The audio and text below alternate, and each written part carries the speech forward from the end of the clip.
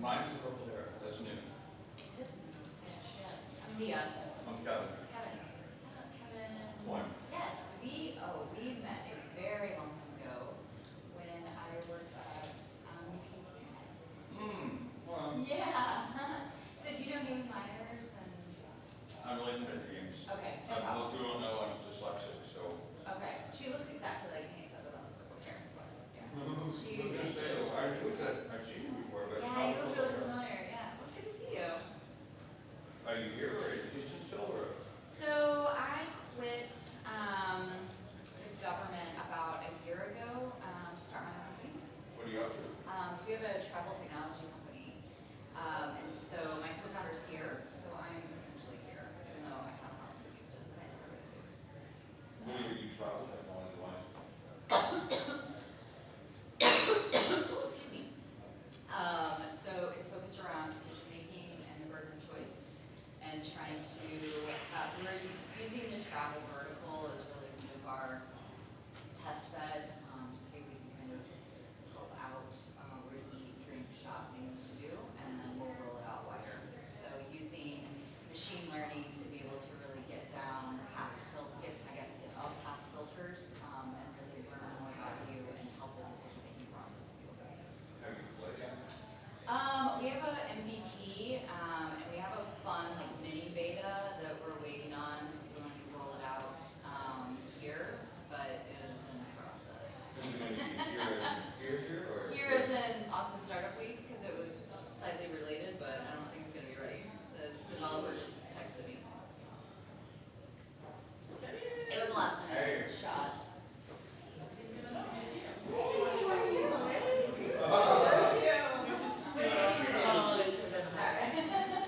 You know what? I only did it for a little bit. So you need to just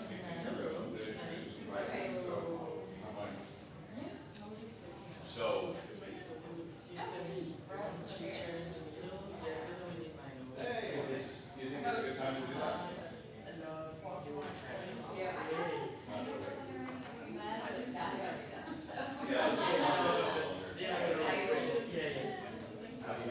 That'd be fine. Good to see you. Good to see you. That's right, I misunderstood your note. I'm like, Is everything okay? Oh, okay.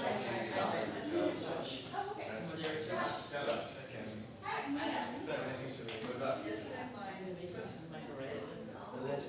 I'm playing with a Wait, there's something you said.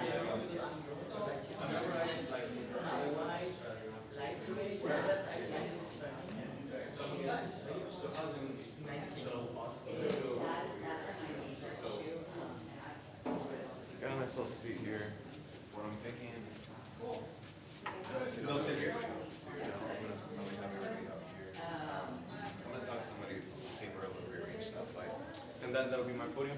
See, I honestly would prefer you just kind of sitting next to them and maybe one's in front of you if you'd like, or to the side. Okay. I mean, it's up to you. I was thinking just standing here in the corner. So when this starts to fade, actually It's better to probably just have. I just did it, right? Okay. So maybe I I'm was honestly thinking five, just 7, so 7, 35 back, and then another 4, so you got 39. You will have 45 people, and then plus the couches. So if there's more than 60 people, have everyone stand. No mics necessary, right? I think so. I think we'll probably still have mics. Yeah. I'm gonna confirm this.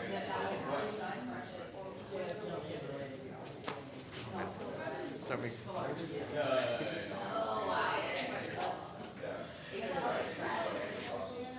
and then I had like all blue hair.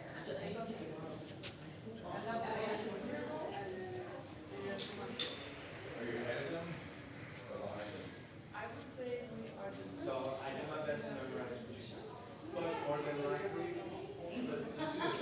more than likely I'm gonna be wrong. Totally fine. You're not saying it's Maya? It is Maya, yes. Is that Maya? Like back in the I day, actually,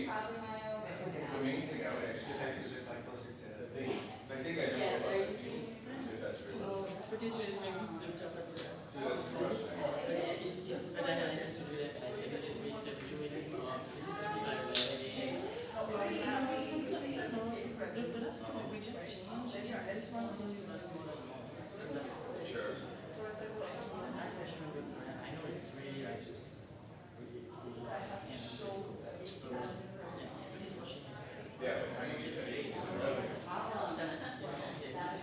So, it's about 5 in here. Also,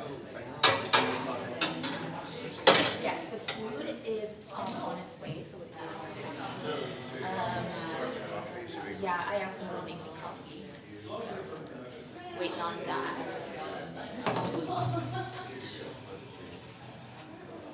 how would you suggest doing it? If you have a moderator, do you think it would be better? Stand off in the corner. What have You you seen could. so far? We usually do like kind of like this. Like they're kind of off to the side so they can see everyone's face. See, I do have And some it's- note cards and I kind of wanted to hide them somehow. Well, you can move this over here. I mean, this rolls. This might be, how long is their first talk from moderator? It's gonna be 3 introductions. I'm gonna say it's gonna take me about 2 to 3 minutes. For introduction, do you plan on standing the entire time? I was thinking about it, but if you know, You can keep this chair off the side. If you want to stand, you stand. If you want to do that, then that's fine. We can keep this chair off to the side, and you can just pull it if you like, or feeling like you don't want to. But yeah, that's really fine. We usually just keep the moderator like clearly. I'm a moderator, and these are the guest speakers. So that's kind of kind of I off can the sit side. right here. Just in front, yeah, and then just block everybody don't worry else. about Yeah, that. nobody Don't needs worry to see about that. Only focus on. Okay. Okay, eyes right here. Eyes right here. But yeah, that and then this moves over and all that good stuff. So if you want to. Yeah. Yeah. It really depends. I mean, I'm comfortable standing, to be honest. Well, it's 30 to 40. It's only for you. It's gonna be an hour. I think it's better for you to sit, because then it just kind of makes it, like the audience. I would only be looking at you like, why are you sitting? Yeah, it's kind of awkward when everyone else is sitting. Fine. I don't want to stand anywhere. Well, great. Then we're in agreement. Okay, awesome.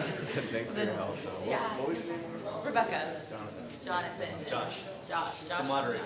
Josh. A card? Yeah. Yes, I would do it with that, right?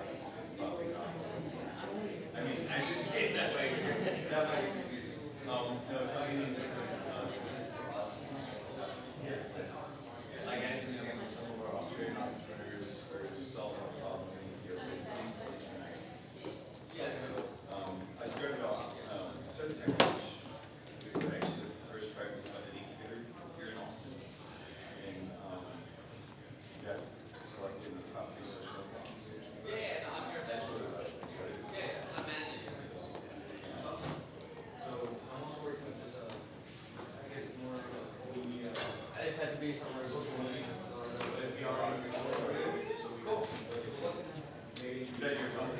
Everything is all set. You guys need a projector? I don't think so. I think we were gonna talk about doing speakers if anything, but you know, I think it's such a compact room. So actually, we have mic. There's speakers in the room. So Is these there? are actually Oh, okay. connected, and this is actually a talk show. This is actually a mic. If one person's talking. If you just stand here, it actually just grabs you. Oh wow. You don't have to like even talk to it. It's just like it's a standing mic. But yeah, normally in this room we don't do mics just because once everybody's seated and it's quiet, your voice just projects. It used to be a white wall, but now we have a black wall. You guys are going risque. Okay. Oh god. Alright. They almost moved us into the big room. I was wondering because I don't know like No, that's what they told me last night because they're like, oh, we got 160 RSVPs, we're gonna move in the big room, but then they were like responsible for that room, so no, we can't move. So back in this room. no, it would have been nice. I mean, honestly, I don't know what to really expect. I mean, from what you've seen, like from all the other panels, like is it really gonna show 150? You think, or is it If like? we get 150, I still expect like 30-40% to show up. So like, I always say half. Yeah, so right around where we probably should be. It's good. So yeah, we based on projections. We should be cool. That's good. Cool, man. I'm excited. It's gonna be the fun. How's everything else going? Yeah, so I was like, I think Sandrine was asking if I order coffee. I was like, I didn't order coffee specifically for ourselves, but there's a food and drink event right next to us, I see. and we can all, and that's just a networking session in the morning. It's not an actual panel. So I was like, and then I specifically had food coming right after because I was like 10:30. Most people already have had. Like, if you haven't had your coffee yet, then you haven't. I'll blow it up. And then second was we have food coming right after. Oh, so that's where the networking starts. Have you met the moderator then? His name's Josh. Yeah, let me introduce you. Hey Kevin, how are you? Good, how are you? We're gonna come see you.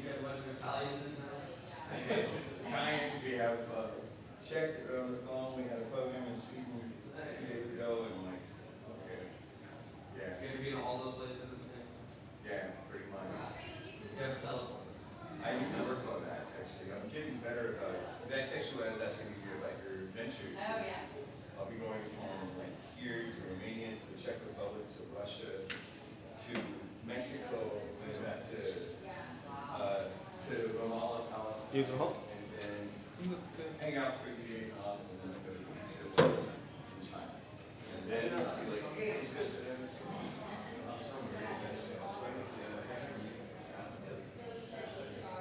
The thing that we need to do is just like, I mean, I didn't know what you guys just get at eye level, but it's just more about creating more visibility. Yeah. Specifically, bring the partnership, you see.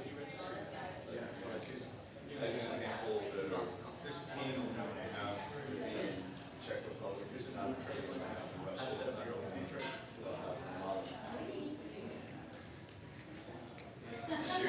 Share the vision. Yeah, it's 10%. And 10 regions will 10 information.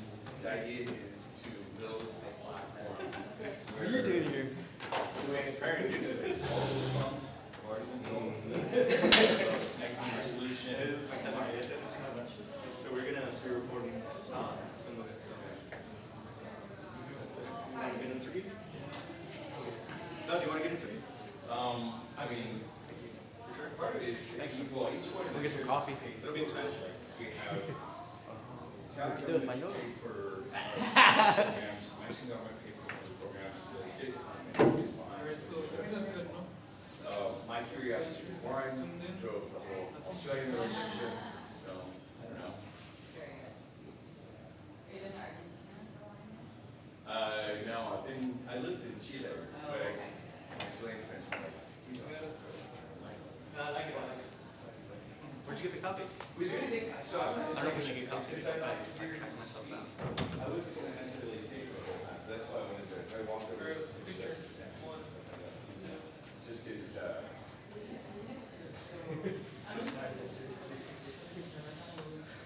So what are you gonna be doing? Are you gonna be moderator? We'll see how it goes. Yeah. Leah has like the hardest intro, so it's gonna be. It's all those government She sent me names. like 3 pages of like. No, say what you want. No, I'm just kidding. No, I think I got it pretty down. So, would you like to just hear my little Hi, test? I'm Leah, by the way. I'm sorry, I should introduce you. No, it's fine. In my defense, I just met her. That's true, he did. So, Even though we spent an hour on the phone. Leah Mayo. I'm wondering how we're Strong. gonna do it. I like that. I'm wondering how we're gonna like start it off. If we're gonna like walk one up at a time, or if everybody's gonna be already sitting there. I feel like just take the whole bus. Okay. Okay, that sounds great. You're the moderator. I believe you're choosing for your moderating skills. Moderate the hell out of it. You know, this being my first time and all, I feel very confident. Excellent. All right. You know the trick, but you never should do that again. Why don't you do that? You know. Next time, call me out of your office. Good hit. So, well, let me read the introduction and see Okay. what you think. Yeah, no, perfect. So Leah is Executive Director of the British American Business Council of Texas, Yes. which is a membership organization supporting transatlantic business relationships between the U.S. and the U.K. Yep. And if you don't want to say anything else, like you can stop right there. No, I mean everybody has a pretty long name. She spent the last 12 years in the UK. She spent the last 12 years at the UK's Department of International Trade as head of trade and investment, where she and her team led on international expansion strategy for companies from startups to Fortune 50. Yep. She is CEO and co-founder of an Austin-based startup, Found Experience, a travel technology company that came out of working with traveling diplomats and CEOs. Correct. That's right. That sounded perfect. So the main thing, Let's just co-founder for that. really boil it down. So how did you get into this business, into this area? That's a really good question. I lived in the UK and went to grad school over there, and so when I made a decision, am I going to stay in the UK or do I want to follow my true love, which is my husband, although not my husband at the time, and he got a job in Houston and in oil and gas, and so I was like, oh, I want to work in Houston, and that was 13 years ago, and now I love it. I love Houston. And just kind of like didn't even seek it out. I think people were like, "Oh, you have this background, you kind of know what's going on," so just kind of fell into it. And then when I quit the government, the BABC had an opening for executive director, and I was like, "Well, I don't want to lose like all my connectivity to the UK. Like, I still want to know what's going on. I want to interact with those companies. I want to, kind of keep my,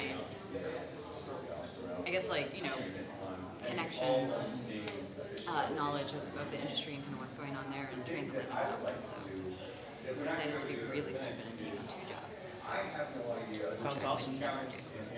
Again. Are all the speakers here tonight? Aren't, are they? We're missing one, Josh. Missing Josh, okay. Who did say he was not going to be able to be here at 10. Yeah. Okay, so I don't know. So you guys what? So technically we have some leeway. So you guys want to wait a little bit before we go full into the panel? Yeah, I let think people so. come in. Honestly, my plan was to maybe give about 15 minutes before we actually start the panel. Yeah, so we go directly into the networking lunch right after, so technically we can go all the way to it. Food should arrive here like 11:45-ish. Okay. That's when Oh, I see. food should arrive, so we'll start setting, we'll pull the tables out actually and start setting it up outside. But like, we have a little bit more leeway with y'all's panel in terms of going. So I'm actually It's just food. Oh, interesting. my brother works or worked for Nike. Oh, okay. Josh. Got it. And I've known Jonathan for a really long time. Oh, okay. Josh, thanks for being here. So we just, I guess they like to Okay. That's right. It's actually the neck. make people feel comfortable. That's hey. Argentina, Take it, Patagonia. and that's okay. So So they just want me to be there for them. Also, I've been looking to get into like more into the stuff like that. So just kind of get involved a little bit more. Got it. Hopefully find someone who wants to offer me a job. Yeah. There's a lot of real estate startups.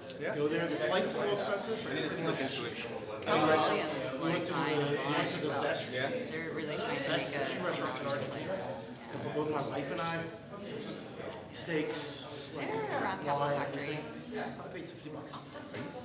Went to the 20, supposedly the 20. Yeah, this is the first time I come And we here. spent- I really have stayed away from like this area. Like my brother's shop was always primarily I just want to build up some capital. So it's like going to Chili's though. I do want to build a trip. I mean, it's It's cheap. So, It's cheap, but it's beautiful. It's safe. was it just a primary vacation or would it be on So she's from Argentina.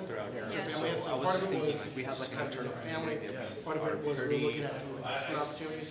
connected. So this is actually, Vineyards, but what we're not recording is distributors. actually part of the community. Okay. It's called Third Eye Vision. So Okay. I'm also like gonna be a reporter for that. Oh, very You know, cool. I need to take some pictures too. do you want us to take a picture? Well, it was a good job. Because We took a I massive had a shot. crazy Yeah, discussion one with away someone that is building a podcast on blah blah blah, and she told me a few tips. So yes, one, keep she it said that we absolutely need a picture of us on the stage, but from the back, with the head of everybody, because that's just the clear that people are listening. Yeah. You know, it's one of these things. Nobody should. We'll edit, we'll put a green screen. Well, we could, we could change the format and say, let's have a conversation. Yeah, we would see. And but that's a good one. And she also told me that it's quite important to do a very short, like a 15 seconds shot, where just a kind of, landscape, panoramic scenes, and just to easy things like social work. So let's just, Sucks. this is what we're just, starts in 5 minutes, but then we're probably gonna hold off.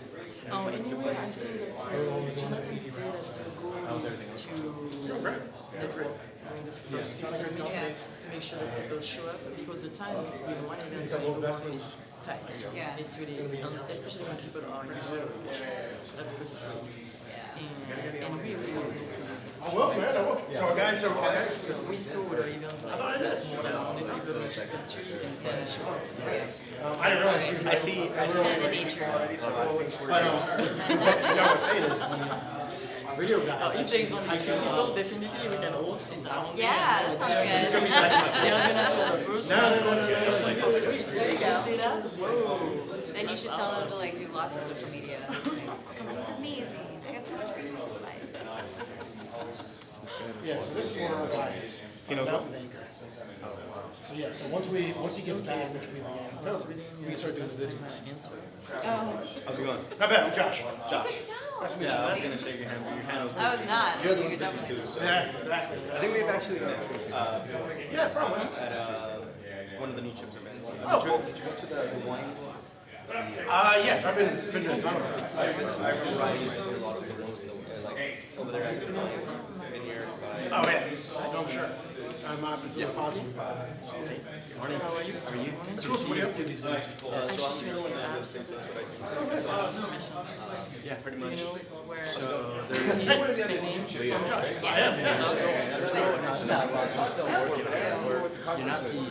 Good question, I don't remember either, so we can talk again. The other side is really I wish it was just a shoulder, surprised it's a rotator cuff. The person pinched nerve. yeah, if you can. Yeah, sure, I wish you could say it was by like fighting a bear, but it wasn't. I slipped down 2 stairs. No, she's right arm, awesome. we do have to crack a Obviously, railing. we get along really well. Yeah, that's all she wrote out. Well, yeah, no, take that. Your pinched neck is just, you know, sad. Get the MRI done today. I have lots of stories as well, you know, here, here.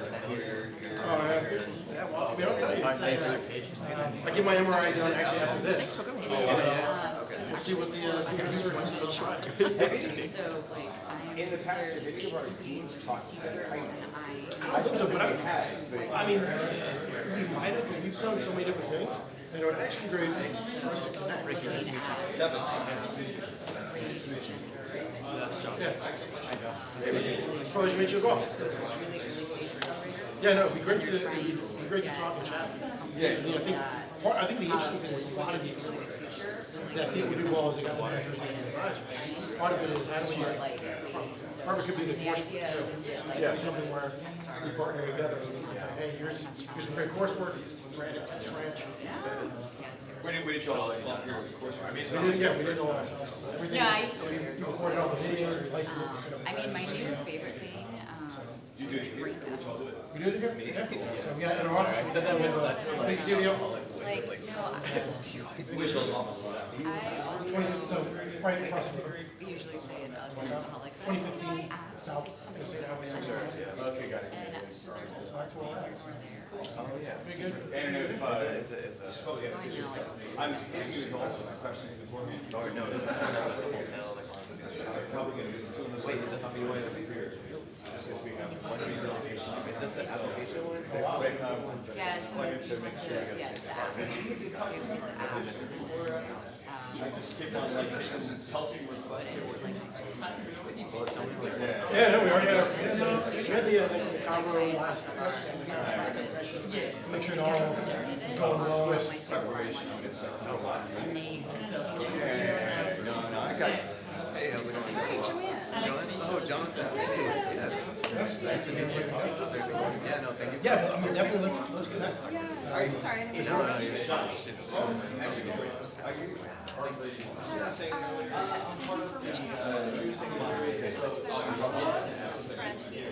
No, so two of our people are technically born in Mexico City. Grew up in McAllen.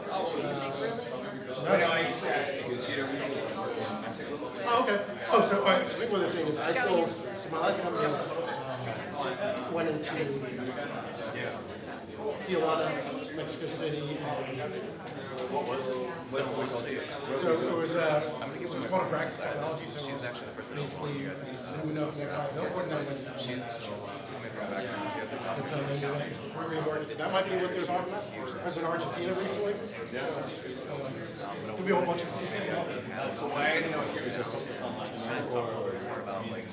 No, I mean, really the focus is, so we have cohorts right now in India, South Africa, UK, EU, but obviously the majority are the US. I think we only have 3 entrepreneurs in Mexico City. So yeah, so, so based upon where they are in revenue, based upon where their attraction, what their verticals are, and then kind of feel what their key needs are, because we do miniature cohorts on top of the bigger cohorts, and it helps us identify the correct mentor. We don't do mentors.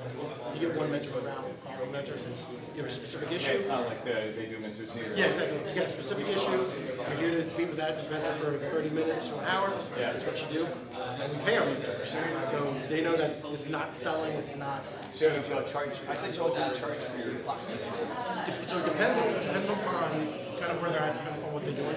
There's a tuition cost. Some of the companies that are working there. A lot of that is to lock in. When we first started doing it for free. But what happened is, we got a lot of people just. Yeah, people are serious. Exactly. And so it's kind of a way, it's a small tuition, but it locks them into some costs and gets us into service. And then for some of the companies that we're going to be announcing a fund that we've been just investing in shortly. Yeah. So, I'm only hitting you with questions after questions, almost a little bit of room away because I want to maximize. No, keep on. How long have you been in Austin? So I first came down here in 2005 and I came back here in 2016, I think. So you know a little bit about a little bit of the historical hippie culture. Oh, yeah. The thing that I'm actually really, if I was just to expose my thing I'm really interested in kind of in the sense of part of the way we've worked around the world is by creating collaborations. And part of what I'm trying to do, it comes out of my, I started my first company in 1994. I've been, we've had thousands of entrepreneurs with our programs as well. Like I'm going to be in 6 different countries before the close of business. And what I'm trying to get a sense of is other people to go to market. We're B2B. So we are big believers. My big belief personally, is the reason why I was late was I was in a meeting with Coach Rivers, the new director of investments, is I'm a huge believer in partnerships. I think the content is some of the best content. That's actually one thing to get back from people who raise $7 million. I thought I was not doing anything. You guys did a lot. Because of that, because not everybody graduates and they actually the investors who we have relationships with, we take it seriously and we say, this person is good. Because normally we don't take any equities, and so they know if we're passing them to them. So for me, I'm a big believer in how do we create partnerships and build. That is my sole kind of mission. So So the things that you should know about and me especially, like I started Tech Range. I had this personal tragedy happen. Because of that, we took the normal technology faster, blew it up, and This started happened about, like one of my favorite examples of what we've done is we have Australian entrepreneurs solving a disease in Ethiopia. I get really excited about this stuff. well, this is like, this is. We have Mexican biosafety expert solving the problem. We've seen trying to replace charity with real business solutions. And then part of it is to get more media out to say, hey, this is, a lot of people right now are like, hey, this guy on my Facebook, reading on wind power, but believing that it's never going to be possible. Yeah, so when you're like chasing. Yeah, it's just idiotic with that. You know, all you gotta do is look at the price. Price per watt has gone down when it comes to wind and solar panels. But the whole idea that all the world's problems have already been solved. The people that called outside of Houston. And the key thing that I'm looking for, when we talked to Gordon and No, I know. And we had a press break there, and we are looking for content. We've looked at other stuff. I'd love to be up enough on your radar so you're paying attention to us to then see if there's like a reason to have a second policy or to see I mean, I would never like. I'm always down for it. Scotch guy, if you're a Scotch guy, I'm always down for Scotch. bourbon or whiskey. If I drink bourbon, Can you do mezcal? mezcal or Sotol. Sotol, I love Sotol. I have 5 bottles of Sotol alone in the Nice. house. All right, so we can do And that. also red wine. Oh, shit, I just came back from Argentina. We were looking at, my wife's family's from Argentina. We actually went there, we were in Mendoza, looking at, because Christ Argentina, we were actually looking at, not actually buying a true vineyard, but buying a vineyard that was distributed. Yeah, no, I'm all about the red wine. I know my wife basically does. Yeah, what are you Outside Washington, D.C. Yeah, no, I'm definitely interested. I think let me do this. Actually, we have a showcase, Startup Expo coming up on October 7th. Let me send you I'll send you the email. It's completely online. It's 4K. The idea is basically kind of like Bloomberg. You probably got the news in your office. If you're interested in something, you turn up the volume, and when you're not interested in it, you turn it down. And then, So they have, we share the KPIs, we share everything else afterwards. That's cool. It's a good way to go. And if there's companies that look like there's like synergy between what you're working with, let's know. A lot of what we end up doing is not the traditional venture model, but more of I don't like the metaphor perfectly, but like a talent agency. Discover talent, develop talent, connect talent opportunity, and help it scale. Those 4 verbs describe but it's funny because what's really happening underneath the hood. And I would like to actually have more Austin-based go-to-market you guys are listening. right now, our main partners in town from a space standpoint, I opened up Austin's first co-working space. It was a low-margin business that has a big, nice $30,000 check monthly. I'm like, so we actually do that. Now that there are 58 places in town, to focus on this other stuff. I still do most of the time. And I don't know, it's just really interesting for us to see if there's some way that we can learn from each other and collaborate. Yeah, no, I'm always about collaborating. I think there's enough startups, there's enough opportunity out here for all of us. Yeah, no, if we look at the world, and what are the complexes of it? Which are companies about the guy that sends us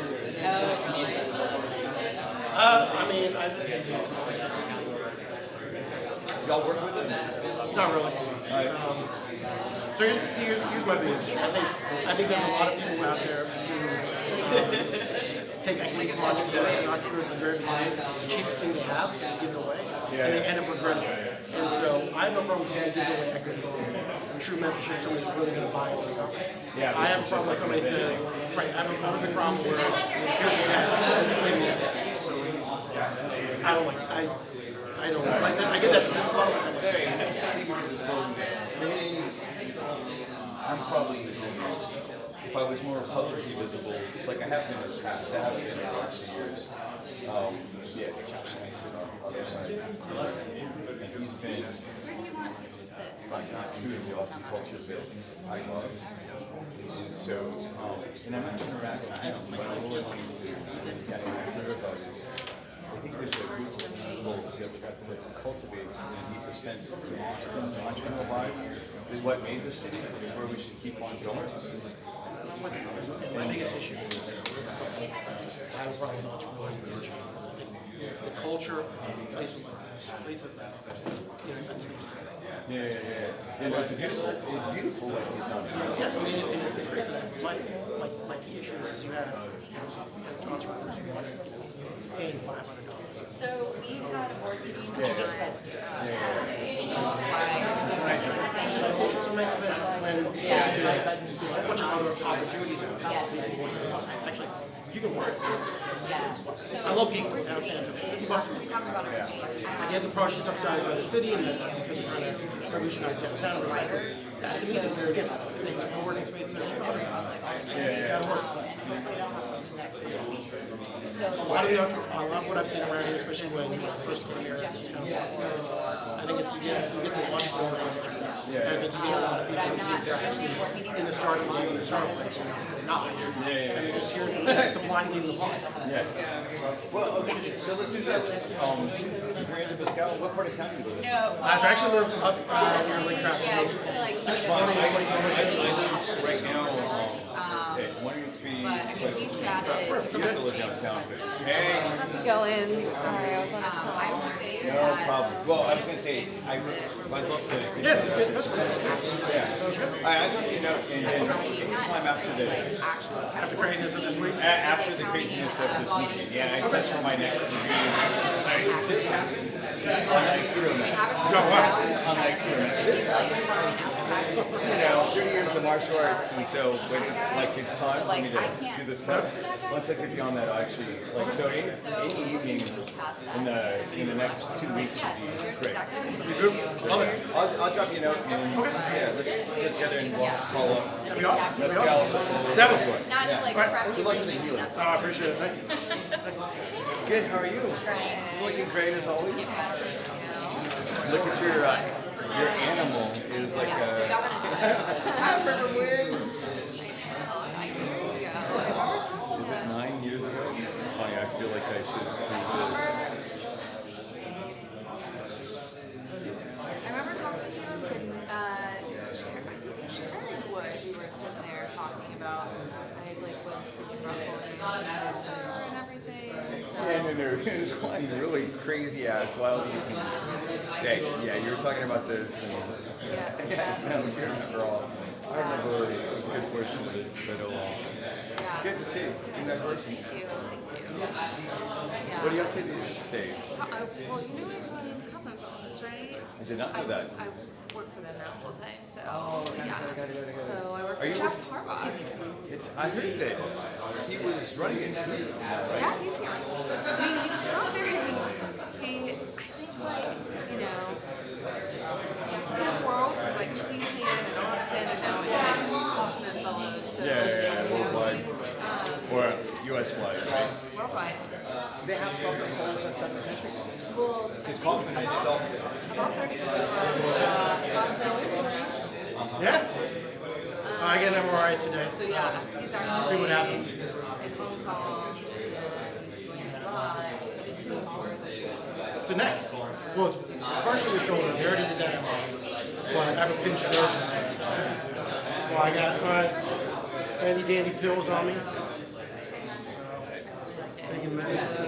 See how it works. Yeah. Unfortunately.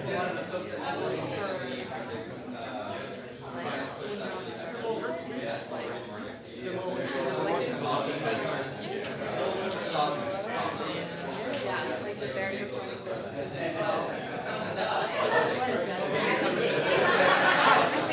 Where's my Josh? Josh, Nice to meet you as well. We have one right now. are you okay? Hydrocodone's a hell of a drug. Yeah, there you go. I heard that. I don't know, I'm hoping not to be a fan, but I won't be a fan in pain. It was like, so tell me about your So what Nature does is we started about 4 years ago. We're proud of this.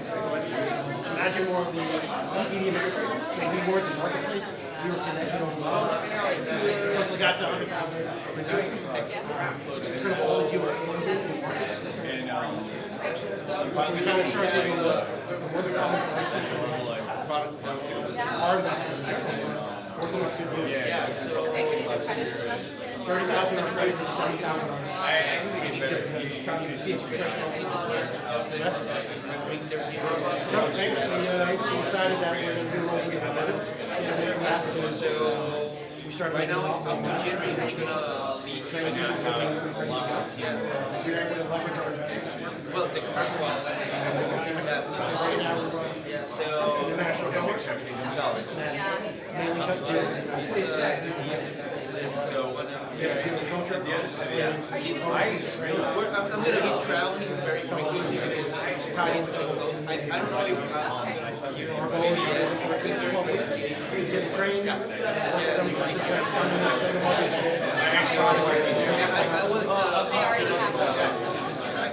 mean, they think they do. So there are some times we come back and we have to do but it's all for us.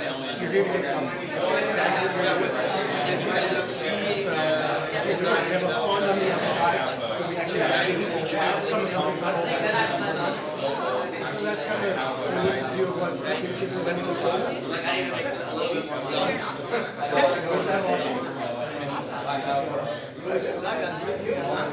So are you helping them raise like seed or using? It depends on and if you don't mind, we should start getting started here. Have everybody get to the stage. I can make a quick opening announcement.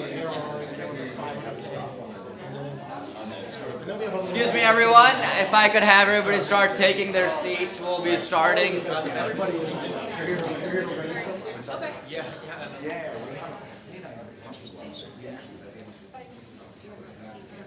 No, I just, so I'm looking at this. That's it, this.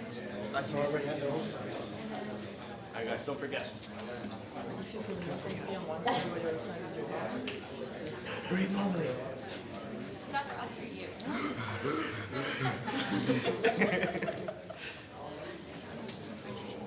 Well, hello everyone. Thank you for coming to our third international track at Austin Startup Week. It seems to be it's going to be the biggest one ever. A lot more people signed up on the RSVP. I hope they're all just stuck in traffic. We'll be having them all show up. I feel like a lot more people are going to show up for the free food that we have after. So do stick around. We do have lunch coming after our session is designed, so we can have as much time for you to engage with our first speakers as possible.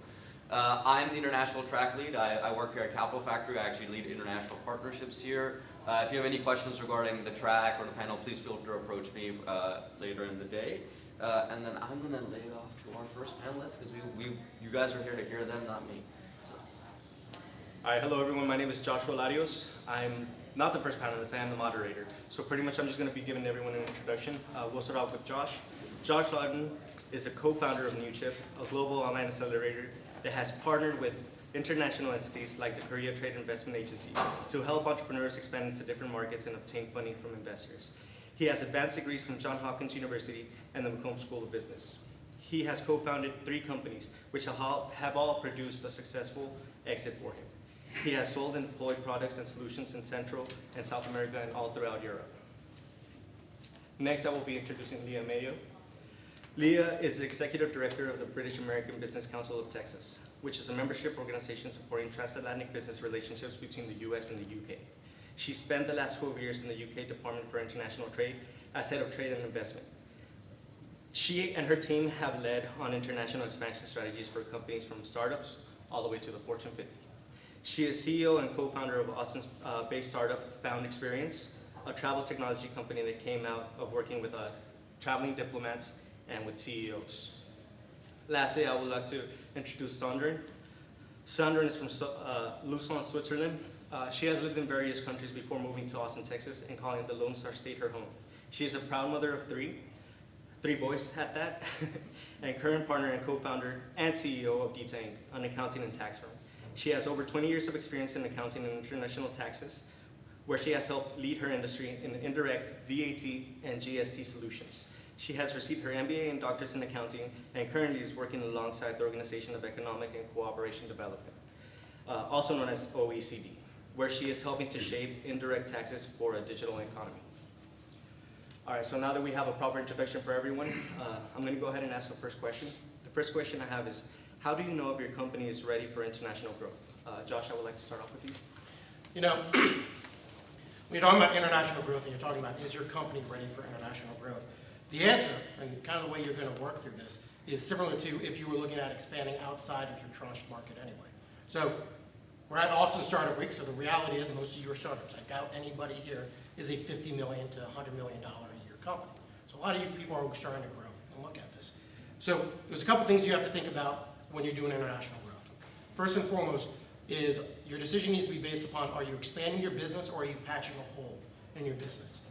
And this is something that isn't just about international markets, right? This is about if you just expand out of a key market that you want to go after in the beginning, right? Because the reality is while it could be significant revenue production overseas, it does take a lot of different things that come into it. Secondly is your cash, is right now your cash base. Cash is the lifeblood of every company, every startup. Right? I know we talk about pre-revenue companies, I know a lot of people get hyped up on that, but the reality is the minute you don't have cash is the minute your company ends up going down. And the one thing a lot of people don't realize about international expansion is that in the beginning, it's going to be a loss. In the beginning, you're going to put a lot of money into being able to expand, and it may not produce the results as quickly as if you put that same cash flow into the market that you were actually going after and to attract. So if you don't have a significant cash, if you don't have a good cash position, most likely doing any type of international expansion is not going to work. The third is your advisors. And this is really, really important for a lot of people who are looking at either coming into the US or, in this case, going outside. So when we work with Korean entrepreneurs, a lot of them have great advisors for their market, for Korea, right? They understand how to grow. A lot of you probably have great advisors who are helping you on your boards to build up your companies. Maybe you have somebody who does fundraising. Maybe you have somebody who understands how to build a product. But getting into an international market requires a different set of skills and a different set of advisors. And so the one thing that you see a lot of entrepreneurs making a mistake on is those key factors, right? There's tax implications of going overseas, right? There are distribution problems, right? There's, for instance, we opened up an office in Brussels. We hired somebody in Brussels. We went down to Madrid, but we had to also incorporate in Madrid as well. Even though it's the European Union, we also had to form up a new corporation under that. So there's a lot of different things that can be quick hiccups that can do a lot of damage. So I'll just put one more out there. We have one of my last companies that we had an office in London. The UK government has a specific restriction on how long somebody can work before taking a vacation. And unlike America, where we just work and work and work, and if you never take your vacation, it doesn't matter for your employer can actually get fined in the UK if you don't take vacation. Now, these are the type of things that can quickly add up to huge, huge issues for you guys. And by the way, anybody looking at how their supply chains are going to work, how things are going to happen, right? You're looking at the different type of implications of tariffs and others, which really comes down to why it's hugely important that that third key factor is there for you to actually have the advisors who understand international expansion, not just the idea of like, hey, the world, but actually in your specific country. Because if you want to target something, you should never say, I want to go into Africa, right? It's a continent, right? It should be, I'm going to go into South Africa. Should be the same thing with the European Union, by the way. It shouldn't be, I'm going to go to the European Union. It's, I'm going to go specifically into Spain. Right? Going into, I was just in Argentina. Going into Argentina is much different than going into Brazil. Much different. So those are the type of advisors you need. So those are the three things you need before you ever think about international expansion. Thank you so much, Josh. Sandra, would you like to add on to anything like that? Yeah, so me, I'm gonna just step back a little bit. Like, the time that you think that you are ready to go internationally, you need to understand it depends of your kind of business that you are running. If you are, I'm gonna to start with an e-commerce kind of company.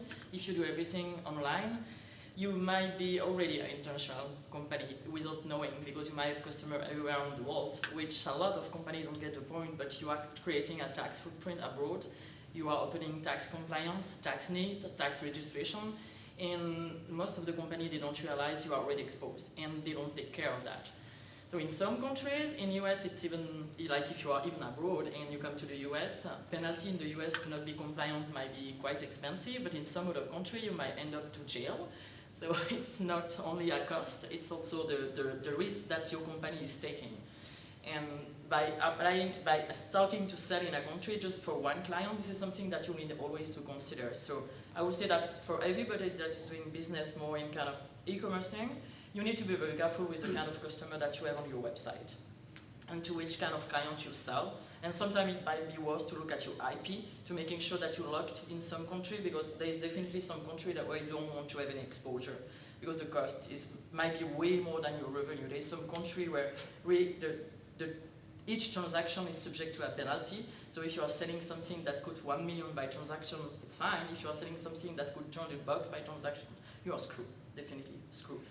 So that's one part. On the other part, when you are, I would say, a company that having goods more than services, the time that you are ready to expand, it's really the time, like everything that Josh said, like think about what is guiding you. Is it your client who are guiding yourself to go abroad? Is it the need to expand in a market? Why do you want to expand in this market? Be sure that you talk very upfront to people that can guide you. There is some country where it might be great to go, some other not.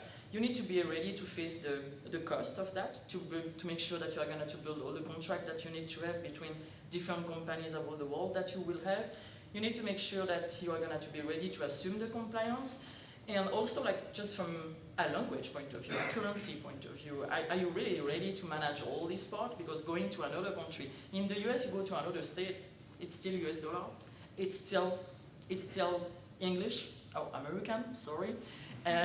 But as soon as you go somewhere else, like, yeah, as just say, like, if you say, like, you like to go, I don't know, in Europe, it's not Europe. In Europe, yeah, currency, in many countries in Europe, it's euro, but that's not the case everywhere in Europe. There's a lot of countries where they still have other currency, but the language in Europe, there's a lot of different language. Each country have a different one, it's another market, and which involve a lot of different compliance. And does your system and your staff is ready to handle that? That's this kind of question that you need to think about before starting to sell abroad. Perfect. Thank you so much, Sandra. Leah? Yeah, so I have I agree with everything that the panel said, but I have a slightly different way of thinking about it. And our clients that we've had, both within the British American Business Council and then my history with the UK government, the very first question that we always ask them is, why are you doing this? What are you trying to accomplish? And then it goes to, is this something that you're able to do via exporting, or do you need a physical presence there? Because those are two very different paths to take. And a lot of times we ask about the client base. So is this something that your clients are wanting? Do you have clients in an outside market that are pulling you into their market, either be for support or additional sales? And so when you have those questions start to pop up, it's important to be able to, as Josh said, get your advisors kind of collected so that you're able to start doing a lot of research and understanding the process. So I think, knowing if you're ready for international expansion is not necessarily a decision that you can only make within your company. You need to go out and find as many resources and talk to as many other people as you can to help ascertain whether it is the right time for you. We work, a lot of our members have this mentality of being born global. So it is, like Sandrine said, like they're looking at, being able to sell globally. But I think when you get to the point of, do we need to actually have a presence, you're really looking at market push versus pull. So is that presence going to be something that you're going to force, or is that because your clients want you there and need you there? And especially with enterprise SaaS companies, that's a really, can be complex conversation that you should have with, a team of advisors like Josh said. I think the other thing that's really interesting in all of this is being able to figure out, have you met your needs in the US market? Is the reason that you want to expand simply because you want to make more money? Have you been able to actually address everything that you have been able to in this market, gotten the kinks out, understand some of the challenges? Because when you go abroad, it's going to be exactly like setting up your startup company all over again, but just lots more things to consider, and I think we'll get into all of that a little bit later. But it really, in my experience, needs to be based on a lot of the market push or pull, whichever way your company's philosophy kind of takes that forward. Awesome, thank you so much. So we'll move on to our next question. Joshua, would like to start off with you. What should a startup be aware of when seeking additional funding when expanding internationally? So there's a couple things when you're looking at funding to be able to expand internationally. First and foremost, right, it's on, you have to understand how you're actually going to expand. So there are certain things that allow you to expand into different countries. So Chile is one of them, right? If you actually incorporate in Chile, if you have a presence in Chile, if you hire people in Chile, they actually provide government grants that are non-dilutive. There's other places around in the country if you would want to do that as well. The key issue about raising, once again, comes down into the overall picture. So for instance, one of my last companies, we were selling in Peru and also in Mexico. Well, our investors who continually went in on the next round, it wasn't the fact that we had a company in Mexico, we had a company in Peru. It was the idea that they could see our MRR growth, they could see our ARR growth, they could see the traction that we were gaining. Now, the negative beyond that was my margins went significantly down when we started going into Mexico and Peru. And very frankly, my business model and our prices worked very, very well inside the United States. Our business model and prices didn't work as well inside of Peru and Mexico. And so going after investors who had been with us for a while, it was easy for them to see these guys are meeting their KPIs, they're doing exactly what they said they're going to do, we can see the growth. But when we started going after new and larger investors, right, because we were in the IoT space, they would comp us against pure American plays. And because of that, they would look at our margins, they would see that our margins were lower, even though that our gross revenue was higher. So those are one of the things you have to think about. The other part about this, and this is something that all investors get really concerned on, and one of the great cases is, look how Alibaba ended up doing their IPO and entering into the market. One of the things that you will find is that you will get different types of investment. Your company in Chile will get that investment, but your company, which is a separate corporate entity inside the US, will not. And depending upon how you move it, has tax implications and others that go into effect, which could or could not affect how investors are going to look at you. So kind of bringing this all around, moving into an international market, moving into any market, is just like moving inside of the US. There's tax implications, there's corporate implications. But the reality is don't just move into, so Tulsa, Oklahoma will give you $10,000 to go and move there. I don't think you want to move to Tulsa, Oklahoma, right? But those are the type of things and considerations that you have to think about no matter where you go, right? Detroit, just for instance, gives $500,000, awards $500,000 every quarter to companies, to startups. I don't know if you want to move to Detroit, right? If your business reason for moving to Detroit is the same as your business reason moving to Chile, which is, I want that cash, you're probably doing the wrong thing. So never chase an entrepreneur. The one thing we always teach at NewChip is don't build a business that investors want to invest in, right? Don't build an investor thesis. Build a great business that investors desire to invest in. And if you can think about it that way, whether you go to Chile, whether you go to Tulsa, whether you go to Detroit, whether you go to the UK, your international expansion and how you're going to raise money is going to make sense. You get a whole bunch, I mean, there's just a whole bunch of different type of investors you can get overseas. Just, once again, it goes back to your advisors who know specifically what governments are giving, and somebody who can actually look at your books and say, does this actually make sense for you? So that's really what you have to look at when you're looking at international donors, international investors or even American investors at the end of the day. Perfect, thank you so much. Leah, is there anything you would like to add on to that? Yeah, so I'm from Oklahoma. And it's a lovely, lovely state, and my entire family's from Tulsa, and it's amazing, so everyone should go there. And if you want suggestions, I'll tell you where to go. So no, I think on that, on the point of kind of, raising money, so there was an interesting part brought up about incentives, and yes, there are places where you can get incentives.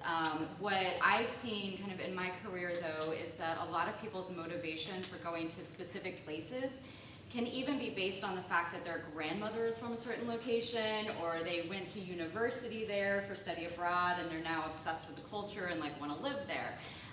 So when you're looking at kind of fundraising and, incentive-wise, not every place that you want to go is going to be able to provide you those incentives. And a really great example is some of the capitals around the globe that, you would want on your masthead of your website.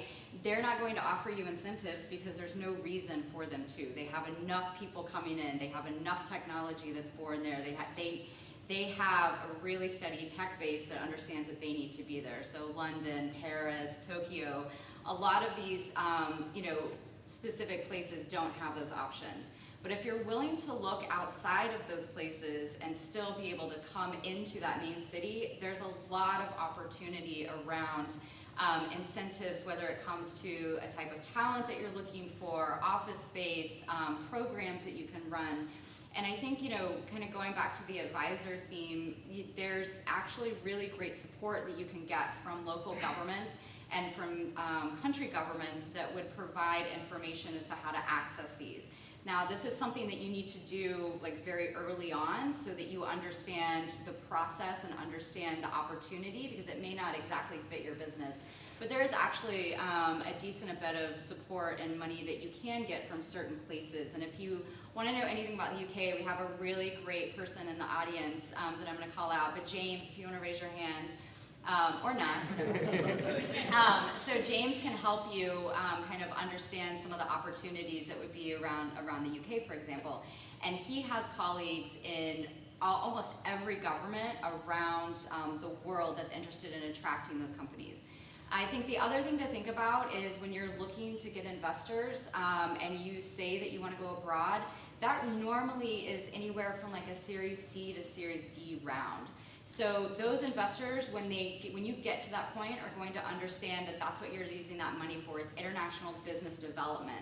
And they're a little bit more flexible with being on your board, with you traveling, with them traveling. But if you're going in and saying, I need a seed round because I need to expand to, you know, Paris, it's not going, I wouldn't think it would happen very often, because they're going to say, no, we need to come to your board meetings. We need to understand what your company is like. And I've seen issues even with Houston companies trying to raise money in Austin because the VCs here don't want to go to Houston for a board meeting. So, you know, when you're looking at fundraising, like all of that stuff goes into it, but I would really encourage everybody to look at kind of incentives and going beyond kind of the traditional VC funds that may be available.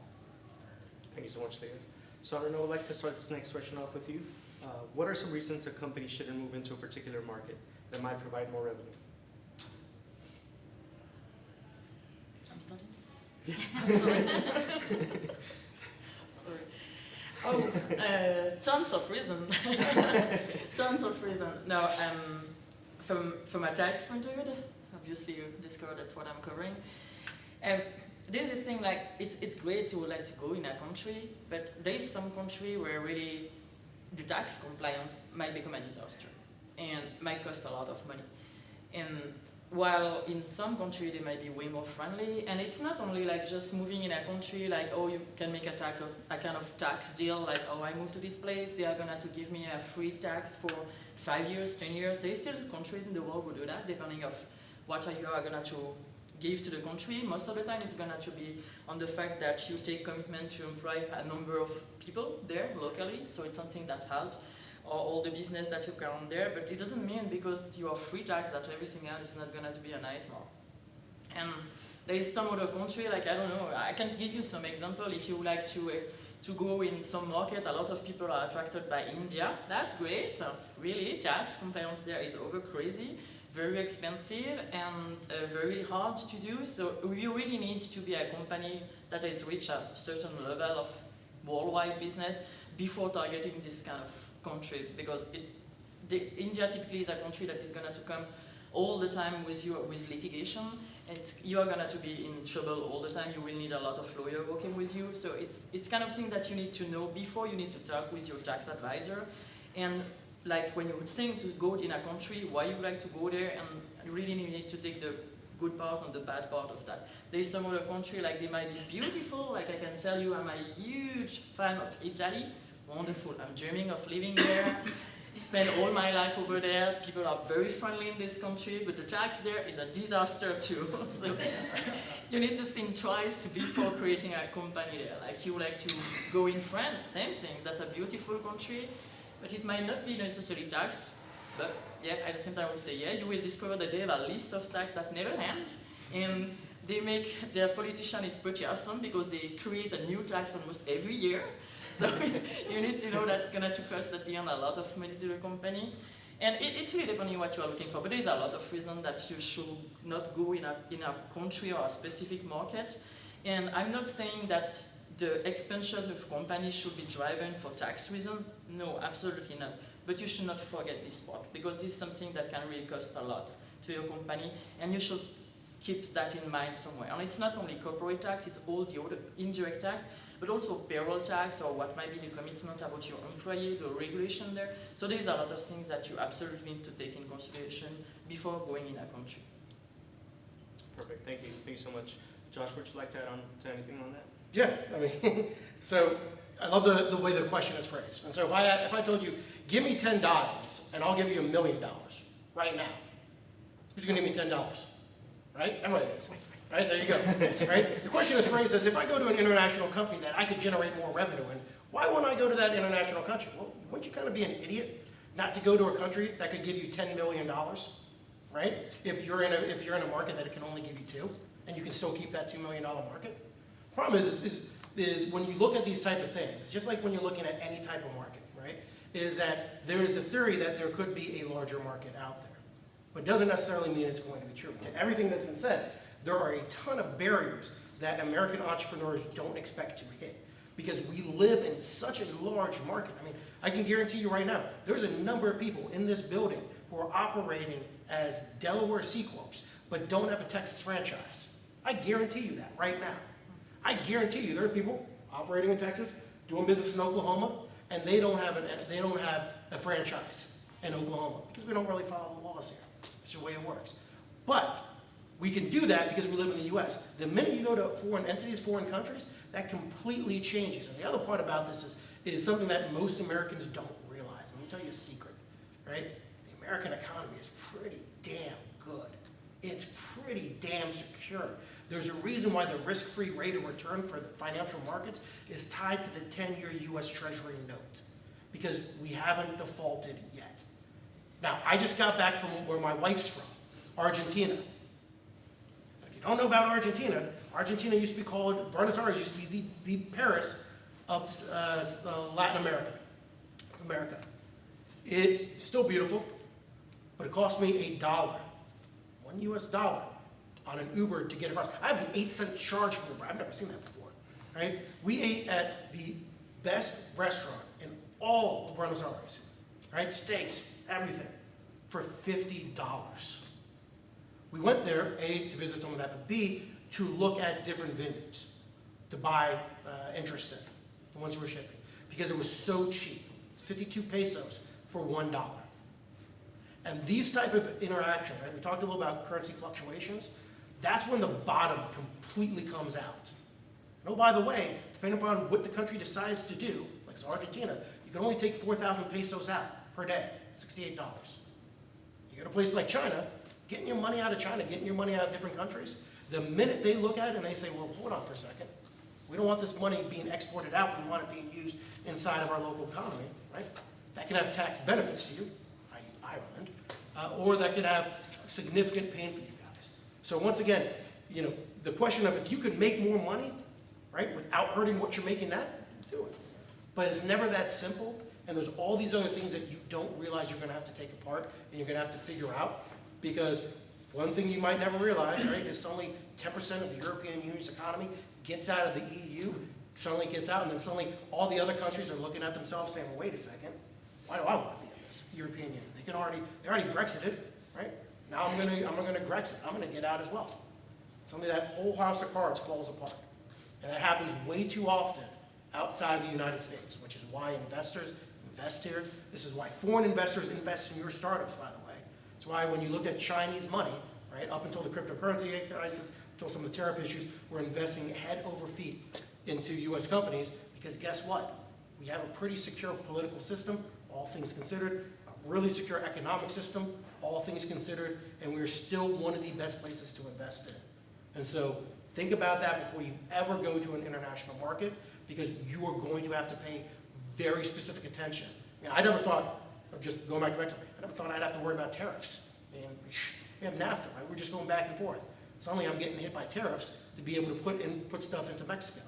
Right? Those are the type of things you got to think about when expanding internationally, when it comes to why to do it, if you think you could make more money in those localities. Thank you so much. I had a question. Hi, good morning. If this has already been addressed, be happy to parking lot. Virtual companies don't require face-to-face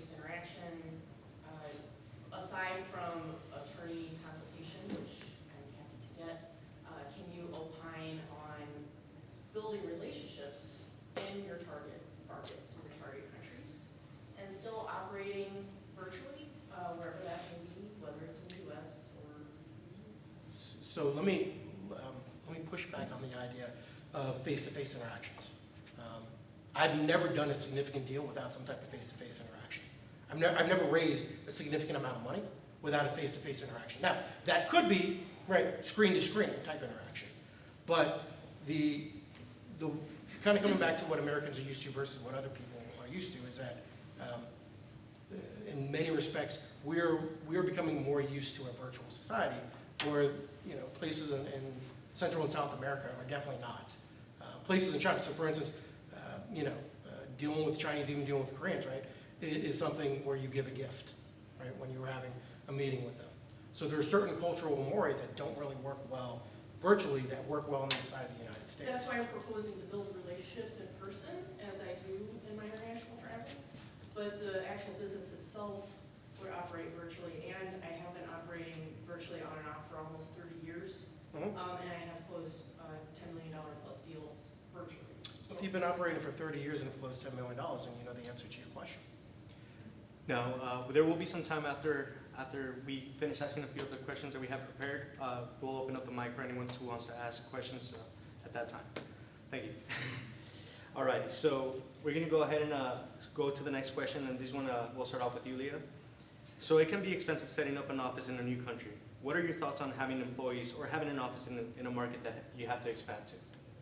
Yes, so, and this may kind of tie to your question maybe a little bit, I don't know. So everything that you do internationally is going to take a lot longer, and it's going to take a lot more money than you would ever anticipate. So just go in with that mindset that it's going to be expensive and it's going to be time consuming. But I think, you know, when you're looking at kind of what you need to do and how to prepare, it is slightly different. And there are certain things that you need to be aware of and how you actually set up your entity, if you're going to have an office there, if you're going to send people over on visas and what those visas look like. The banking situation can be incredibly difficult and take a very, very long time. I had a CFO here in Austin actually fly abroad to sit down with the bank to sign the paperwork because they couldn't do it, you know, over email. And he just wanted to like get it done, so he actually like hopped on a plane and went over to the UK. So you're looking at a lot of, as I mentioned earlier, kind of your very basic startup ideas, right? So you're looking again at the market, you're looking at revamping your website, you're looking at your marketing materials to see if they actually fit with your new location. But you're also looking at specific things around accountancy and tax. You're looking at setting up a new entity, which would be working specifically with lawyers in market.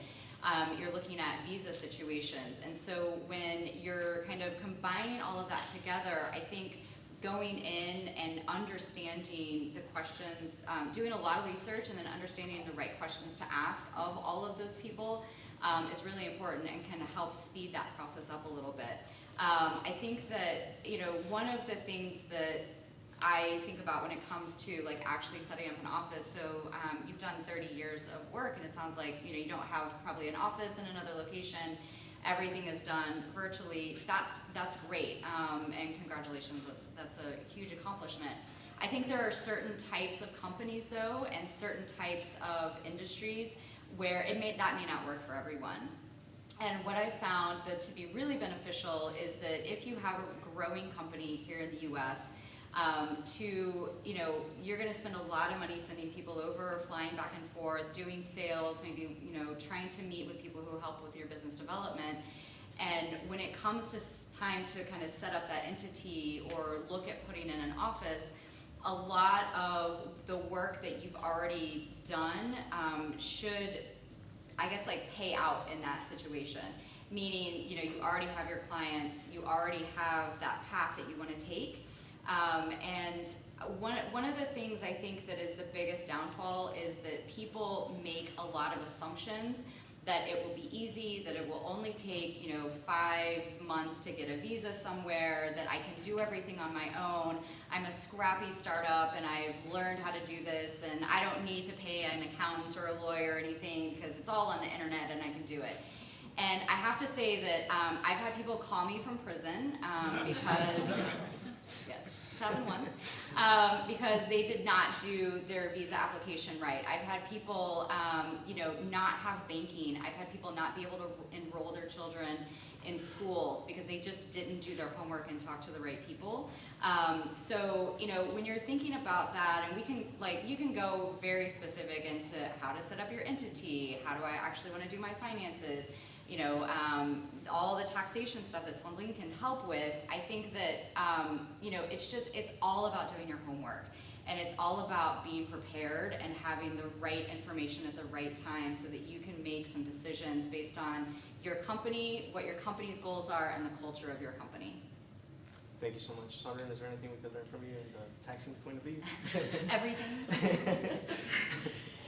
Well, so there's things that you need to know when, depending on the kind of business that you run, you will not always need to create an office there. You will not always need to set up a legal entity. And having an office and a legal entity, they are two different things because, as you know, you can have a legal entity with nobody inside. It might be just a PO box somewhere, usually with a lawyer or a specific company, and that might be enough. In some country, you will even not need that at all. You can just sell there and register directly from here for few tax implications that you will have. But in some other country, you will not have choice. You will not have choice. In some country, you will fall in the country, and just because you have client there, the country will tell you, you must absolutely create a legal entity. Some of them are gonna to say even more than that. You must create a legal entity, but with substance, and it show me that you have real people there. Otherwise, they will not allow you even to register, to be compliant, and to run your business. They might even revoke you some license of what you are doing, and they can even shut down your website in the country. Some countries do that to make sure that no way, you are not running business in their country. So it's not always a choice. Sometimes it's mandatory, you will have to do it. Some other time you can discuss what's going to be your strategy around that. And also if you do that, it doesn't matter in which side of the world you are and you would like to go in another side of the world, there's things that at the end you should also think about is the global structure of your company. Because opening another business, another legal entity in another country, that's fine, that's wonderful, congrats. If you reach this point, that's really, wow, go ahead in a way because it might mean expansion. But at the same time, don't forget, at the end, it means as soon as you have a second legal entity in another country, it means that you need to consolidate everything. And when we talk about consolidation, where are you going to be taxed for your revenue? And you need to be careful with that. Like if you are a US company, as many of you know that the US government, you would like to have an eye on every money that you're making around the world. So you need to build the right structure, making sure that the US tax authority are not gonna to be the one who take everything, because maybe you don't know, but they are one of the country in the world where the tax rate is the more expensive from a corporate point of view. So that's things that you need to think about. Like, you really, oh, that's great, I might make business in Ireland where the tax rate is pretty low, but if everything is gonna to be taxed in the US at the end, does it worth it? So it's everything about structure that you need to think, and it's really a discussion like, again, sit and talk with your expert and make sure that you go the right way, because at the end, if you go somewhere and you have an exposure that you didn't know, you're not compliant on all the revenue that you have, you pay more in penalties and fine. Does it worth it? No. If you go in a country and you don't make the right choice and you are losing all your revenue, and at the end you are even in debt just because you were not compliant, does it worth it? No. So just make sure that when you go abroad, you build the things the right way. Thank you so much for sharing that. The next question I'm going to ask, I'm going to go ahead and start off with you, Josh. What are some pitfalls that startups need to avoid when rushing into a new country's market? So we've covered a lot of those, especially throughout the conversation. One of them, I just smiled because one of the things that most people do, a lot of people do when they open up another office, is they send somebody who's local. They send somebody over there. Depending upon how long you're there for, depending upon some of the regulations, you end up having to pay the host country's taxes. Now, going back to America's tax system, what many of you don't know is that if you are, for instance, a foreigner, the UK citizen over here, you pay American taxes, but you don't pay back to your host country. The US, that's different. You pay your host country, you pay America, and you pay your state, which is why it'd be great to be in Texas, right? So those are, I mean, just even that, right? When you're talking about what are some of the pitfalls, some of those easy pitfalls about how you're going to use your staff over there and interact. The second part is, once again, this goes back to, are you filling a gap? Are you trying to patch a hole in your ship? Or are you actually expanding your business? And it seems like a very kind of simple statement, right? Everyone's gonna say we're expanding our business, but you really have to think about that, right? is your product that lock solid? Because translating, so a lot of people may not know this, right? Microsoft has a Finnish version of Microsoft Office. Maybe you don't know is that portions of the Finnish government and nonprofits paid them to do that. Why the Finnish market isn't large enough for them to go after and go and do it. So if you wanted it in Finnish, guess what you were going to have to do? So for them, right, it didn't make sense to go on. So for you guys, is your product well enough and good enough that even if you have to translate multiple different versions, change the color, right, is actually going to be there? The second one, and it goes back to your supply chain, right? If you're completely virtual, right, and this is one of the things that people always think, right? If you're completely a SaaS-based product, great. Your supply chain is in many respects a little bit simple. Your tax implications and others are difficult, but that's something that if you're not, right, a lot of people who are able to work outside and do international expansion probably have some type of supply chain. So you have to figure out how that's going to be done. And it randomly changes, right? Remember, Apple, I mean, whoever thought Apple would be assembling a computer in Austin? And if you guys haven't read that, that's where they're going to be assembling one of the new Pros. I mean, it radically changes. And then really the third and final one really comes down to what is your exit strategy? And that's what a lot of startups think about, right? When we talk about startups always have that exit strategy, a little bit different than a business. And if you really believe you're a startup, what is that exit strategy for why you're going to these different markets? Because if you're expanding internationally and it doesn't align with why somebody's going to buy you out, especially if you're not a cash flow positive business, this is the key part. If you're not a cash flow positive business, expanding into an international market may actually not help you get acquired for all the tax and legal reasons we just brought to fore, right? So those are really the three things about why, right? Pitfalls you need to figure out before you ever go into an international market. Because once you get into an international market, once you get those customers, right, you're going to have these golden handcuffs because you don't want to give up that revenue. Because then you get the reverse part. If you go to investors and you suddenly say, hey, we cut off 15% of our business because we made a mistake going into Mexico, we made a mistake going to Peru, we made a mistake going into Switzerland, that's something you have to come back from. And in most startups, right, if they're lucky, have 12 months of runway. And imagine having to claw your way back, get 10%, 15% of your revenue back. That's very difficult to do. So before you ever kind of think about going in, those are some of the key pitfalls that startups and entrepreneurs and founders get into, on top of everything else, which is it's hard, it's difficult, there's language barriers, there's cultural barriers. That's really a lot of the things you got to look at when you're talking about the pitfalls, at least from my standpoint. There's a lot of others, tax and others. Speaking about taxes, Sandra, is there anything you could chip in? So first, if you go to Switzerland, it's not going to be a mistake. Okay? I'm from Switzerland. So no, it's beautiful. No, I'm joking. I got the point.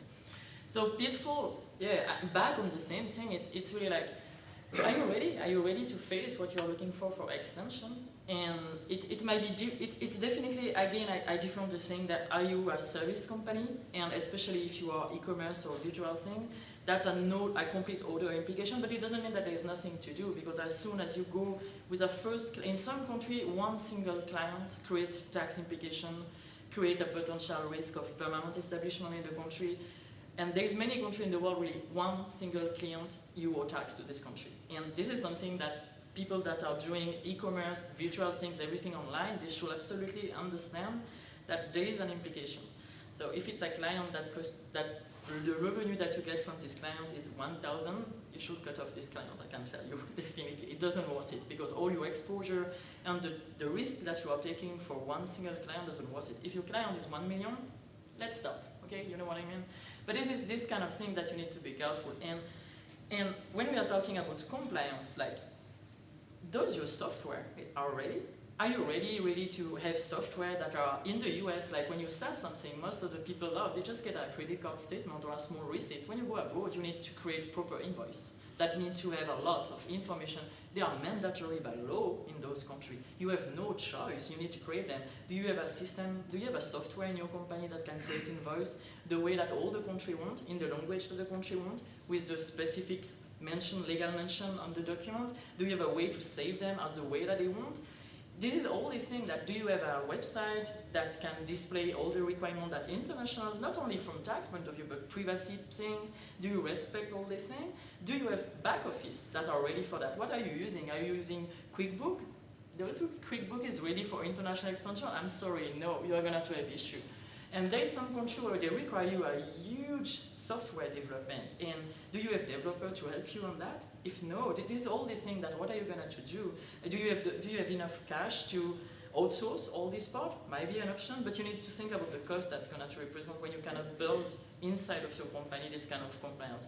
And don't think to skip this kind of compliance. Don't think that it's maybe or just like good have. No, there's many countries where it's crazy mandatory.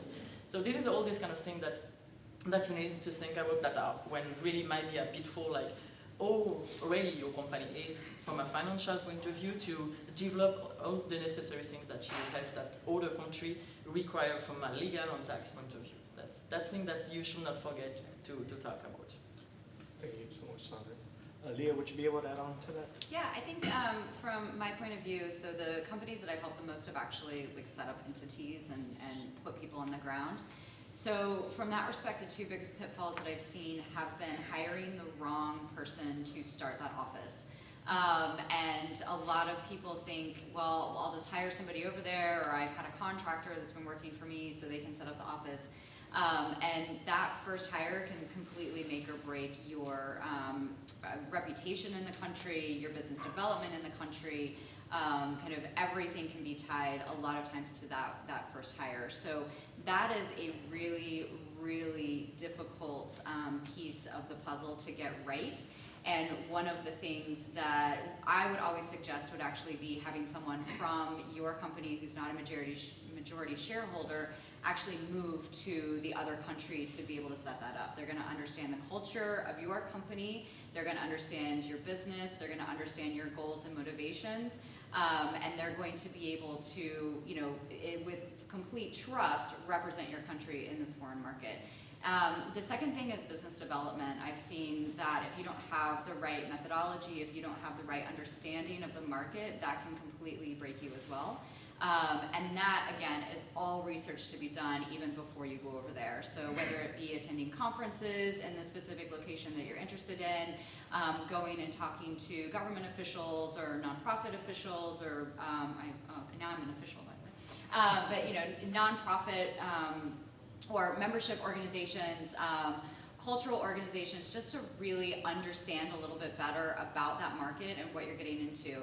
And then, you know, one of the things that I love to do, because I've seen it work so well, is there are a lot of companies here in Austin that have internationally expanded. And they've done it really, really well, and they've been successful. And there are companies in Houston and really great ones in San Antonio, and companies in Dallas as well. And the one thing that I always suggest is, and this is what we do at the BABC, find yourself a company that looks like your company, whether it be in the markets that you're in the technology that you have, in the interest you know, that you have in a specific country or area around the globe. Go and talk to those people that made that international expansion happen. Listen to what they have to say, listen to their challenges.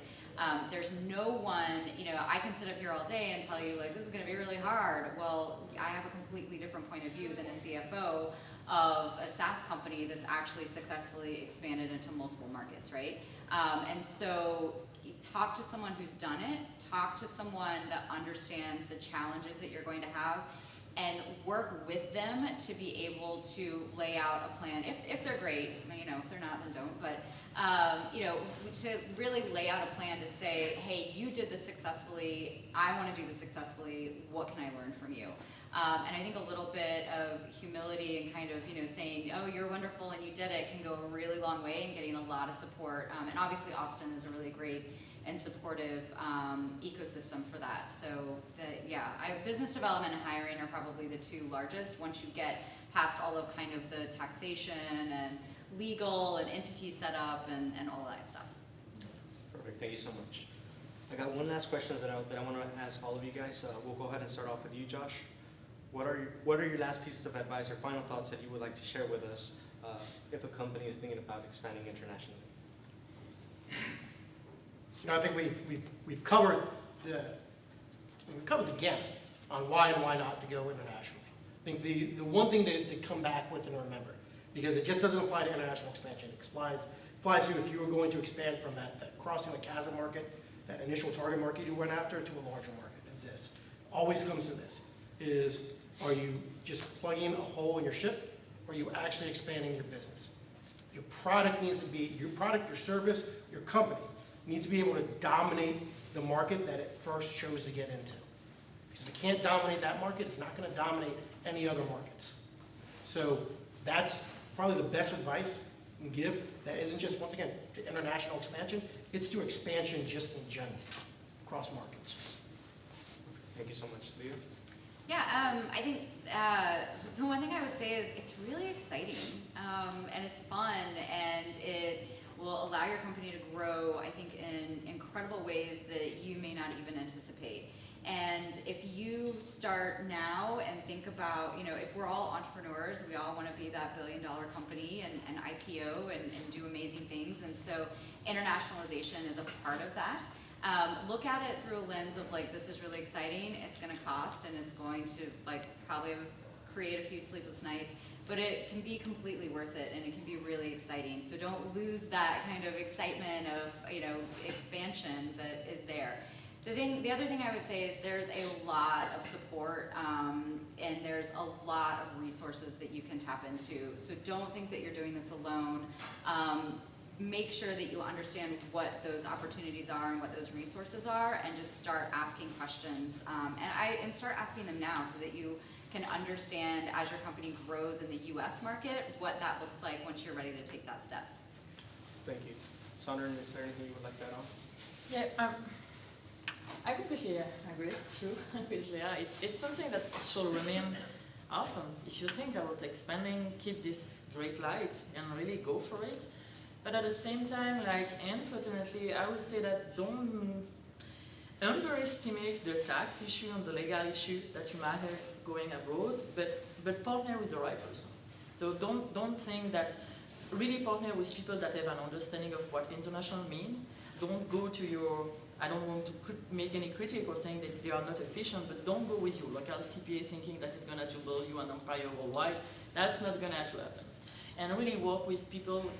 Make sure that the connection that you are making are really valuable network, like people that can help you, not only from a tax point of view, legal point of view, but with everything. That look at people that can really partner with you and understand your business and what might be your need. And the company that you are going to work with, that is a third party, really need to guide you in many ways and make sure that you have this right connection and that they can understand what is your market here, what is your market abroad. Take people that understand the diversity that it represents and make sure that you talk to diverse people too. Like if you are a US company and you like to expand abroad, don't talk only to US people because you are going to stay US centric and you are going to fail, definitely. Take diversity around you and talk to all these kind of people. It really, the resources that you are bringing around you, they are very important. That's a key thing. Yeah. Thank all you guys for sharing all this information.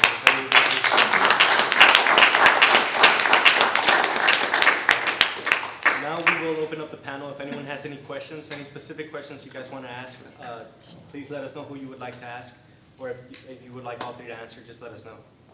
Is there any questions out there? Well, I think this is for you, Josh, but I don't know if the other guests in the panel want to share thoughts. But I know that the main reason for an international expansion should be considering more revenue, more customers, and dominating the market. And we were talking about Series C, Series D startups that at that point they have the confidence to talk to investors about it. So, but I have seen some other type of businesses, probably in the seed round, Series A, that the first step on that international expansion is about the workforce, like expanding the tech capabilities of building that product, and that might rely probably on a virtual scene where you have a software as a service, a marketplace, and it's a different timing right now, talking about the startup scene. You know. So I have seen this progressive expansion, so expanding those capabilities. I've seen that some businesses have learned through those employees or those partners the local and regional scene. So I just wanted to hear your thoughts about it, if that makes sense as a potential first step. Obviously, there are some considerations, but if you have any thoughts about it, like the workforce itself. Yeah, sure. So the workforce brings kind of an interesting conversation because a lot of times when people are talking about building an international workforce, they really are talking about freelancers, right? So we're talking about Upwork. We're talking about maybe outsourcing to a dev shop in India or others. And in many respects, that is a part of, that's part of international growth, but in many respects, we still conduct that business like we would traditionally, right? So tax implications, for instance, right? Upwork is still a United States-based company. We still pay in dollars, right? They may hire people in Berlin, they may hire people in China, but at the end of the day, that's for them to figure out. When it comes to going after and how do we use it to the contracting basis, a lot of times people will hire contractors inside of these localities, and they might then think, well, I can rely on this person to be able to represent my brand, help us build a physical location, or help us better the product. A lot of times that doesn't work as effectively as people would think. Even in terms of, there's this great thing, let's quote, the Brits and us may speak the same language, but we have different dreams. And it is something to think about, because there are so many cultural nuances with a contract, which is why it's good to have somebody from your own side. If I tell you something is interesting as an American, I probably mean it's interesting. I want to know more. If a Brit tells you it's something that's interesting, they don't care whatsoever, right? I mean, literally, they don't care. So those type of things can imbue your product and imbue your company, that it really does make it hard to expand. Now, for Series A, even for pre-seed people, right? One of those questions you're always going to see is that use of funds. You're going to have development. Right? They're going to say, well, where are you going to get your developers? You only want $300,000. How are you going to get a big team? Well, we're going to do X, Y, and Z. We're going to be able to use international resources. It's not true. In many respects, it's not true international expansion. Right? It's leveraging of a virtual workforce, which hopefully could then make sure that you're building a product that could fit for the different markets. My experience, though, this is my personal experience having dealt with developers throughout the world, is a lot of times they are very, very good at doing exactly what you tell them to do. They are very, very bad at thinking outside the box and doing different things. And so that is probably one of the key things to think about if you really want to use that workforce for true international expansion, is are they really the type of people who can expand your company, or are they the type of people who can execute on your dreams? No, yes. I think it's really interesting, this perspective of filling the hole or expanding the market.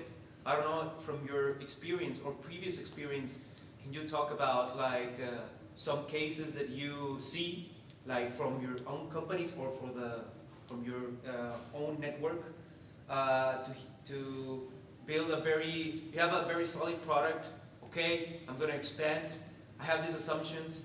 Have you seen, like, in this expansion, some tweaks about the business model, or some tweaks that, okay, I assume that, for example, in Peru or in Mexico or in India, the product is going to be like, it's going to work the same. Yesterday, the CTO of Optimizely gave us a very nice case study about Uber, that, for example, in India, they started like the paying cash, but the core business was, this is going to be like the end of cash from the taxi. But then at the end, from a year, they realized that, hey, we need to give a service of cash, you know? So have you seen like these tweaks of the business model, or several, like, I don't know, experiences from you or for other companies that you have worked, having? Yeah, definitely. There's, I've been working before in quite big corporation, and I have seen them, typically being some of them European corporate headquarters, some of them they were US-based company, and I've seen them expand around the world, really in many countries. In some countries it was a huge failure, mainly because they didn't understand the market. They didn't understand the way how to build their marketing, because they were still completely sure that I can take an example of a US company, they were completely sure that what Americans want, English people want the same. That's absolutely not true. And they were marketing the same way, all their advertisement was turning on the same way, using exactly the same language, even their website were using the same wording, and it was nothing crazy to amount. It was just few things, but first Americans speak American, English people they do speak English, and that might sound strange, but it's true. They are not using all the same word every time, and they formulate sentence in a different way. It might be small details, but then really when you do this kind of expansion, you absolutely need to know your market. You need to know what they are waiting for you. The Uber example that you are taking is a very good one, and I know that Uber is not only in India, they had issue in many countries in the world for different reasons. So it's really things, know your market, know your customer, who are they, what really they want from you. Maybe your product is awesome, but if you sell it the bad way, you're not going to sell it. You need to sell it and create their need, not what you want, their need. Make sure that you fulfill their need, the need of your client or your market. So yeah, this thing that I have seen, that companies, and even huge company, they don't take the time to understand what's happening in the country that they target. So I would say a really interesting case study is Target. So people in America obsessed with Target, right? They love Target store. They did an expansion into Canada because similar to what Sandrine is saying, like Canada's like America's hat, right? It's super easy. And their stores in Canada didn't last a year. They had to shut them all down. So that like reading that case study and understanding that even the Canadian market is different. I mean, we all know that like the Oklahoma market is different than the Texas market. So of course the Canadian market is going to be different than the UK market versus the Argentine market versus what we have here. So I would definitely look at Canada. So I used to work with UK companies that would also come into the United States. US. Okay. And there's a very, very large supermarket chain in the US that tried to come into kind of the southwestern part of the United States. And they named it Fresh and Easy, and they shut it down, like it didn't last. And part of me is like, I wonder if it's because it's called Fresh and Easy, which is just not a great name for a store, right? And you know, I've worked with UK companies that came in, and it's the smallest thing. It can be like their name or their logo, and they would come and pitch at South by, and they'd be like, oh yeah, this is my name. Well, one of the companies that we helped with, like, their name was a euphemism for like not being lazy and not going to school. And it's like, but in the United States, that's not a great way to like portray your company, right? So I think that understanding, it all goes back to understanding your market and understanding their motivations, understanding the buyers in that market, understanding the cultural impact that they have, and making sure that before you make this gigantic step that you've done a lot of homework. There's also holes when you get into the market. So, I mean, funny you talk about India. So I was recently in Argentina. If you don't know the word plata, just know it means money, Mexican means silver, right? But in Argentina, that's what they use for money. Not there. You book an Uber. What will happen is they'll text you, and they'll say, they'll ask you plata, right? Are you going to pay in money, right? And so if you say no, I'm not going to pay you in cash, right? What happens is they cancel. They cancel. They cancel, right? Because they're only going to accept cash. Now, if you're Uber, you are missing out on a lot of revenue because there's people who will pay in cash, right? And there's people like me who then said, screw it, I'm just going to take a taxi to get to the airport because it's right there. So you missed out twice. So there's a hole in Uber's product, specifically in Argentina, that needs to get filled. Now, we don't have that problem inside the United States, but it is a problem in Argentina. And so, once again, there are always these different types of cracks in your product that moving overseas could affect. Your color green in China will not work, right? It just doesn't work. So those are the type of things you need to think about when you're talking about, am I filling a gap or am I expanding a market? And there's a whole bunch of ways to look at where somebody successfully expanded a market and inefficiently expanded a market. One of the good case studies is actually the CPG. CPG in Austin is one of the regions, by the way, where they will test case products here before going international. And they do them by region. They figure if it can work well in Austin or it works well in Albany, then it can work well in those localities. And what a lot happens with startups is they don't do those type of test cases. They don't kind of slow roll it. They just go all in, and then they find out, shit, like, I have all these holes. Not just in the U.S. product, but also the overseas product. Great. Yes. Just a question. Do you have basically tips about starting relationships with distributors of technology in other places? That is. What, I mean, so what kind of, I mean, I think for all of us, what kind of technology? Well, hardware mostly. Okay. A lot of the things you said were referring to software companies, but I have a hardware company, and we found out that it's almost the only way into other markets is working with distributors because we don't want to start selling B2C. I wonder if you have tips that are sort of true to many places.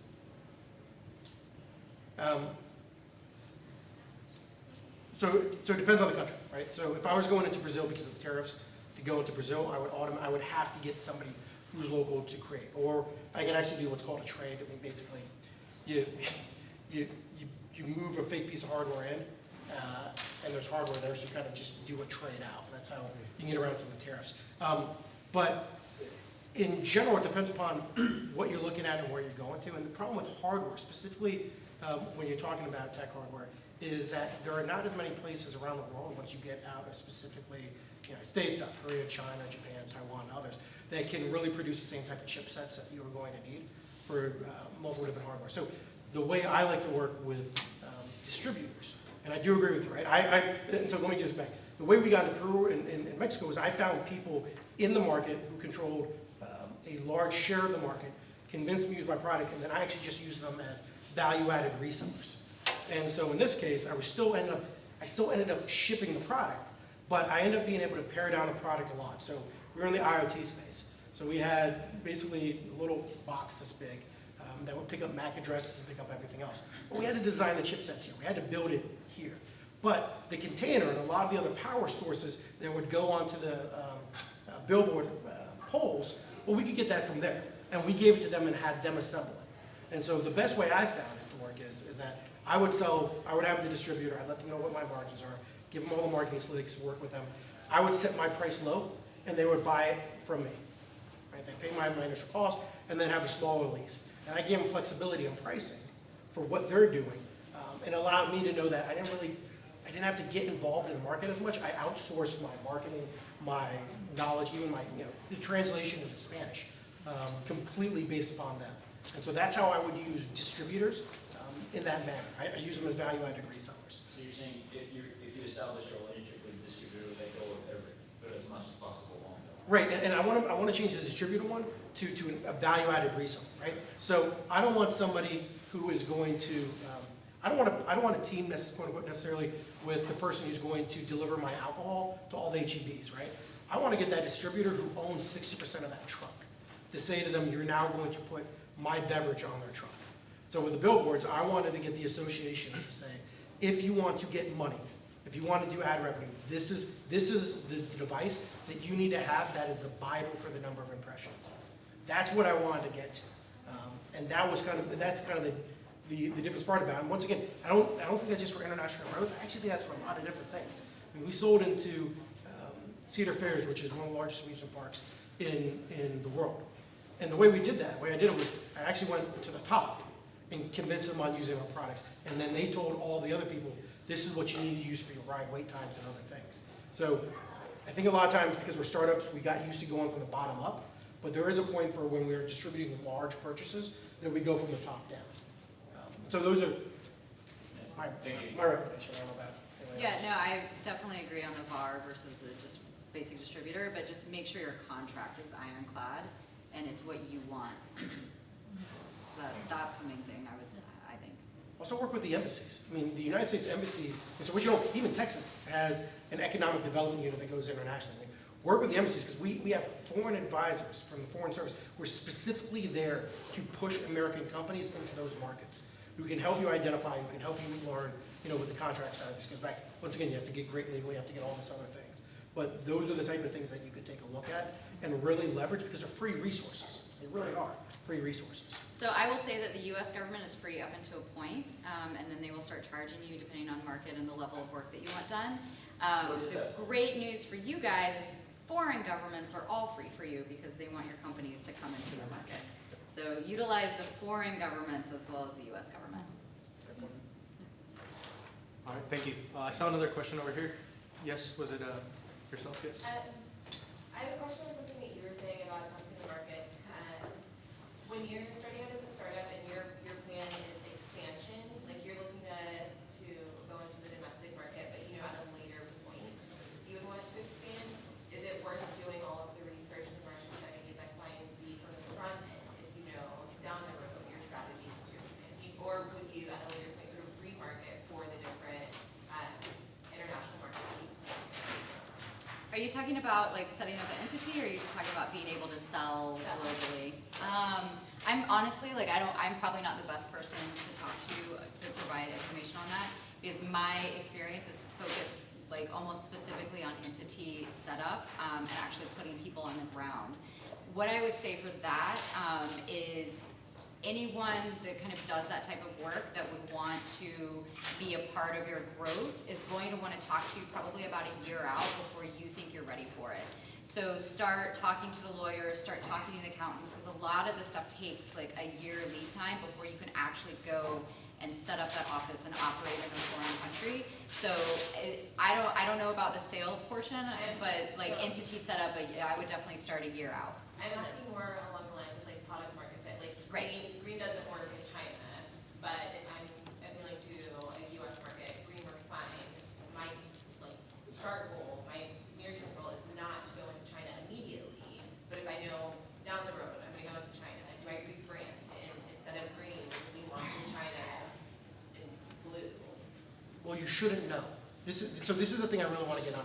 There was a good question about if I can just go into a bigger revenue market and make more revenue, right? I use this example. I don't know if you're if I gave you $10 and told you give me $10, I'll give you $1 million.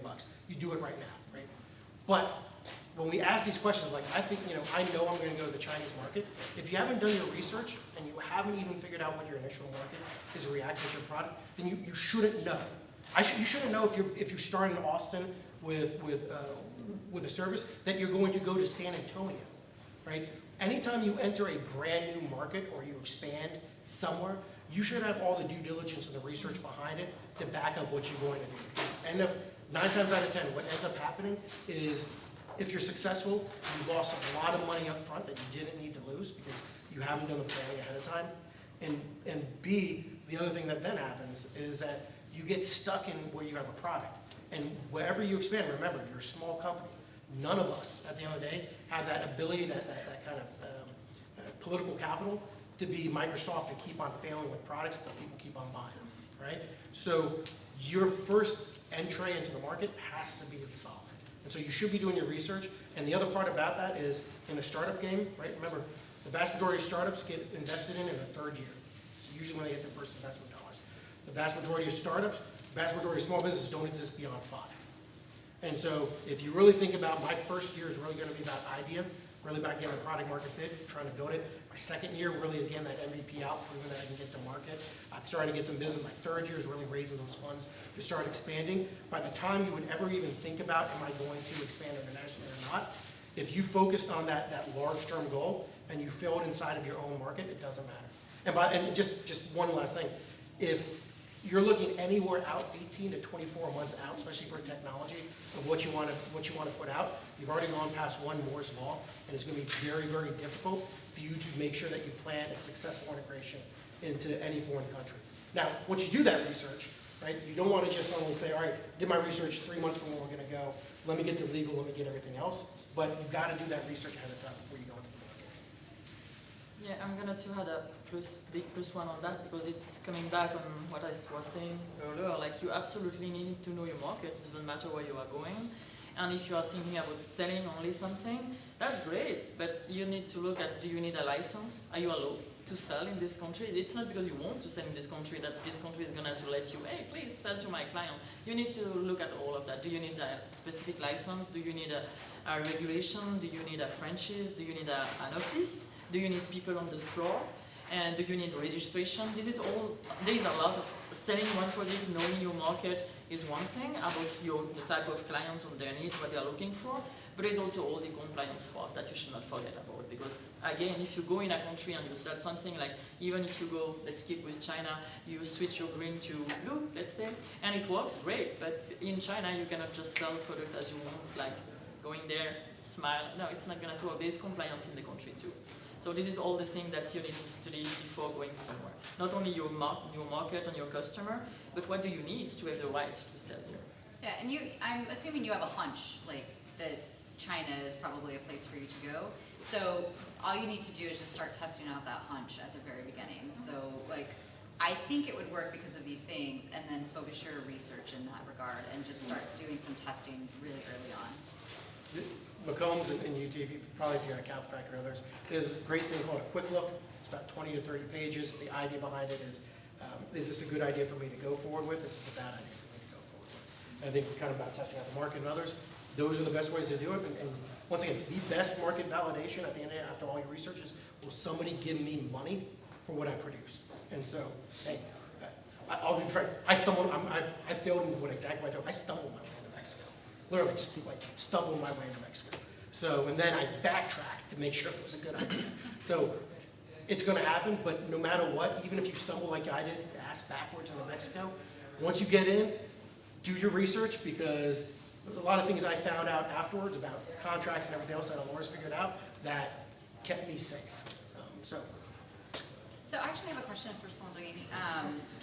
So I have a question for you. So as a startup company myself, and kind of testing the market and doing all that kind of stuff, I think I'm going to make an assumption here, but I think some of us have probably seen like orders come in from Mexico or orders come in from Canada, and you're like, okay, great. What does that mean? But also, is there any tax liability? Is there like a threshold that we need to be thinking about?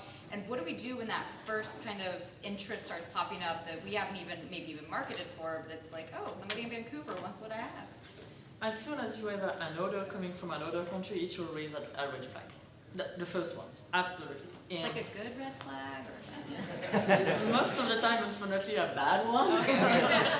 But there's country where it's gonna be $1 threshold. There's some other country where it might be 100 threshold. So it's really, it depends on which country, but as soon as you see an order coming from another country, it's a red flag. You need to talk to a legal person, a tax advisor.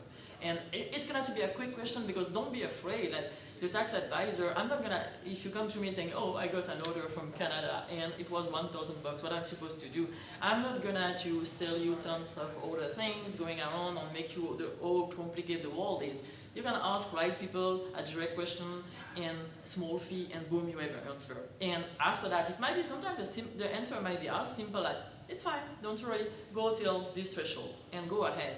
And when you reach this threshold, come back. This is where problems are going to start, and we need to build that. And don't be afraid to talk to tax experts. They are not here to put you down. They are here to help you, to make sure that tax expert, me, as I'm in my company, I want all your company being successful, because if you are successful, I'm going to be way more successful than you, because I'm going to work with you. So we are here to help. So don't be afraid to talk to experts, definitely. Don't think that they are not here to help. They are here to help. Just one last comment. For anybody, Dr. Thomas Stanley, amazing professor, back in the day on, the difference between millionaires and everybody else, right? That was his specialty. One of the number one things he said correlated to whether you're becoming a millionaire or a decamillionaire versus everybody else was if you had advisors, tax advisors, legal advisors. Everybody who had that had those advisors.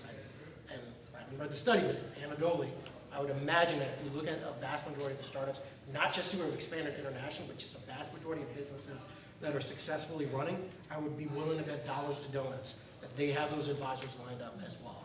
So, Dr. Thomas Stanley. So he wrote The Millionaire Mind and then The Millionaire Next Door. I know they sound like those kind of cheesy, 1990s, 2000, get rich quick books, but it is a lot of graphs, it's a lot of math, it's actually an academic thing. Probably the best thing I ever got out of McCombs, to be frank, if you have you. So, highly recommend the book, both books actually. All right, guys, we're actually out of time. If anyone wants to connect with anyone up here, you're welcome to find them in LinkedIn. And thank you guys for your time once again. If we could just get a round of applause for them.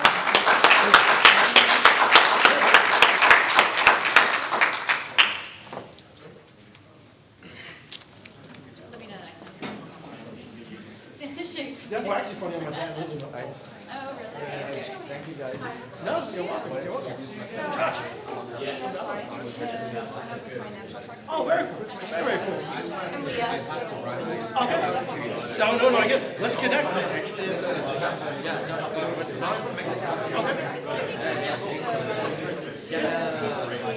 That'd be great. I love helping out. Yep, oh yeah. It's an awesome. All right, my friend. Pleasure meeting you as well. We help to bring them transformation strategy to all the entire portfolio of digital products. So basically, we build, design, and build platforms for traditional businesses. Yeah, so all the cycle and holistic cycling, product strategy, design, it's very close to and we're going to spend, guys, Yeah, I'm the head of business development. So, yeah, You want like this?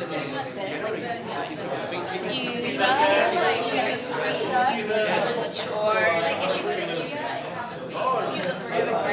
Sorry. I don't think it's fast. Sorry too, because I work with clients that are looking for different types of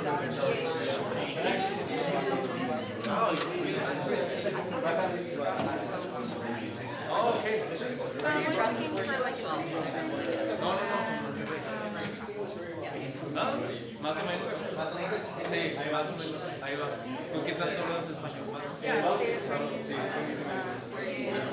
Ah, bueno. No sé si es fuerte. Porque,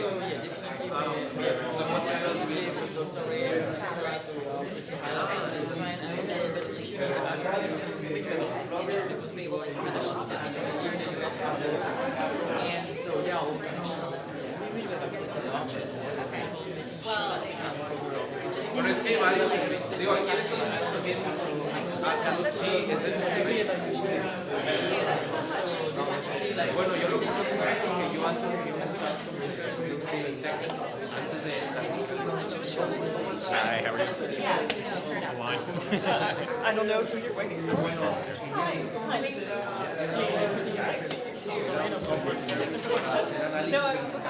eran un análisis del mercado por los datos de los fondos That are either o sea, digamos, dábamos información de la empresa y de nosotros y dábamos información y análisis, insights, digamos. Okay.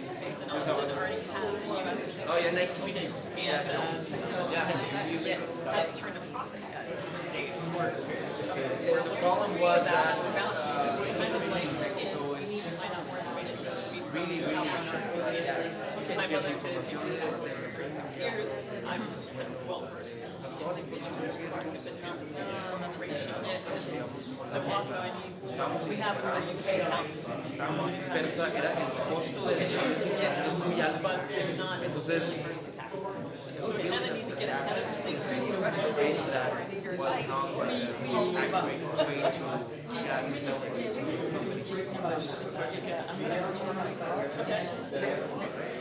Bueno, ahorita vinimos porque hicimos dos pláticas. O sea, aquí sí dimos dos pláticas. De hecho, vamos a un Building Nearshore Development Quiz y la otra fue Building District Services in the Hispanic Market. Es que estuvimos aquí en Dallas, desarrolló una plataforma para el hispano para ofrecer educación, becas a la sí, o sea, para hispanos y le ayudamos con ese proyecto. Entonces, vimos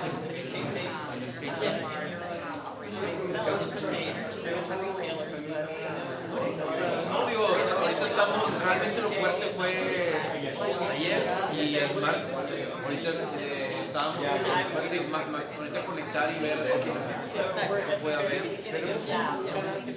We do right now we are doing that first time. Yeah, because they're still kind of starting, but they have like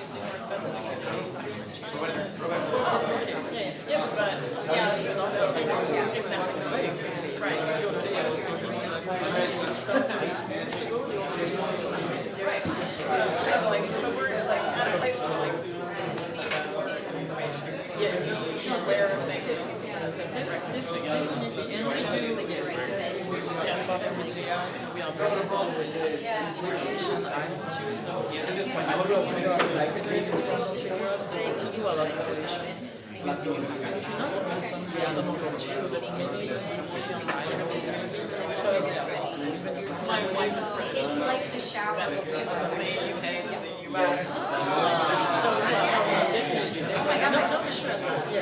Let's fix it up. We're probably going to just do something about it. But that's not a time. Well, you turn your off to me. Yeah, sorry. Pretty easy.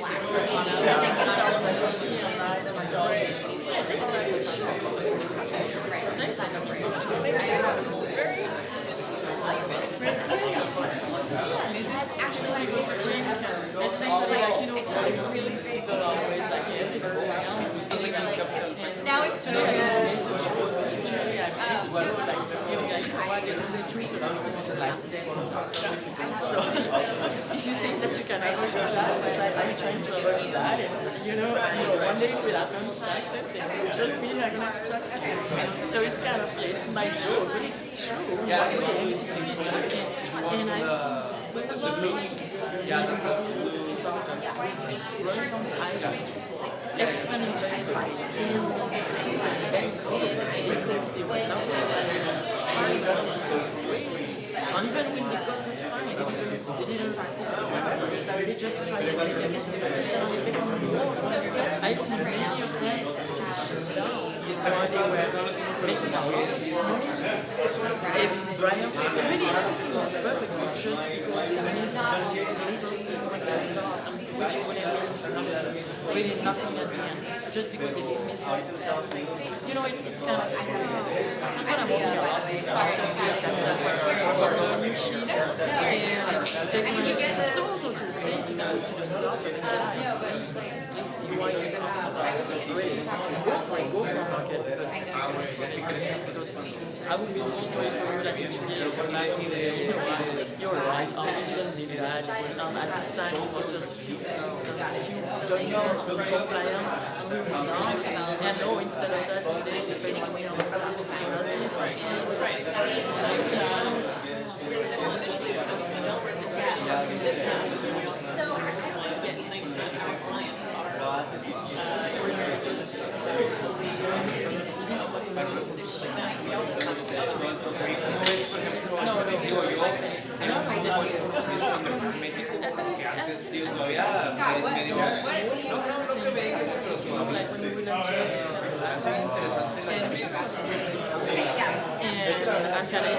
that's typically the reason why I did open my own company. It's the reason I did work, and I know the one that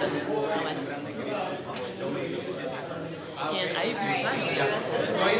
Okay, and you want to go to international conference. And I did that. It was the same thing. I was the client, and I had the feeling that they were wasting time with all the crazy things. And one day I was like, I have so many international taxes. I need to create my own company with my own vision for that tax marketing. And we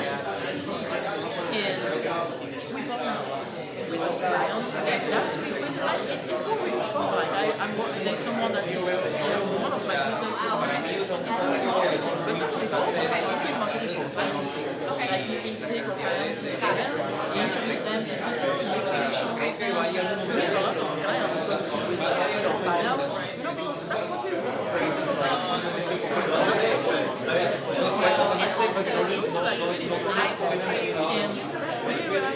That's my question. Great tax partnership. Just really want to also you need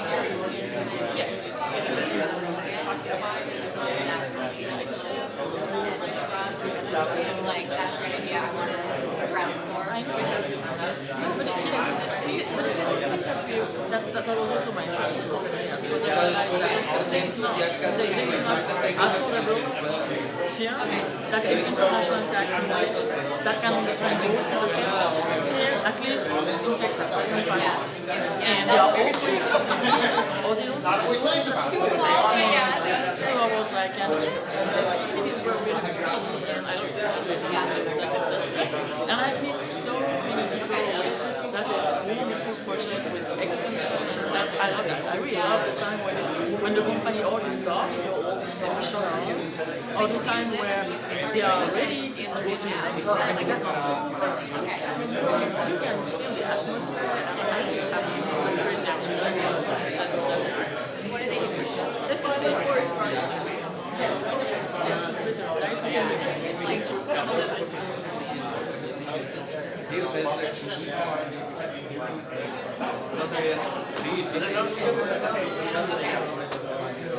Son, I have to be Leah now because you know that I have a situation why now No, I'm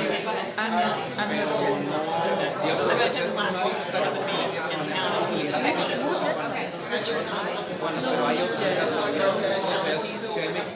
No, yeah, Leah is very.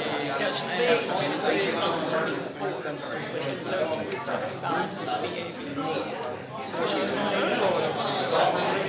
might join the new board. This is a discussion that we have. You know, I'm going to join or not. Why not? So that's what I'm interested in. How it used to be. That's the discussion that I had with their president, James. So that's why we were talking. Like, he told me what his vision. That's why he told me maybe you should join me because we want someone very involved, dynamic, and doing things and creating exposure. And the fact that they are in Houston, that we are here in Houston, it's kind of also more natural. And they know that all the connection that we have with here in town, and not only with Accelerator, but also with the city here. We are members of the Federal Advocacy Council, Local Advocacy Council, with the Mayor Task Force, so we really very interested in town for sure. Well, I like what they're not just So these are really awesome. Which is great, which is really great. This is really awesome. We brand that's really good. Because it was feeling that was only for Houston. Right.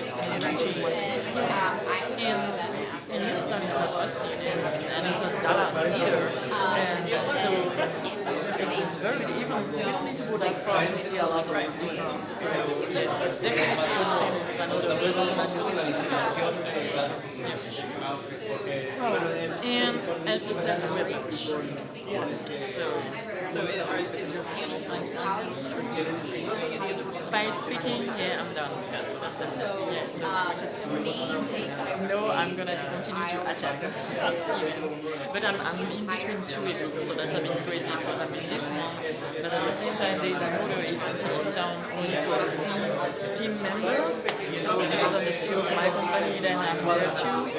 But it's different, we talk way more about what's gonna be the future, all the technology is gonna to change the world. So we really talk about what's gonna be 25, and this kind of things. So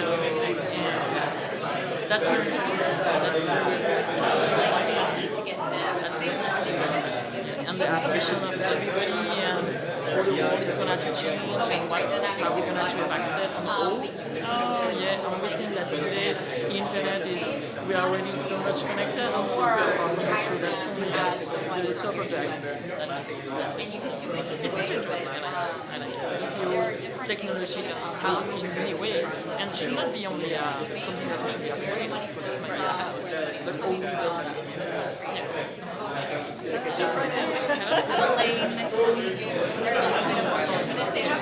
So you scared me. You really scared me with this happening. No, that's not the goal. The goal is to explain to people, don't wait to just think about it. No, not to be scared.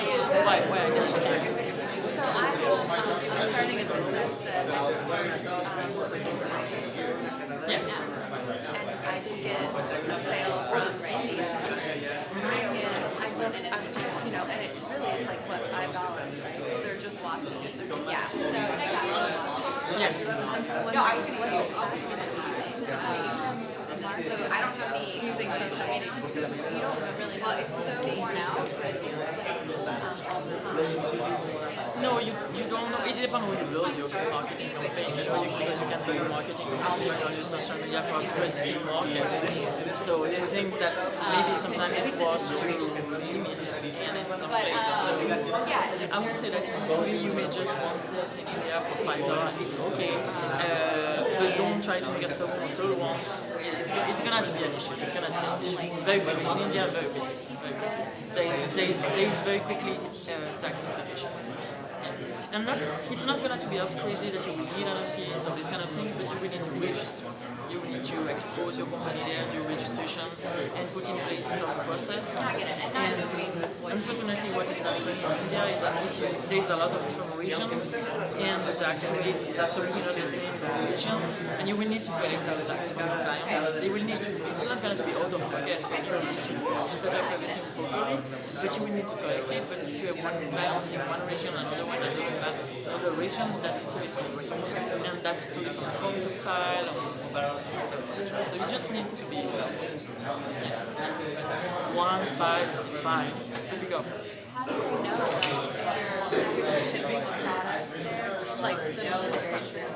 That is Oh, if you ship goods, that's the easiest way for them to find you. When it's services, they have Do you also a little find bit your more hard time because everything is online. Because when you ship something, that's so easy. It cross the border. It cross the border, they have to see it, no doubt. And it's mandatory for all the customers in the world, or UPS, or all these companies, it's mandatory for them to list the country it's coming from and where it's delivered. It's mandatory. It's mandatory by law around the world.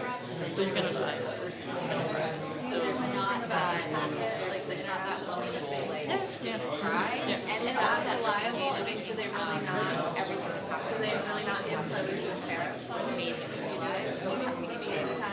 That was like one of the major, or can there be additional? Yeah, it can be additional. You need to be, it can be additional. It's always really depends to which country. I love it. And Oh my God, my company. how much you sell there, there's always kind of things of escalation. It's amazing, yeah. I know. Yeah, change the law, like, for example. No. Yeah, it sounds good. There's no country where And, you know, I think a lot of the, yeah, in a lot of ways. I mean, it depends on the value of what you are selling. And so, yeah, in many countries, they tend, before they had a very small threshold, like it was in some country $200, in some other $100 for people getting, no, for products, a package at delivery. And so, because there is two implications. There is the implication that your client will need to pay tax when it got the delivery. And there is another threshold that this one, the very low one, is the threshold of your client. I mean, most countries today, they have been shown that down to zero. So they pay tax as soon as they order something because they were tired of delivering everything in China. So that was the point. But then there's the threshold for your own business. There's a time where in some countries, really $1 you need to do things in order. And in some order you can do 10. Most of the countries it's 10,000 a year. But it's not truly a contract. So just few things like when you see these kind of things come up, it was to start documenting. I mean, it really was the time. No, but it really was the time to say, hey, even to give a quick call. It's better to have a quick meeting. And I can give my number. We can have a quick meeting. We are going to show you a very small thing. Come with all. Okay. And shoot me a message. Sure, don't hesitate. So, and we can see you can like a few hours. On peut parler en français. On peut parler en français, bien sûr. A little bit. Okay, fine, fair enough. But I will, No, it's okay, please. I'm just gonna. I definitely will see what it was up to. I don't want to get in any trouble, and I just want to make sure that everything. So don't be scared. It's not everywhere a disaster. It's just making people understand that there's implication, and don't hold that. Because the day that they are coming to you, that's you can solve the thing, but it's a bit too late. You can always try to claim your innocence. Sometimes it's not going to. You end up in jail. I mean, in some country, yes, you do definitely. In some country, you do. And I've seen that in big corporations. I've seen my director of company going in jail in some country because he went, no reason. Say, no, I seriously, I told you we're gonna go on vacation this week. It's my summer vacation. Please don't go right now. Right now we have an issue. Boom. They went on vacation. They crossed the border. Oh, sorry, that is going to jail. That's enough. So definitely, should never say. I'm going to jail. Not nice meeting you. Sure, nice meeting you. Nice meeting you, Scott. Yeah, pretty. I live in Pittsburgh. Sure, that's good. I did work together for such a very, very long time. I did live in Rotterdam a long time. Oh, nice. Yeah, but Technically, I'm gonna say. I love this place. Yeah. Oh, come on. I love this place. So beautiful. That was one of my favorite cities. Anyway, Rotterdam, the old part of the city, Den Haag, and all the south around there. That's beautiful. The beach. Oh, no. Wow.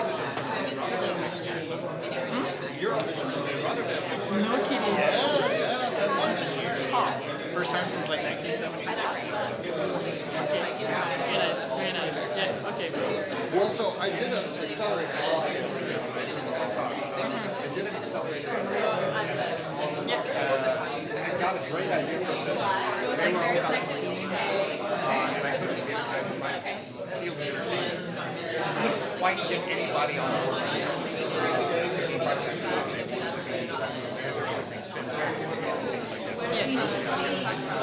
I had a lot of investors, and I had a lot of you need to tell me this. That investors adverse so here I am kind of starting out using the process. I feel like creativity and the tech here is where it makes. No kidding. Oh, I know. I know. Just some of the first. I came to check out that, but I've also been talking with the potential co-founder of this in London. He would be equal shareholder with me on that. And when we start talking, it's kind of like, because of the SEIS and getting more investment there, because our UK company, he's afraid he can't draw a salary from the US without having an H-1B, some sort of visa. And I'm curious if that's true, if we know that, because it seems to me, just starting out, investment, and part of that is to set up these two companies. It seems excessive at first. I'm risk-averse. You start one place, grow it, prove that these business works, and expand your account, and it sounds like you guys are that case also. But when you have a co-founder, kind of talk to me about that. So, are you going to do paid your co-founder? Yeah. An income, paid? I don't, well... Or are you going to pay dividends? Because that's the thing you can make of that. Okay. You can make it. Okay. It's not perfect, you need to be careful, but you can make it. It's more easy having a company in the US and keep it the other way than more easy to have your company in the US and operation in the US, because if you are looking for investors, you need a support. And because it's offering anyway, you need a support because export is only for US citizens. So you need a support, and you can make up things. So you just need to build, but there's ways. It's not going to work for it, but you can make it. To at least get started and figure that out. And then is a visa needed? I don't see him moving behind the scenes and spending a lot of time. So it can be a virtual business, right? Okay, so he can come with an ESTA and being here 3 months, and at the border he only has to say that he's coming for business reasons, but he's allowed to do that. There's the two ESTA entrance, and he can remain in the US 90 days, that's it. But if after 90 days he would like to extend, there is a path to extend without leaving the US. There is an option. It exists. It's just a little bit like crazy, stupid procedure, but it exists. And I know because I did that personally, so I know the process very well. I did that for myself. And so there is a lot of option. And if one day you like to move here, there is visa that you can get that are not H1 visa or nothing on that. Me, typically, I applied for myself, my own, and I got an investor because I built an investor. And because I did invest in a business here in the US, I built my own case with the US Embassy to get my own visa. So there's an angel investor as well, so he may be able to do something. Very easy, very easy. Yeah, very easy. So it's really not a problem if he doesn't draw a salary, I guess that would be, I think that was his whole concern. The salary is going to be the issue. The salary is going to be the issue. After that, definitely you can make up with dividends, but it's going to be taxed. Of course, you know. But you can make that. It's possible.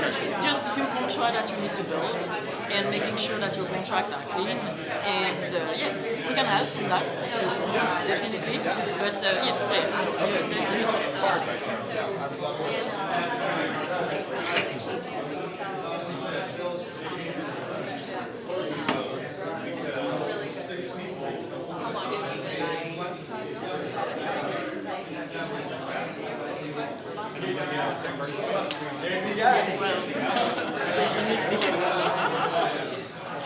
it seems to be, it's like to be obvious.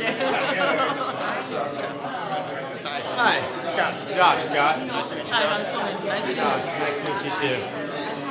Were you here for the I was a speaker. Yeah, I missed it, obviously. No, that's really bad. That's really bad. Yeah, of course it was really bad. Yeah, you missed the best panel of the I day. did. Yes, of course. So on that note, why don't you send me the panel you recorded? I assume. Yeah, it seems that we had someone who just left our camera guy. As soon as I get to it. And your name? Someone Can you spell that for me, Josh? It's C-E-N. So when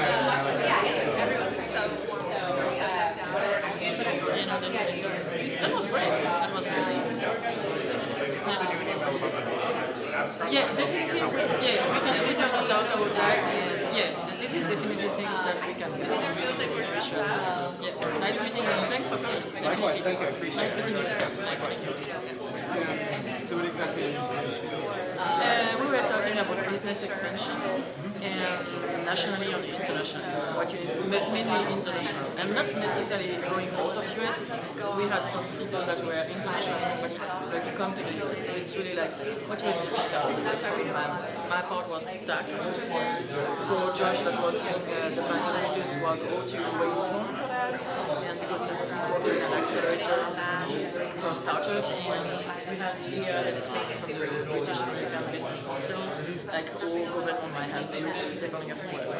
So it was just giving me from the perspective of what are the pitfalls, what you have to do, what not to do, and when are you ready for, if you're ready, what do you think about, and sometimes you might be already exposed before you didn't know, like some people were coming like, yeah, but already did some sales and they think you have like a dollar, so what's going to be, tax implication. This kind of discussion. So that was interesting. I actually. So you're part of Velocity Club? Is that what he's giving it? Maybe that was a different group. No, because I thought it was very. I did see it. We did build that with the Capital Factory, with the international team. So we do partner with Capital Factory. So I thought it was called Velocity Club. No, it's not us.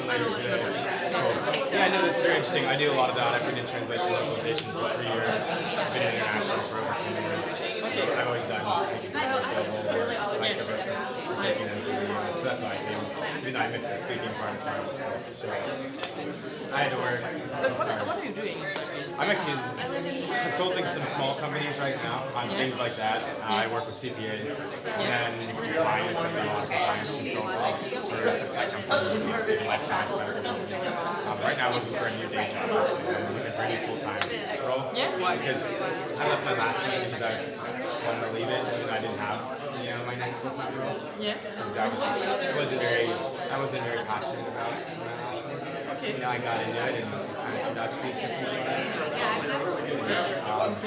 so I left and I was just moved into a part-time role. I consulted digital media systems now and I work with a couple of startups and just kind of keep my time busy while I look for my next really thing to sink my teeth into. It's really exciting. Okay, which kind of compliance are you doing?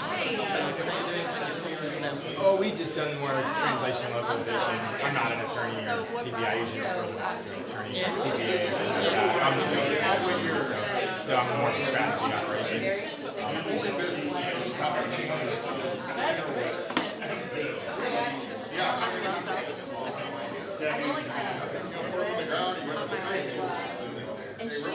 we need to partner with people like you. Oh, really? Yeah, because definitely us, we are taking care of identity products. We don't do, the setup of the company, we just really don't what we can do. But we do love a lot to work with supporting them. And all the time, like if they need someone for HR, if they need someone for girl, I have someone. They need a specific role or something, I have someone. They need to get to finance, I have someone. In fact, and they need a financial thing, I have someone. Insurance, I have someone. But business is I'm the opposite. I try to refer people like you to my clients, and there's not. So definitely absolutely. I was particular type of clients. I assume a lot of tech startups because they're here. We didn't focus on a specific kind of job because we do in-house, we do carry it from knowledge based on before, and so yeah, we don't focus on a very specific thing. There's few things that if we don't feel comfortable at all, we're not if the kind of company is too much diverse for us, it's like Yeah, it's not. It's so good to not take on the client. No. They make us happy because you don't want to be on the way. So many consulting companies do that. They want the name and resume. no, we don't because maybe we lost clients, but at the same time we don't really lose it because usually this kind of sound relationships and different things, and we don't take account of that. Like, we really don't understand for the business and the need of the person. We need to know what's important. If we don't, It's great because I do have some people like you guys in other states who are very good in California now trying to get to the CEO and New York company. I don't have anyone here so I like to be able to recommend it. we have so much exposure with many, we partner with a lot of people and the city officials, so really many stuff. For us it's very important to say, even if we have plans to be anywhere, but we can do it and we work around with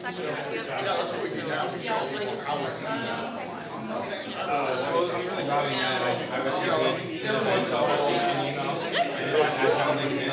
If you have any questions just more about what I do, people I can put you in touch with. It's pretty wide as far as my network. If you see anyone on LinkedIn, you can me. If you see anyone, please do when you shoot me an email, I'm going to introduce you to one of my business programs because if you need connection, networking, marketing thing is the one that we're taking care of that for us. Because it was something that was a client that was here before. Like, we really like, we do marketing for us, we do marketing for others. So we invite them, we make connections, we really introduce people in person, like, hey, you need to meet this person who explains why. So we build crazy report. So that's the thing that we are different than the tax law. For us it's very important. It's like a real awesome And we realize that our parents really appreciate it because they can give us a call like, hey, you know what, can you help me on that? And there's the fact that we do panel quite a lot, and we do have some offer for come to this panel to talk with us. We're not going to wait. And so this kind of thing that we like to do. Because for us, of course, they are clients, but at the same time, it's an opportunity. Because if you grow, they grow with you. I was working at my last role as a translation localization. I could take them to 1 or 2 countries and get work for 1 or 2 countries, or if they grow global to 12 countries, just like you, that's what you really get for. Getting 1 or 2 countries, you get your money off them going to all of them. Not just Spain, or not just Mexico. Anyway, it's so great chatting with you. Great chatting with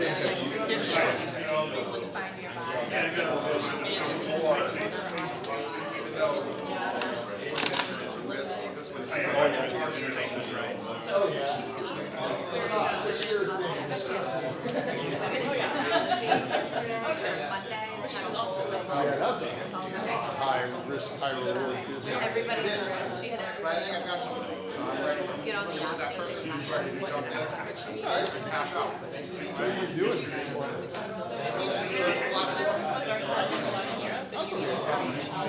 We're American, we don't watch Texas. Well, the first platform is dedicated to movies and series that people make on this platform. So you can imagine Netflix, TikTok. Yeah, that's strong. Yeah, cell phones have already killed the small camera market. The iPhone 11 just came out. They got my son a Sony A6000. Yeah, it was on sale for $300. Oh, thank you so much. It's a phenomenal camera. I love the fact that you're really appreciating it. Yeah, that's the day I did that I realized. Small cameras are done. Every filmmaker I talked to, I forgot that I did that, so that's good. It's been news now here. Just to kind of see everybody. Thank you so situation. And that's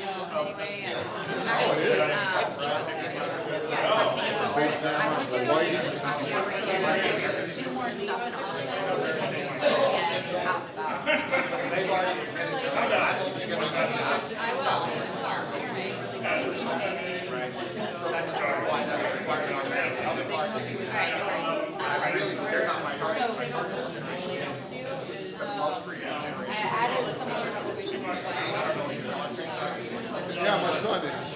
But anyways, It's all video going in clips of him and his buddies shooting each other. Oh, yeah, Like, okay. can you guys film something? There's a few, not, most people don't, but there are a few people on there who how many yeah, that's right. And it's really inspiring. And it's better than the other stuff that's coming out, like part of the so there's like a lot of that.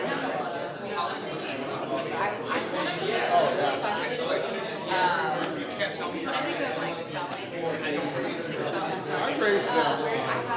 Bogart, John Jimmy Stewart. No, I'd take them to the new kid movies when they come out because they got into high school.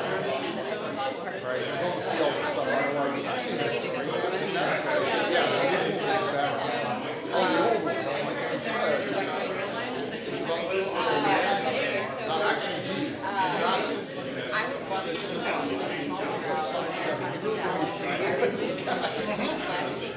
On the street, he's really scary.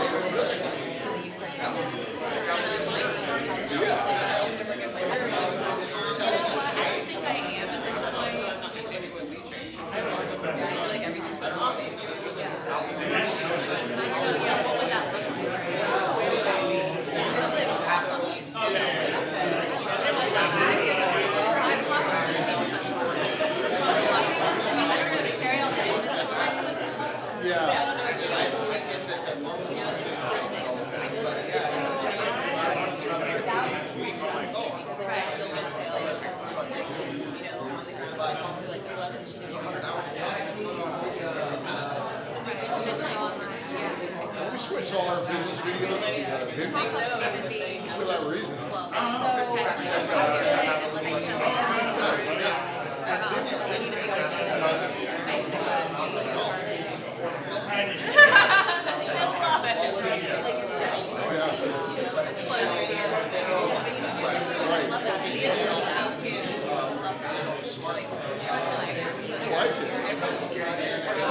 We would be like, no, I wanted to have a breakfast and the guys were so pissed off.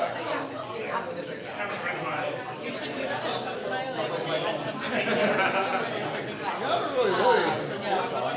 Does it archive in there or does it just go way after a while? It's archived, I don't know for how long. It's not like Snap. Yeah, see, I've been tracking this both my boys. It's like, you think it went away and Snap. You put it on the internet. It's someone could find it.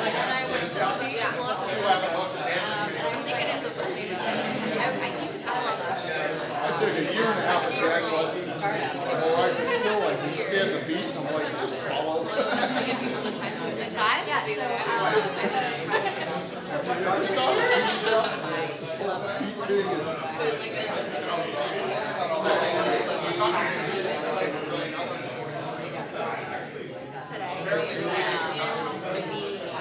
That's hilarious.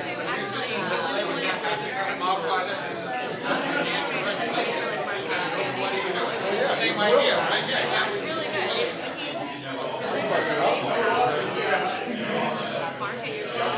Were you living in Austin when you got busted for pot? Yeah, this bus. I remember it down by the border, right? Yeah. They pulled them over because there was smoke coming out of the bus.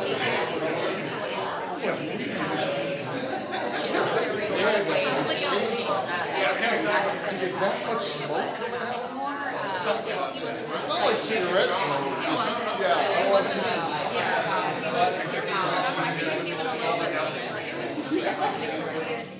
You seen the scene of him in the gym? Everyone's spotty. It's a little big spotty.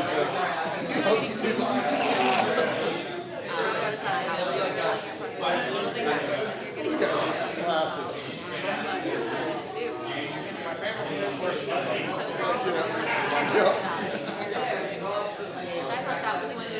Yeah, Dallas Renaissance Fair has a couple of guys. They do that. They do it like because of course kind of. Because they get the audience involved.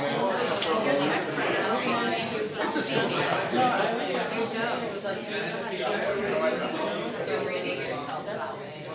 I really enjoy my time.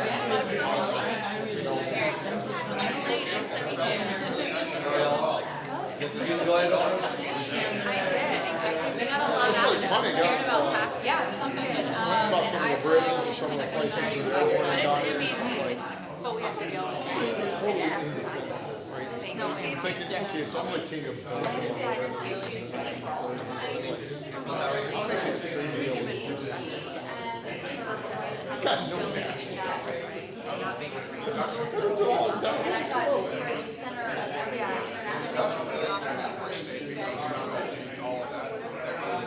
I just waiting for Friday Canvas. Yeah, I'm really interested.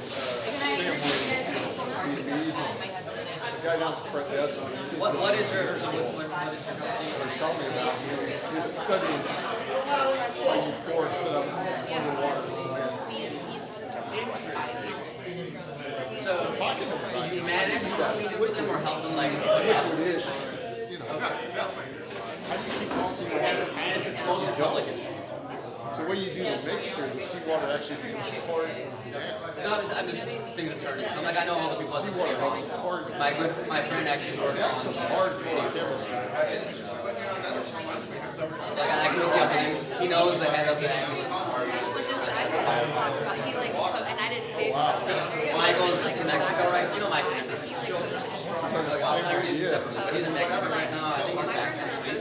So yeah, if you got my email, contact us, and I'll connect with Michael. You can talk to him. I'm in the middle of absolutely freaking nowhere. Everywhere I go, I talk to people. So I mean, we run our full together. It's like, well, if you guys go down here, then here comes no matter how far or long you guys are, that might be an option. So you join and ask for 1% commerce. they have to call them Mark instead of Roman's Mark. Especially like right now. Yeah, so that's what plus depends. So our accelerator is not a traditional accelerator. Yeah, so when you think Techstars and Wisecom, it's like, oh, you're doing a 3-month program. So we actually call that an advisory equity. So basically what that does is we take that 1%, and then if you're like, I want customers, all the customers that we have in our network, you're like, I want investors, our team will work on that. I need help getting my pitch deck done. We'll help you with that. So it's more of a... Taking over the world. That's awesome. We have over 220 mentors. Yeah, so I Might not just be that, just getting customers, how to the sales process. Our mentors are all 95% of them are all their current We're in a founders. book called The Long Ships. So they understand what founders It's are. one of the Might classes need help on they each never one. teach you in school. We even have a psychologist. I want to just like focus on the yoga, but I think it's Exactly, so they're all on our calendar, you can go look them up, and book them with How they explore have the an Asian hour meeting with them, down in and they're already half an hour.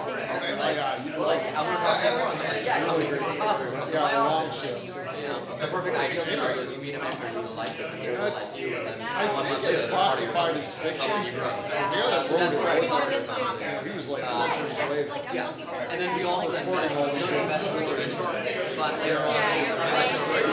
And we don't. Yeah, so I know, I really Kicking in investment will help us get going up in additional.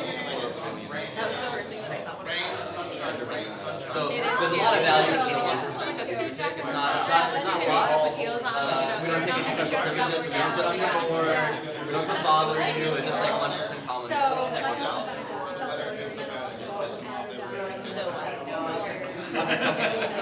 Equity, it's 1% equity. Yeah.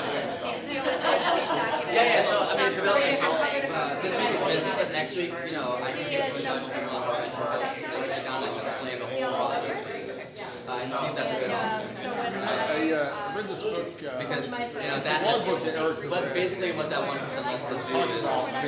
The names you figure out from the map. It had to make it nice and great. we can't It had to be. He was talking about. hand that after they're also paying us money to have access to ours. So our accelerator is a way for us to iterate. And then once we actually have that free, that means we're part of it. That means that we're incentivized to actually help us. Like, oh, we want you to grow, so our stake, 1% of $1 billion company is just on zero.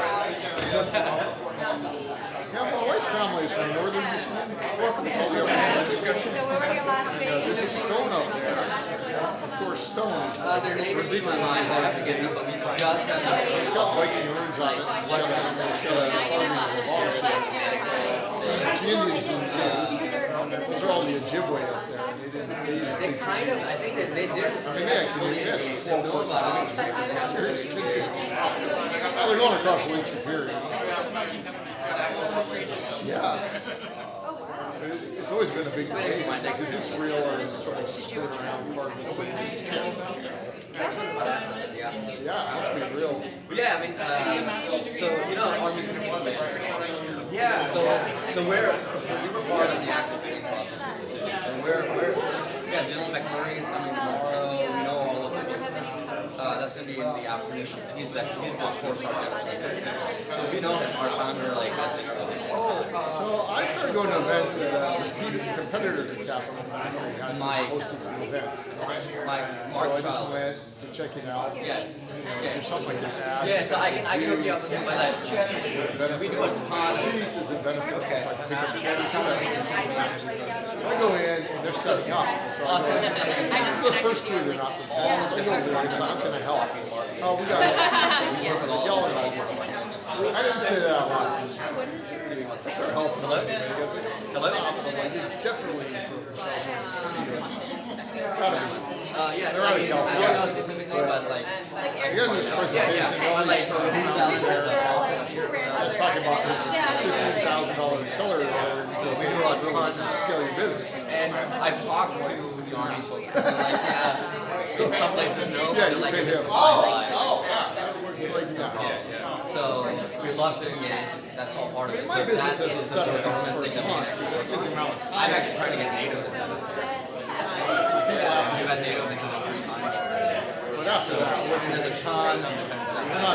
That's like it is a big focus for you that helps us do programs for startups and stuff. After I heard that, I'm like, yeah, I don't know who these guys. So then, you already have the networking. I don't remember how I heard about competition. I signed up for the newsletter. So next year for all the startups, it's like, if I come here, I get everything. I get all the startups, I get the defense. I did that try. I really didn't know. It's a great place to go talk to people. I really like it. Yes. So I've been to South by Southwest a bunch of times. Yeah, I mean, just talk. So we're trying to get defense focused accelerators. I think the model's There's a lot of activity in that space. I mean, networking. This really just started like a year ago. Yeah. So it's fairly new. It's a great model if you're a big company with a lot of money. So it's fairly new. Oh, yeah. Yeah, looking at your roles, actually, I've been looking at some of the roles now. Maybe I should. Microsoft. I was thinking about that first. Yeah, I didn't know you as well. I saw some time I didn't know who you was, and now I do. I might. Get paid for your video, show off your 6-meg game. And they did. They were really generous. And of course, they had, the biggest draw for all the kids. So all these other developers there for free, which is great. And now you go in there, it's NVIDIA, Microsoft, and somebody else. And they're charging $25. I just send it like they ever. I see that as progressive. It started out for the last 10 years.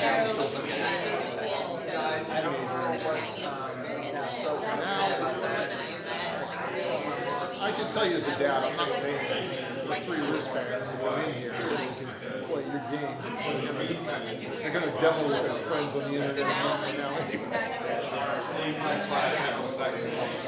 Yeah, I mean, the Indian developers are dead. That was a big draw. So you take my boys in, I'm like, look at what this guy did. Look at what this girl made. You guys can do this. But that's the purpose of learn the coding skill.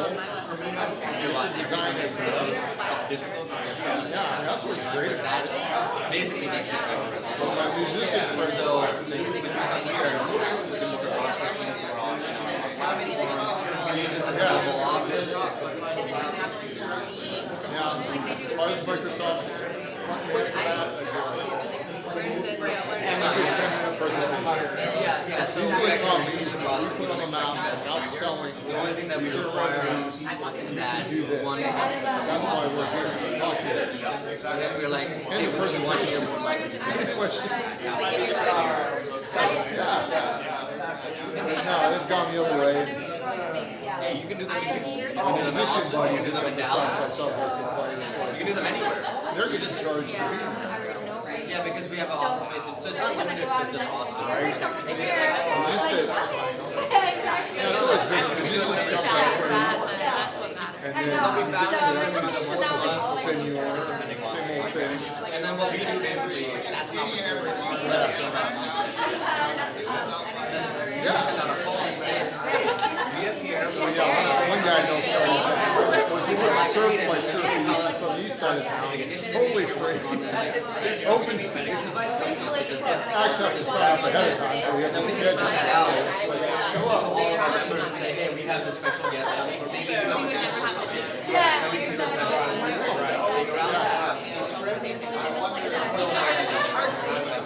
but that program is designed to basically increase visibility and activity for you all in our space. And as a byproduct of being a member, you get all the laws and sort of making it. So I just go out, like I just buy new clothes. That's still kids. So we already have, How would I do that? Alamo Theater. but so That's another great place. the main reason is So, yeah, so I actually just came home from then I can engage with you. All the smaller guys, little guys, you guys, show your stuff. You got live audience. Leveraging a non-technical I would have somebody at the exit say, okay, free t-shirt if you answer my phone. Find out what you're breaking the film. That's one way. Yeah, I believe it's independent. I message my colleagues, so I'll send you. It's I don't know if they're physically in the building right now, but one, yeah, there's two brothers. So a brother married an This American. guy came to faith because this happened to me. Those are just stories. It's a limited market. Yeah. Oh, you. Very. And even these are Vietnamese, Viet Cong guys and all this. Gets these people to talk to them. You know, you're not gonna see this down at AMC theaters. Right. It's not coming to the Oscars. Oh, you are. That's exactly where I want to Yeah. Do they pronounce it? Yeah, I'm gonna connect you to him because you guys would be As like good the L contacts. He's never done Austin. I mean, it's a lot of these small film festivals. That's a great place to push yourself into. Bring anything? It's just, the hardest part is going to be getting them to switch off of their cameras and their phones. I'm still resisting you. Okay, having a we big can night offset. That's the best way to It's do a it. great camera. I have one of those at home, and I realize I love to travel. Oh, me too. I was in the financial. I get better pictures. I know I get better pictures. Definitely. I gotta carry it. I gotta carry gear. I got chargers. I have that. I got a little, Always in my pocket. I got a little hard case that I put in the overhead. I quit putting it in a soft side camera bag. I have one of those too, but that goes under the seat. I just roll it up when I'm off the plane. But yeah, I got the hard case now. When people shoving their crap up there, I don't care anymore. It's like you're not gonna break my case. Yeah, those lenses are. I got the 70 to 300 like 15 years ago. Yeah. And I keep looking at new zooms and I'm like, they're not any better. Well, optics are optics, right? That's something you can't really innovate the laws of physics. Yeah, I don't know, maybe. But I was in Rocky Mountain National Park and this guy had I don't remember, it was an F1.8 fixed. The objective was like this big. I think it was a 600 zoom. No, it was a 1200. It was like when it was 20. Oh yeah, that's huge. It's got its own private tripod. Yeah. Oh my gosh, we're photographing these elk. The elk's way over there. And I'm looking right down his eyeball. This is great. Nice. And I've never buying one of these. In Costa Rica, there was a spot where there was just this huge hummingbird garden. And I've never seen so many hummingbirds. And an army of photographers camped out.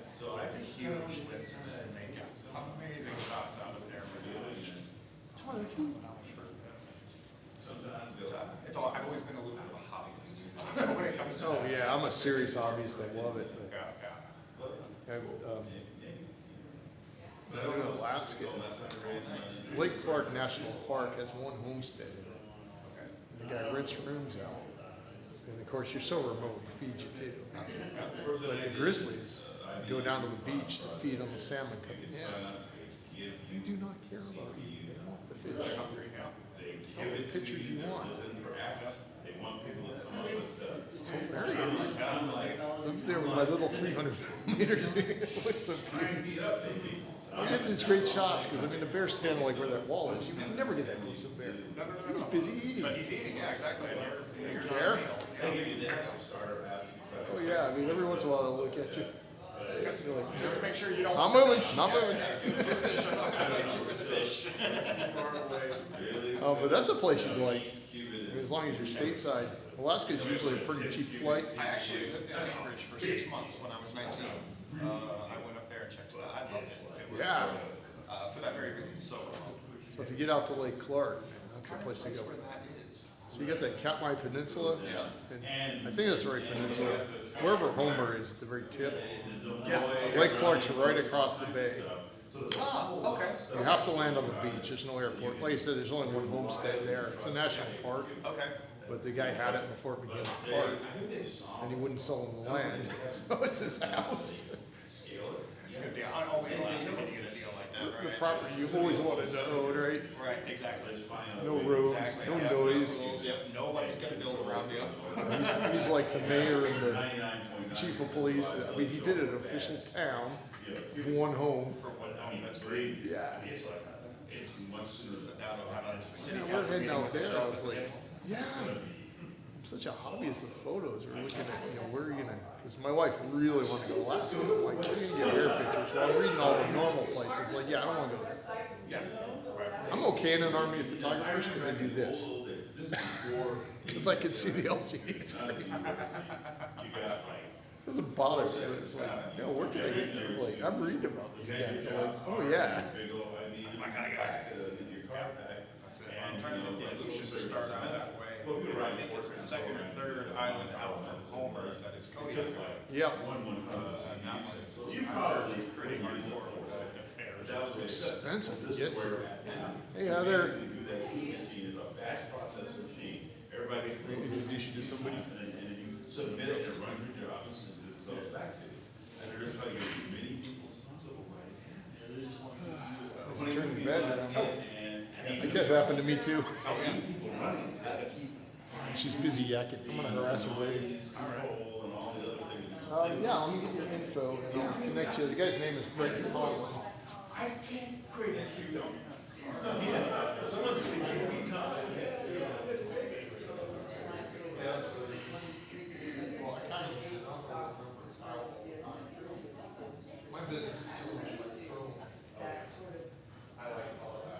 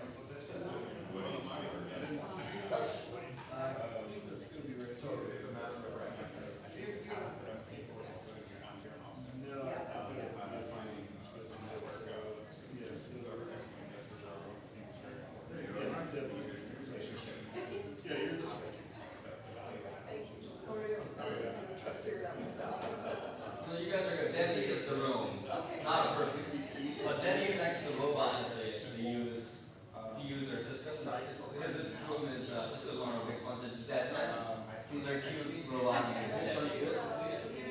There's no sense in spending one. You are right. So I think, you know, you can do things like WordPress, because I think right now the technology. I'm trying to get, because you want to have someone dial in, so. No, it's a challenge. So I think That's why I have this email there, so that person. So I just want to make sure that,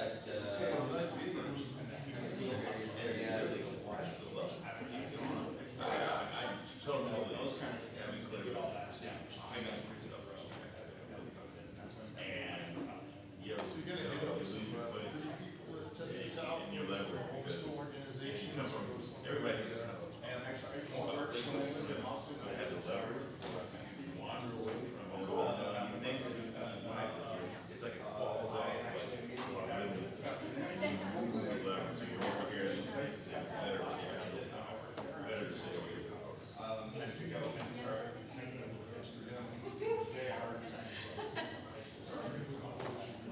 Yeah, I'm looking forward to fall and see how it goes. Yeah, I'll test it out. Perfect. We'll make the movie perfect, right? Well, look at it, the unique thing is also the first part, right? It's open to anybody. 3 to 5 minutes. We want to do a film, short film from 3 to 5 minutes. That's great. If you want to do an episode, you know, just do it. It's up to you as a storyteller.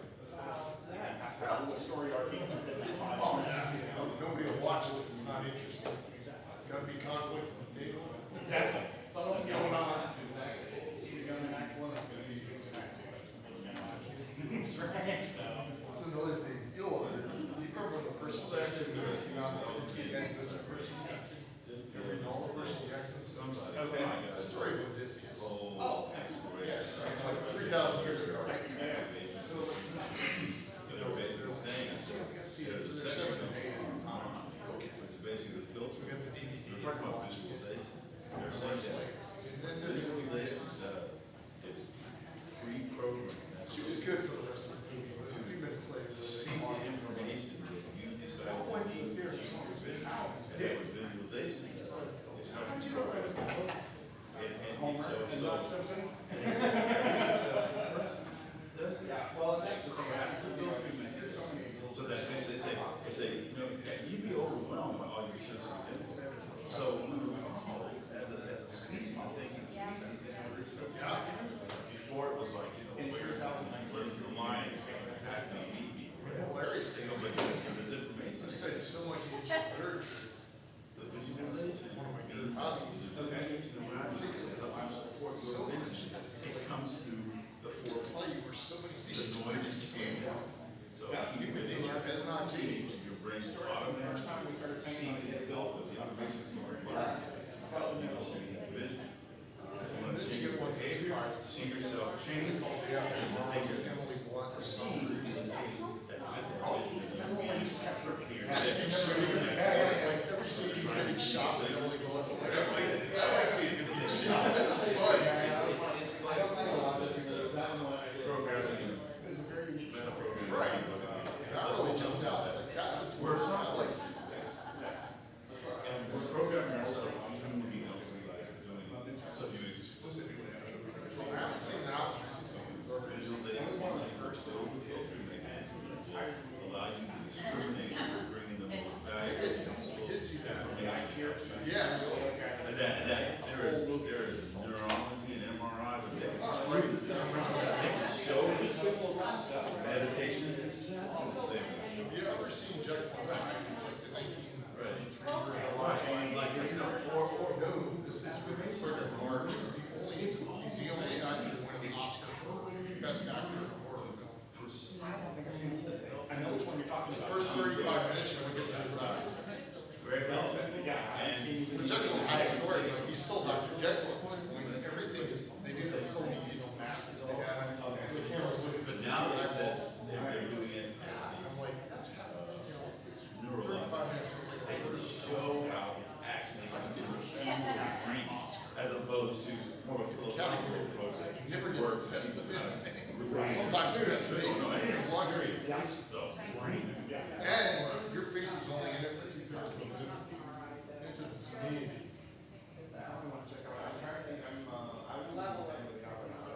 I was good too.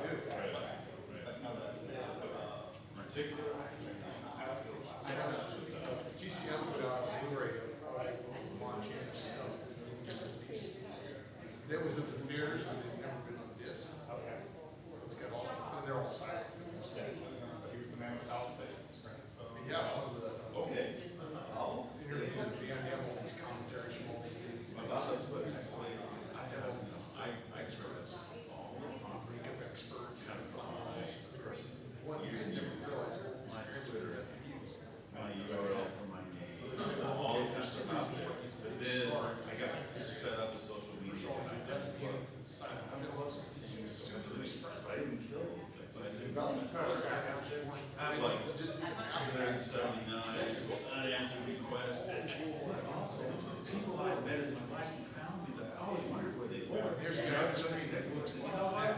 I think it really go. I never thought that research on digital. Yeah, I guess Universal is one of the reasons they decided And to then film that. see where I'm at these days, but something like that. We've got the market here, so for sure. You can really make people feel. So nice to meet you. We're on to this next session. And I wish you the best in kind of navigating Some of those photos, amazing what they did with the plastic surgery for what they had, prosthetics and everything. It's still pretty rudimentary. Yeah, for sure. Yeah. That's amazing. I didn't know about his parents too. That made perfect sense. But yeah, his son was in someone before he was watching YouTube. Okay. Yeah, he was like, yeah, my dad. You can hear him speak perfectly fine. It's like he would mess with us on purpose to make sure we can be that expressive. Very cool.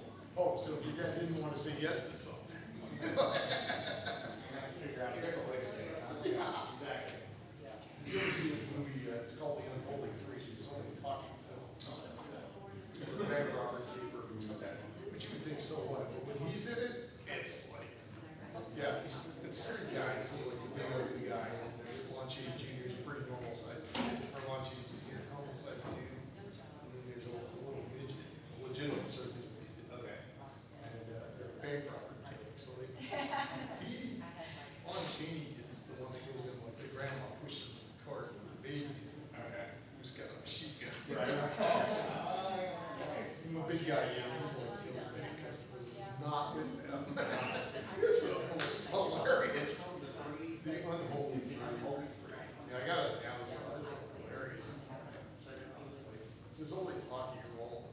He's even, I think he's even more expressive. Talking. Yeah, it's worth seeing. I mean, you'll see the day coming. This stuff doesn't matter. It's just so funny. The baby and the buggy with the machine gun. It's just great. I think I've seen that in cartoons now. Oh yeah. I think Bugs Bunny did a takeoff on that. You know, and that was where we talked about the Percy Jackson. Wow, so many of the older stories I knew as a kid because I watched the Looney Tunes. Yes. And then all of a sudden I get out and I get home and I start learning about that's the Barbaros. That's the killer. That's what I was gonna say. I always associated back with the Looney Tunes. My parents listened to that and they said, what did you say? I remember Elmer Fudd. That's right. It was scared of it. It was Magic Elton. So then there's another presentation here, right? At some point. There was something at 1:30. Oh, okay. Yeah, something about Africa. That sounded really interesting. Yeah. Yeah, and then the one at 3, I had nothing to go back to as well. So I think it's kind of a continuation of this one. It's really neat this week. It's like Monday was FinTech, which is all contained, and then yesterday was. Yeah, I know. Each one's in one bill. You don't have to go to the bill. Actually, even our garage, normally but this week they're the only people that have parking cards can park there. They're just blocked guest parking, or hotel guests, because there's been so much.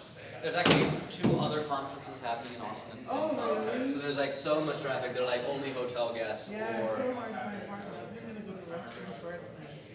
Oh, nice. This is a huge team. Yeah, so we have a camera here, so we'll be able to see everybody, and we should be able to see them. The only thing that we need from her is whatever email address you signed up or WebEx, and I can directly call. Okay, I'm gonna text her now. I'll be right back. Sure. I need one of those clock guard things. No, you don't have to worry about it. If you want one, then you can. But if you don't worry about it. Okay. I'm out trying to photograph foxes or something, anything with fur, it's a great shot in snow. Oh, yeah. And you no longer have to adjust, you remember you used to have to adjust for the gray factor in your lens. White balance and all Yeah, that. no, the software doesn't have, so you don't have to go overexposed. I still do out of habit sometimes, I'm like, I need to do that. But yeah, that's why I like this. It's wet.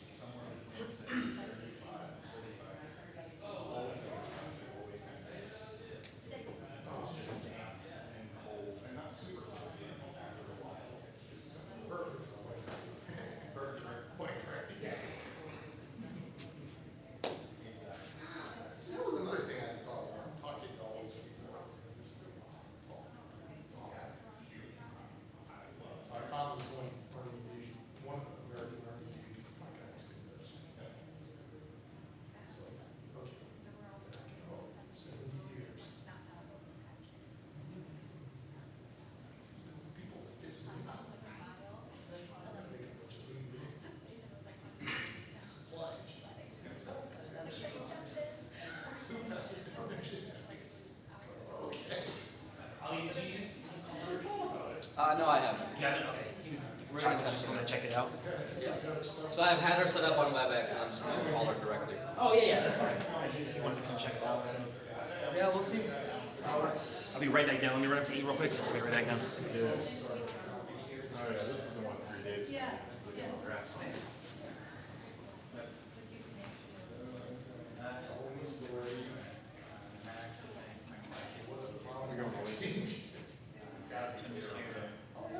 their perspective and see insights they have. Just to help my business. It's a mobile application shared focused on mobile license of I wish more people did that in second grade. Started we going? Yeah. It's always really happy people are always honest. That's the one thing with well, I think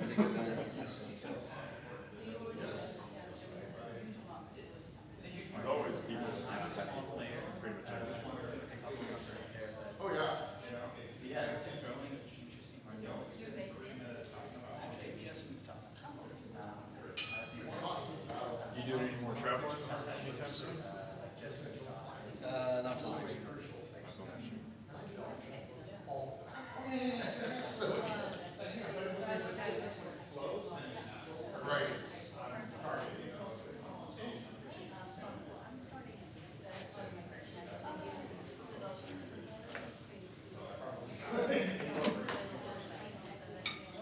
What's this session coming up? International about Africa.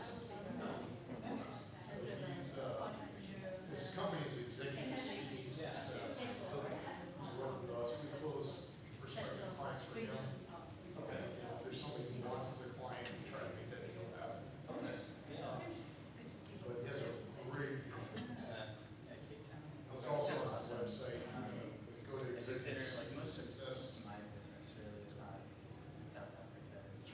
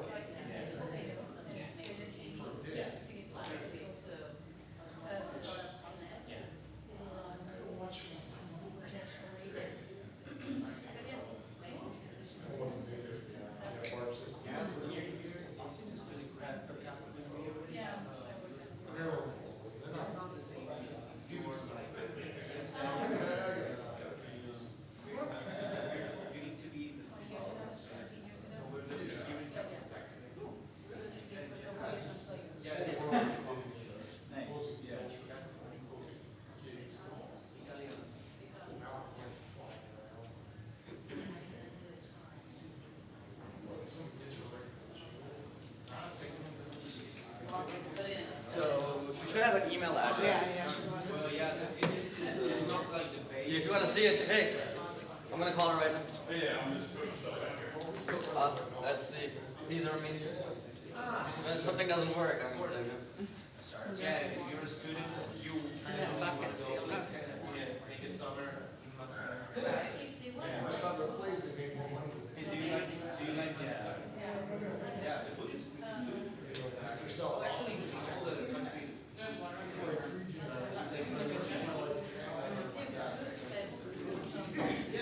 I should just be able to do that.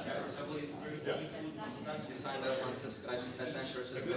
Yeah, if they're signed up on WebEx, then it should call their WebEx. You should be able to answer from there.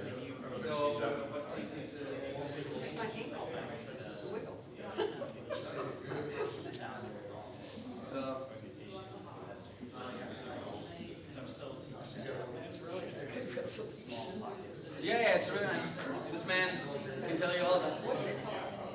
This is a WebEx board. Yeah. So it also doubles as like a whiteboard.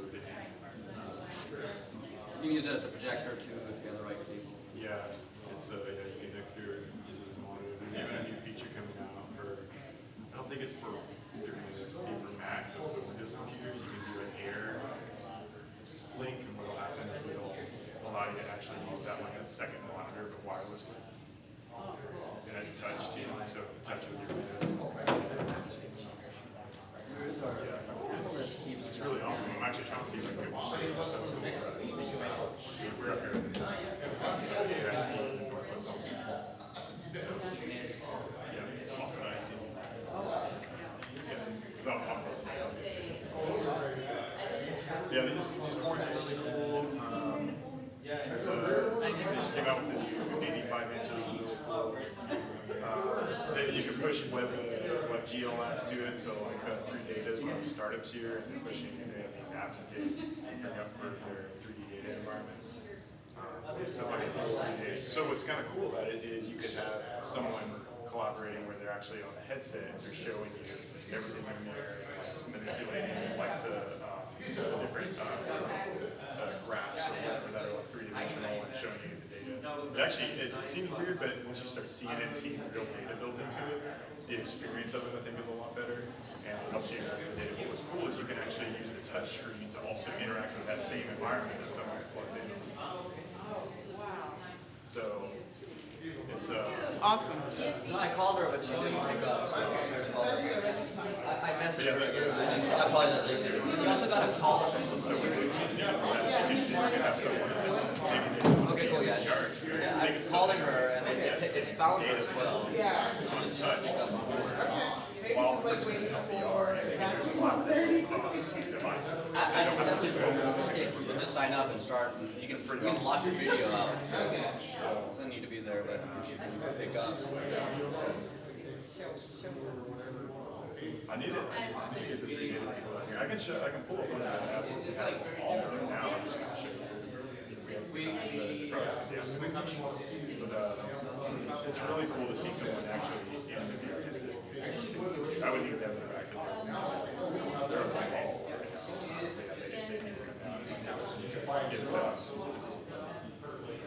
So Capital Factory, so 3Data is in an office on the 8th floor. Capital Factory has part of the first floor. They have, I mean, obviously a lot of that is So, yeah. the 5th floor, the 8th floor. The Capital Factory is got those treated, but then you have a place up in Dallas.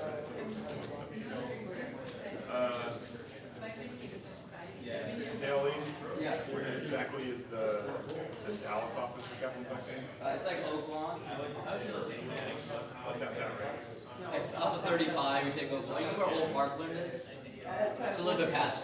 Just a little bit, where they just built out that really amazing new center. Yeah, so she downloaded WebEx, right? Yeah, she did. She said she was on Can we send her a link? Yeah, so there's. Can you send her a link? Can we send her a link? Yeah, we can. I'm worried about Yeah, yeah. So let's just put her in a WebEx. Give me like 2 seconds.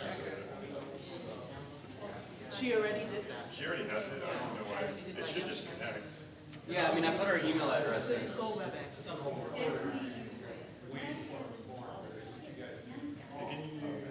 Are you on WebEx Teams?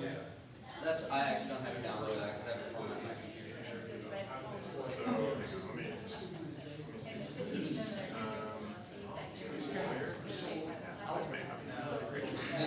WebEx Teams. Teams. Teams? Oh, or did she sign up for meetings? What's her email? Her email is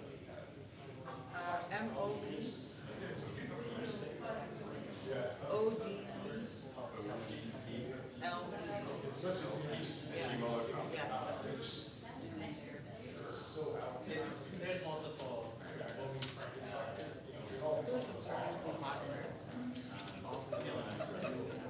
Well, you're dressed warm. Dresses are I thought I lost my pen, but it was in my What's her name? Mo. I'm gonna message her before I just call her randomly. No, she knows we're trying to call her.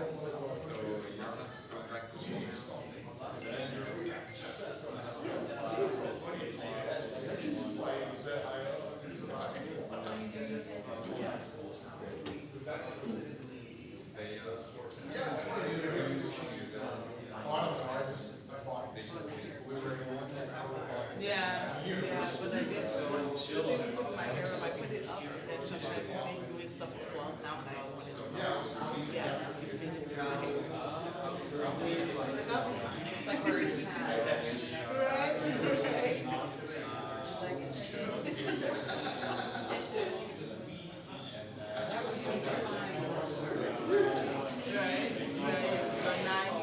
I think it's also because I walked to the district by one.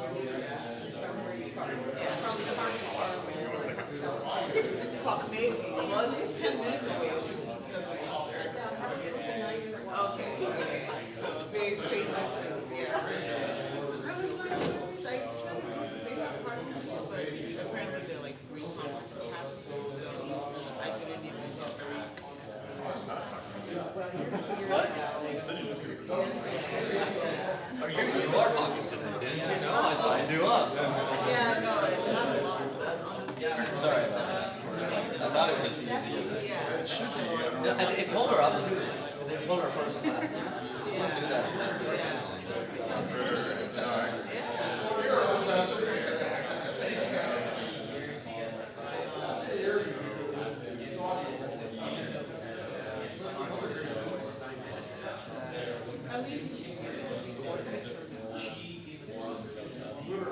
It can be. So we have a thing right there.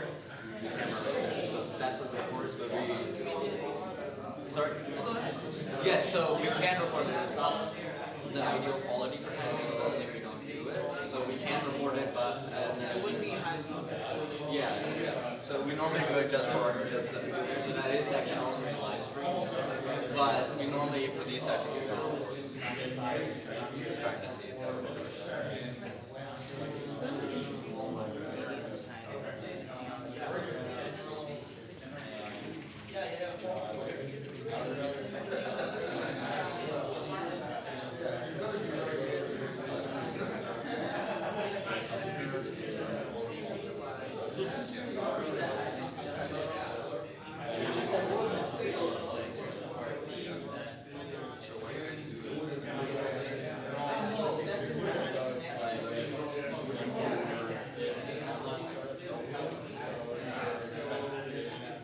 It's possible challenge.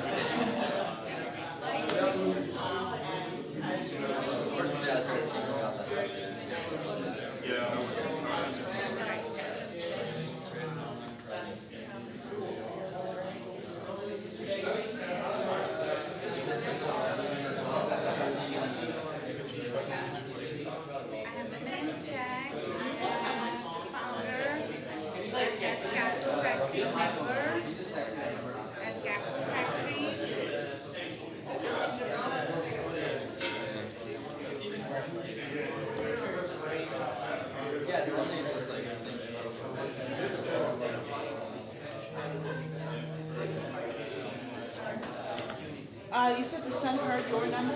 Yeah. Hello?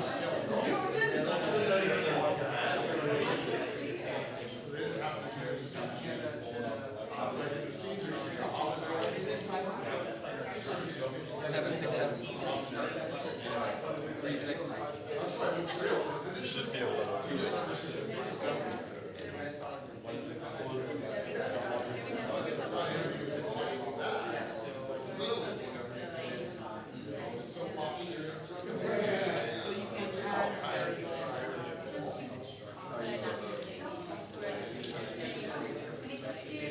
So she can get this link.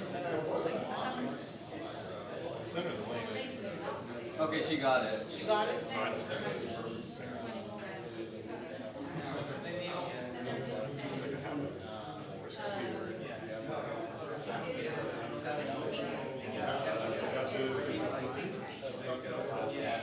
Maybe it's in.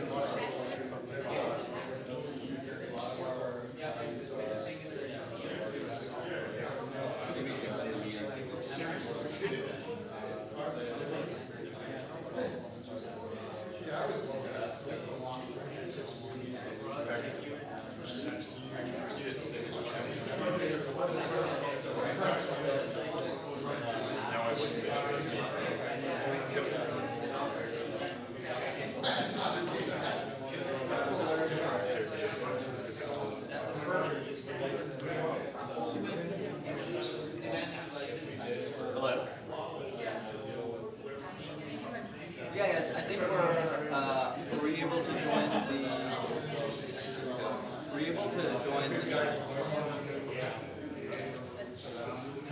But you got the link, right? Were you able to come into it? What is it asking? What is it asking for you? But you replied back on the chat, correct? So Jock should be messaging you. Did you get a message from him? Yes. Yes. So in that message is a link that you should be able to access the meeting, and that'll be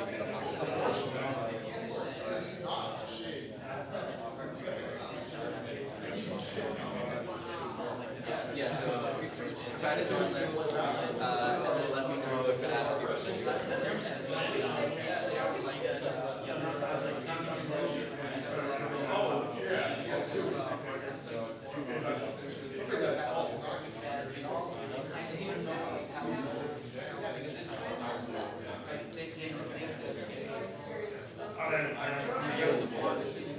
the word is perfect.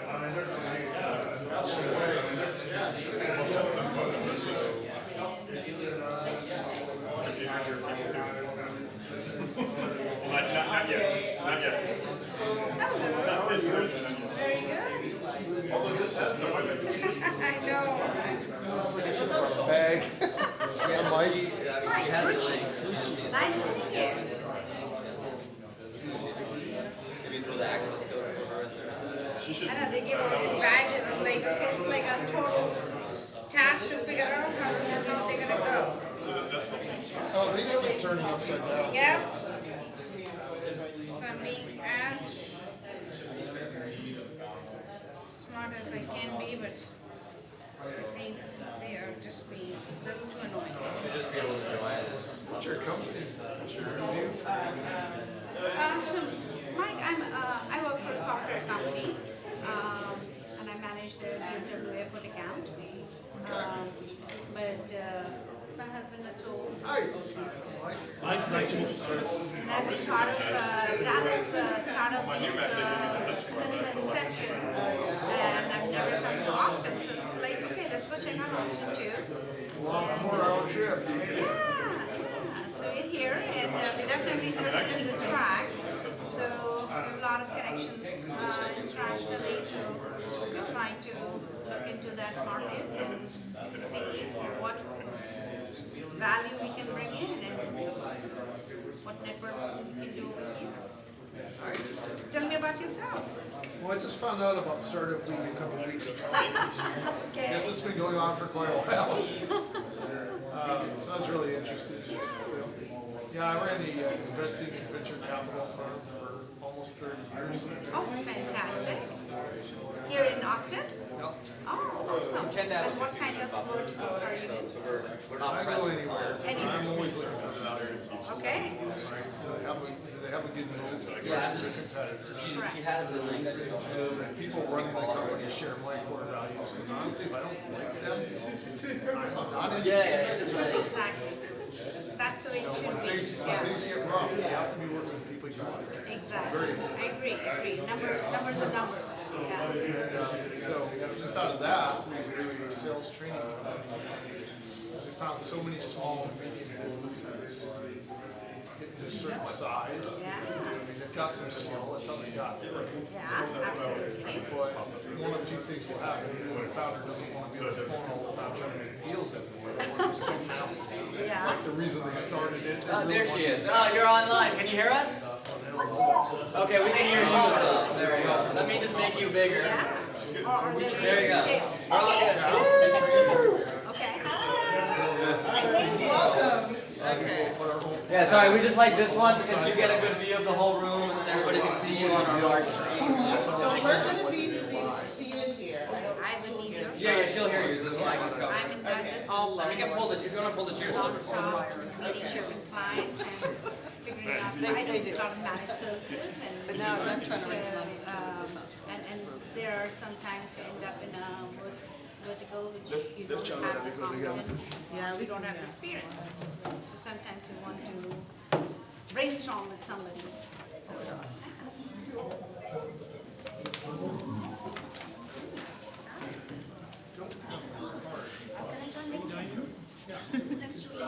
I think it was one more person. Yeah, no. Well, she's on the screen. That's what we're trying to get on. Yeah. LinkedIn has a cool feature, you say. Hi, everyone. Welcome. Thank you for joining us today. We're going to go ahead and get started. I'm just going to do a quick introduction. We're all going to introduce ourselves really quickly and then get into it. My name is Ukeme Essien. I will be moderating this panel today, and I guess at any point or at the end, if you have questions for me, let me know. My background is in medicine. My connect with this is I spent the past couple of years working with startups in Africa, specifically West Africa, mostly Nigeria. And so I have gained that experience via doing that. So I'm here to sort of like, I guess, let people know sort of what's going on over there and hopefully create a dialogue as to how we can collaborate and things like that. Yeah. Sweet. Hi, good afternoon. My name is Zubi Amuta. I've been in Austin for the last 15 years. I'm more in the technology and innovation space. I also run a startup called Think and Zoom, where we're focusing on innovations for the disabled, which led me to patent and invent brain control for blind assistive technology. In terms of the Africa ecosystem, I've had the opportunity of helping out some YALI students, a Young African Leadership Initiative, out of UT Austin. So they send a number of startup founders every year to learn about how to grow and scale their startups, and as well as some other few startups that I've mentored over the years. So that's my experience. Good afternoon, Rudy Yepi. I'm from Cameroon originally. Been in Austin for about 14 years. I work for a company called National Instruments, and I'm a global director for that company. My involvement really with Africa, well, I'm from West Africa originally, right? That goes there. But for about 8 years or so, I ran a branch of a company that was focusing on taking technology over to emerging countries. So that led me with working with the World Bank on changing the way they look at innovation and entrepreneurship. That led me to creating a global mentorship program where you connect engineers in the US to folks in the continent. That also led me to traveling probably every year or so to countries around to basically spur entrepreneurship, talking to students.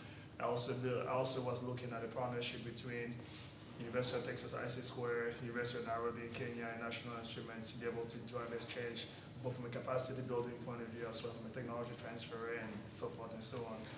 And then the other things that I do as well is about 5 years ago I joined the board of director of a nonprofit called African Leadership Bridge. What we do in a very simple way is that we believe that anyone can really change the world, right? So what we focus on is taking on students from the African continent, mainly from ALA, Johannesburg, and we bring them to the United States, place them at either University of Texas or Oklahoma State University, and then after 4 years, they return back to the continent to make a difference. About 6 students are part of that program right now, so through that I also learned a lot about education, models, and capacity buildings and impact. And then lastly, I have a passion for food and culture. So I also run I'm a CEO of a company, dinner company. What we do is we travel to countries around the world, specifically Africa. We learn the culture, we come back and we put together 5-course dinners to give an idea of what it feels like to travel to those countries. So I just care a lot about the continent, I guess. I'm Marcia Wolf, and I've had friends like Rudy for 40 years who've come to study in the United States. And they used to stay, but now they go back, or back and forth. And so I've watched these waves of entrepreneurs come through Silicon Valley. They used to be Chinese, Indian, and now it's Africa's turn. My background is I was a vice president of investments with Dean Witter Reynolds back before it was acquired by Morgan Stanley. And anyway, someone asked money. JP Morgan, Morgan Stanley, they got a lot of money. And right? then I helped build a Texas corporation, and then I helped it go international into Argentina and South Africa and so forth. And then I got fascinated by the African innovation ecosystem.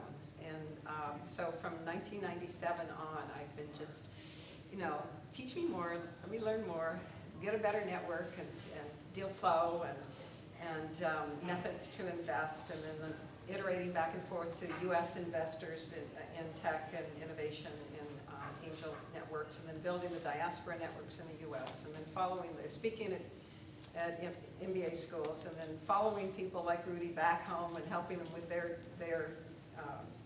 ventures. So it's been a very exciting time. Right now I'm invested in an ag processing facility in Uganda that's at the scale-up stage with a couple hundred subsistence farmer network and unlimited demand for our product. And then in Nigeria, the team there, who I've also known for 10 years, has built out 4 Tech Hub locations under the Winnovation brand, which is associated with the Lofty Inc. Consultancy network and Angel Network, and we've helped establish Pan-African Tech Hub Association called iHub. iHub was also one of the group that helped us with that, Afrolabs, and so more later. Mo? Okay, sorry, I was on mute. I think I'm unmuted now. Okay, so my name is Mo, and I'm Nigerian, even if I live in the US. I'm recent to the US. I moved to the US 5 years ago. I like to, in my mind, it's still recent.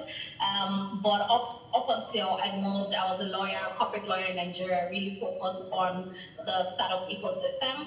And I did a lot of private equity, venture capital. But what is really interesting is 5 years or, 6 years, 7 years ago, the vibrant startup ecosystem we see in Nigeria wasn't like that. It was really very, it was very small. It was just people coming together to just, try and do stuff. I see the growth and I'm just amazed at how far we've come. But at the time when I was practicing in Nigeria, it was, pretty new, brand new.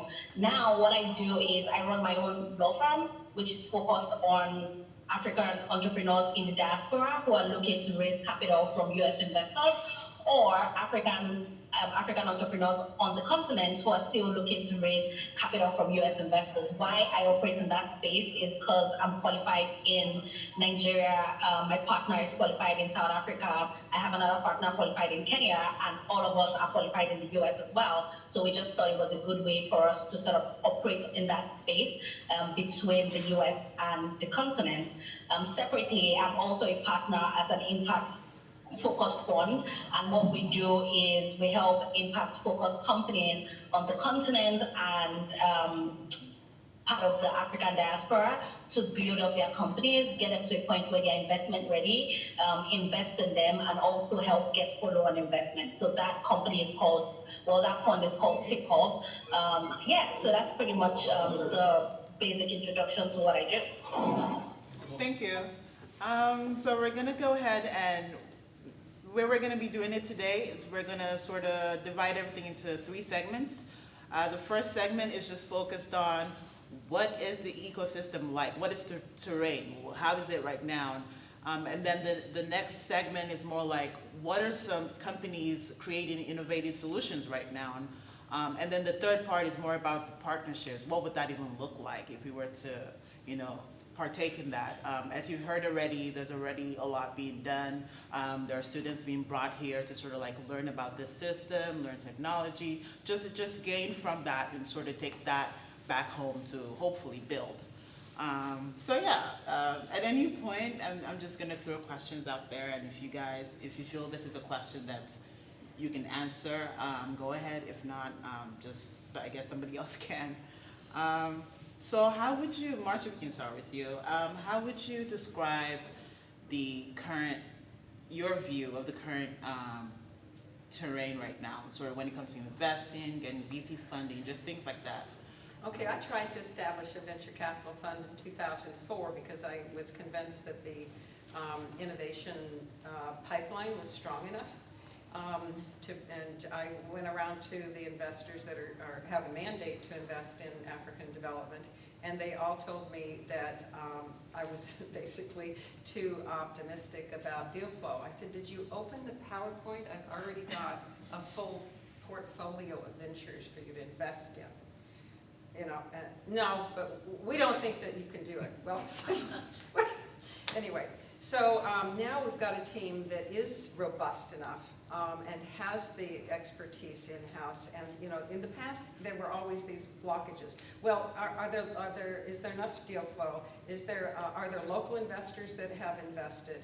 How do you mitigate risk? Do you have any successes? Do you have success stories? Do you have any exits? You know, all of these things. Well, now we've got all of those things. And for me, the turning point was when Mark Zuckerberg went to Nigeria and led that $20 million round in Andela. And I was trying to find speakers for our Silicon Valley Africa Diaspora Network Investment Symposium, and so I pinged my guys in Nigeria who helped set up the tech hubs and said, well, can you guys help me get Mark to speak? And they said, oh, okay. So within minutes, I was put in touch with the Nigerian who had put together the deal between Andela and Facebook, and you know, all these, the key players. And I said, how'd you do that? I said, well, we invested as angel investors. Our fund invested in Andela before there was an Andela. So, you know, it's payback time. So it's all here now. We can tick every box. But again, it's the investors who don't know, who don't believe it. They're saying, you know, they don't even want to conduct the due diligence for 10 minutes to see that we've already gotten where we are. It's just moved that fast, just as Mo was saying. Yeah. 5 years ago, we couldn't have done what we are doing. We have so much robust deal flow, and the caliber of leadership among the indigenous teams is so much higher. Do you have any contribution to that? To the terrain? Yeah. Yeah, it's great you mentioned Andela. You talked about Ian, right? And the great job he did of raising, I think the total of about $40 million for Andela. So that's one of the success stories. And then you have Jumia, which IPO'd, right? Yeah. And YZ. But my take is that the landscape is still very, very young, right? These stories are very few and far in between. I think it's going to take still some years to introduce the concept of technology startups. You know, I'm speaking primarily from Nigeria, being Nigerian. A lot of the stories I know come out of Nigeria, and it's a place where it's you know, very dependent on oil, right? It's very dependent on petroleum products. And so once you kind of stray away from that, a lot of people don't even understand, what you're talking about. But that doesn't mean that there aren't a lot of stories coming out, like Hotel.ng, Mark Essien, Jobberman, which was acquired. So there are few startups that have made some, great strides.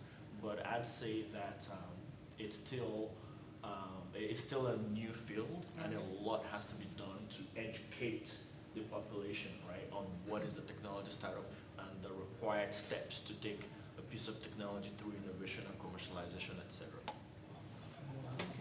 Yeah, can I jump in there? Yes, Okay. yes. For sure. Okay, thank you.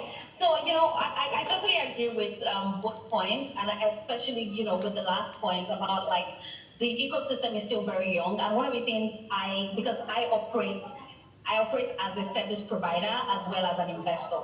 So it's very interesting for you to see the disparity. So what really happens is, and one of the things I tell people is, you cannot build an ecosystem in isolation, right? So what happens in Nigeria and in many of I will talk about the markets I know, which is Nigeria, Nairobi, so Lagos, Nairobi, and Joburg.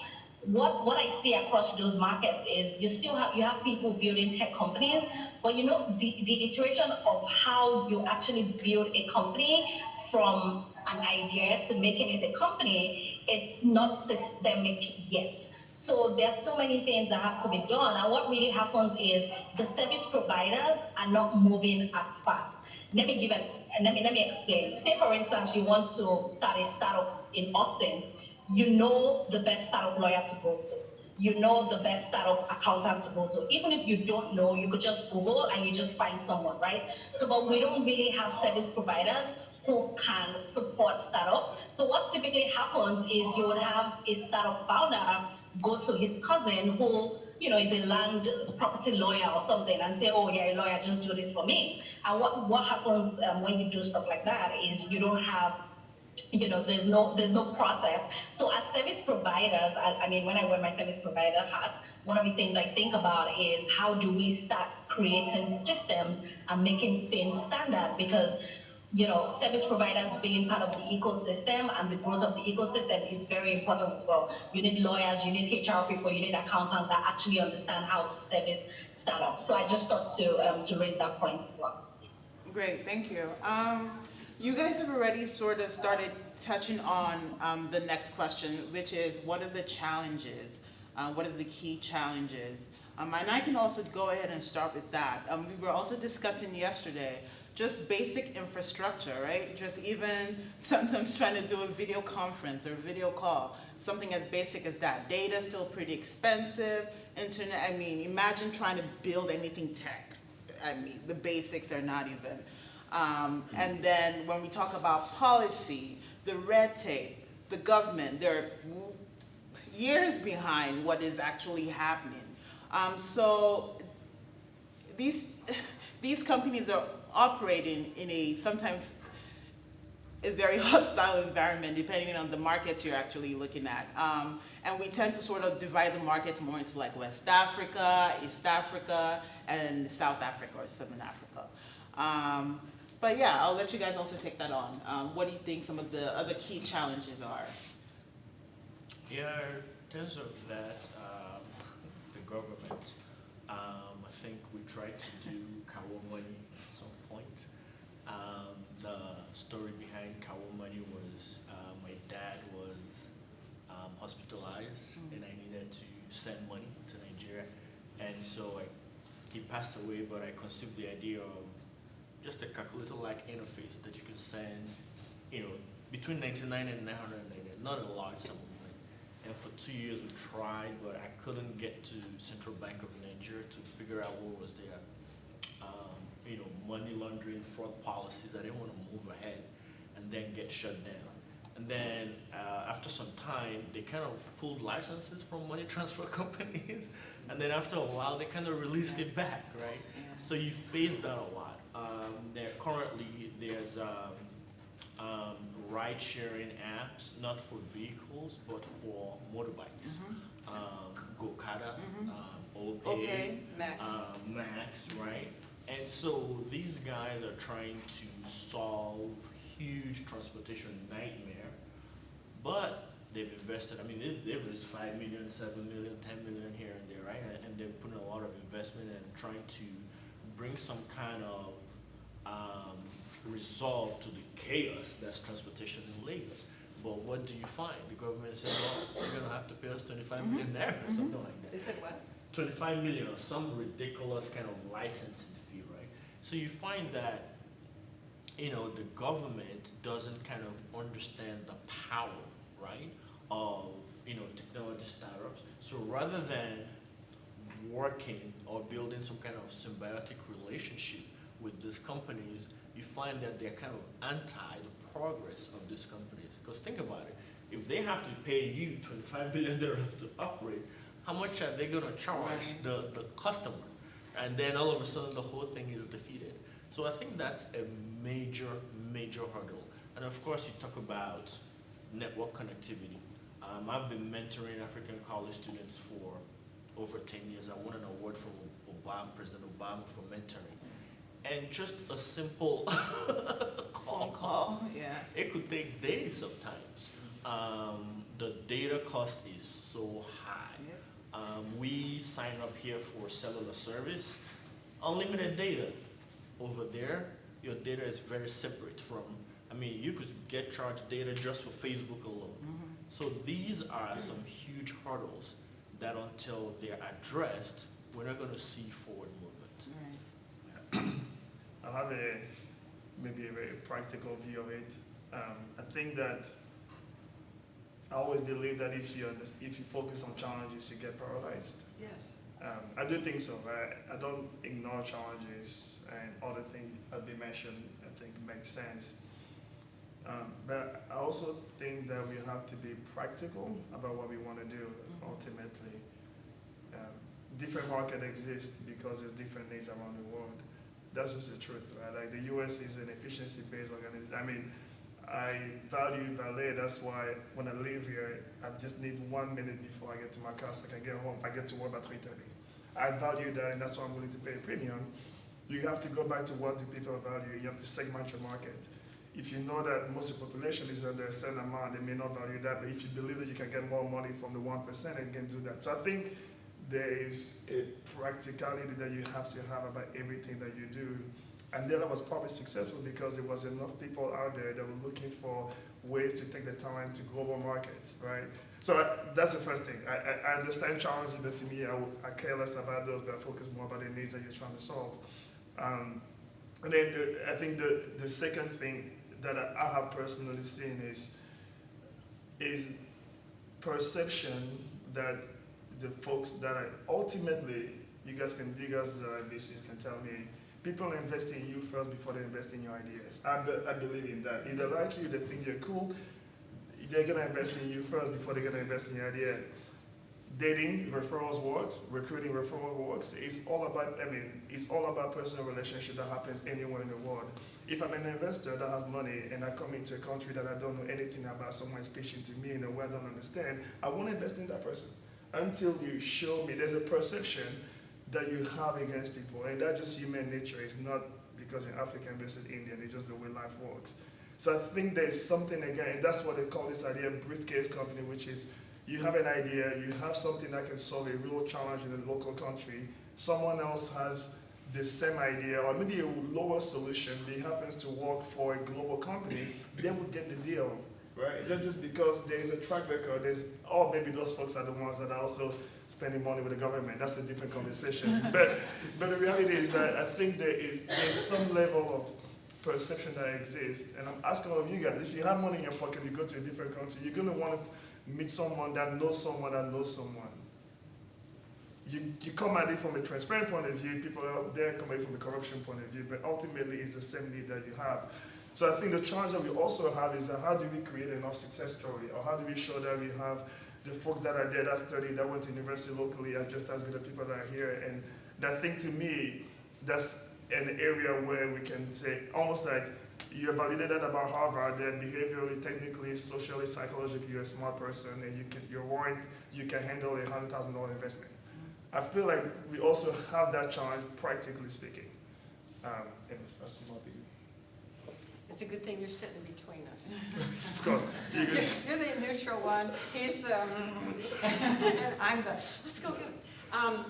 In 2003, I attended something in Washington, D.C. The World Bank's private investment arm is the IFC, International Finance Corporation. And their mandate is to pioneer investments internationally that develop, frontier, it actually uses the word frontier markets. They don't, but usually. But in this case, our keynote speaker that night did, and that was Mo Ibrahim. And he launched a telecom chain, his vision, and that became the IFC's best investment return ever up to that point. And he didn't care that the 17 countries that he launched into were having a civil war or a coup d'etat, or whether they were pounding on his door trying to get inside and take over. He just kept the door locked and kept working. That's what an entrepreneur does. It doesn't matter which country you're in. That's what they do. Just get out of their way or you're going to end up with an Arab Spring on your hands. So it's, the bureaucrats cannot stand up against a wave of entrepreneurship that is bound and determined to solve a problem. And he sold that for $3–4 billion to Airtel. And we all respect him for having done that. If he took the easy route and said, oh, I can't do this, well, he wouldn't have ever gotten done. Okay, so first of all, you try to find the Mo Ibrahims, and then you find investors to go into it. So what's our situation now? Well, locally, the 7,000 entrepreneurs that we have trained in the last 10 years, we've got a couple of them. Not many, but a couple, Mo Ibrahims. Most of them are people like Rudy that have figured out a way to go internationally, to get the experience, the education, and they go back and forth. They're my secret weapon. They always have been, they always will be. But now what we've realized is diversity of teams, just as men and women end up with more success rate, same thing. It wasn't E that brought in now it's been more like $180 million. Jeremy Johnson had already taken 3 companies public. And so we have to, give credit where credit's due. It's a mixed team that had diverse skills, and our team helped introduce Andela to the central bank person that helped them get the license so they could get going. Our team helped introduce Flutterwave to the right people so they could get the right. Flutterwave too? Flutterwave. Same guy. Same guy. Yeah, right. And of course he's not with either of those yet, but that's a different story. He knows how to build something and then moves on. Okay, so you find, okay, so what I found is that in this ecosystem is that we really do have now every link that we need except one, and that is creating a huge bottleneck. So we've got deal flow. I've got on my short list over about 100 that are potentially the Celtel Mo Ibrahims. We haven't done the deep due diligence because we don't have enough money to invest in 80 anyway. So we've got our top ones. The prior angel fund that we invested in, we started investing in 2011, and for 6 years we invested into 10 companies. 3 died, 4 are 2x to 8x now, and 3 are in the Flutterwave, Andela, and Hutbay. Did I say that right? It's kind of like a Hotel-G. But it's not that one because that was oversold. We got in earlier to this other one. Anyway, so we've got 3 that are in the 22 to 53x category right now. We just went from 35x to 53x because of Al Gore's sustainability fund, the Generation Investment Management brought in $100 million in January. Okay, so you can see that what we've got going on is a lot of money, maybe grant money and foundation money, whatever, in the early stage to help with the accelerators, the incubators, that network building, mentoring, and the angels, the local angels, the service providers. She's absolutely right. The early days, my entrepreneurs lost buckets of money and wasted it on lousy service providers who thought that they knew what they were doing, but they really don't have global standards, didn't. Now I have the best attorney in Lagos who's very much like her, known internationally, and he's always nagging me that I should bring stuff to have it checked by a U.S. lawyer just to make sure that he's right. But anyway, we've got great service providers, but you know, you do have to be careful. Okay, so we've got all of this whole chain of things that you have to have. We've got the later stage investors, like the GEM, Al Gore's funds, GIM, GEM generation. They're waiting there for the Undellas to mature to the BCD. That happened to be a D round in January, but it took all of 3 years to get to that level. I mean, it doesn't take long when you've got a rapidly growing tech-based company, right? Not high tech, not tech risk, but applied, you know, right? And the big market disparity where the large tech corporations are desperate for the tech-savvy youth talent pool. So, you know, you've got a disparity like that, you've got unlimited growth, and that's what you look for. Okay, so, but the gap is in between the local angel investors on the ground that are doing the mentoring, know who to pick, who to work with, and then the generation fund level people, you know, yeah. So $200 million worth of these later stage investors have come into our little tiny angel fund portfolio, primarily into those 3 companies that I mentioned. But there's so much money that's been earmarked to go into African growth that they are all coming after us. I've got a long list of institutional investors that want access to our deal flow once we get it to B round. But I need investors to help me invest in the 80 that I've shortlisted, right? See? To me, perception is high risk, is a dollar. Mo? So I don't even know if she can hear us. Scared her off. Okay. Well, yeah. So I mean, this is all interesting to me, and I think that I just want to take a step back and talk about challenges. I think one of the things I always see is that people try to replicate challenges from another Silicon Valley challenges and just replicate it on the continent. And what I mean by that is every single ecosystem has its challenges, right? But what has happened is people have just done regardless.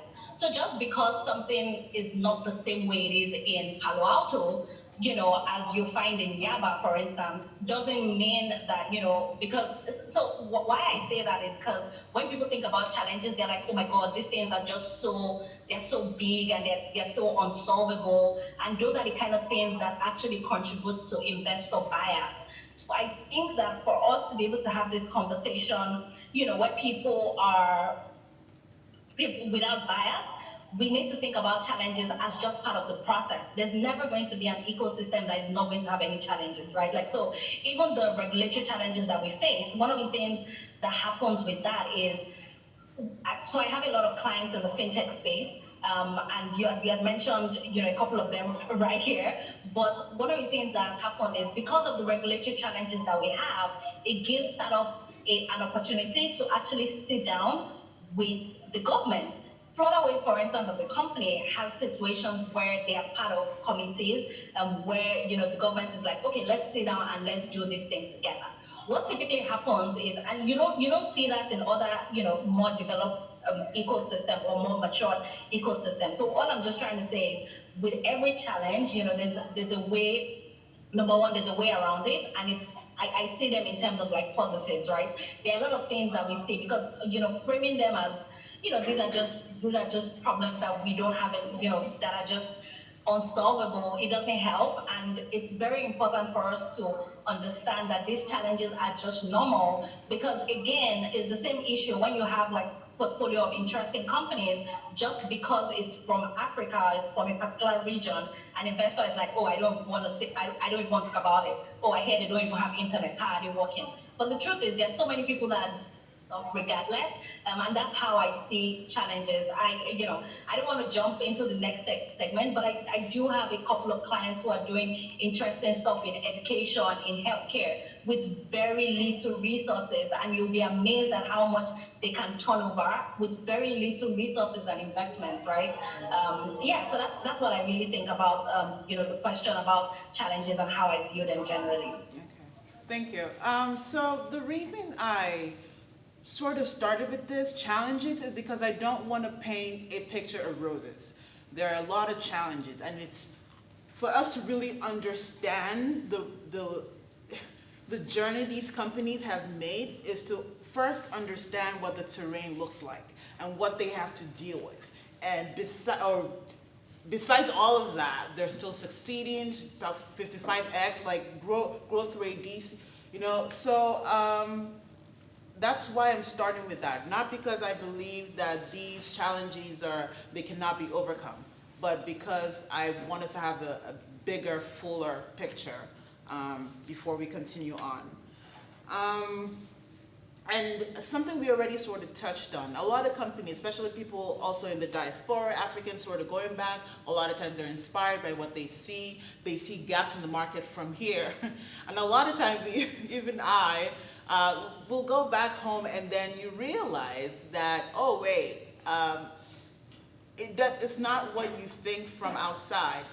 Going down there and sort of like seeing the market close up, understanding like we already talked about some of the challenges, sort of like helps you sort of reset or pivot or figure out, makes you a lot more resourceful in figuring out solutions. And another thing we tend to do is to say, do we want to be, I'm solving solutions for Africa.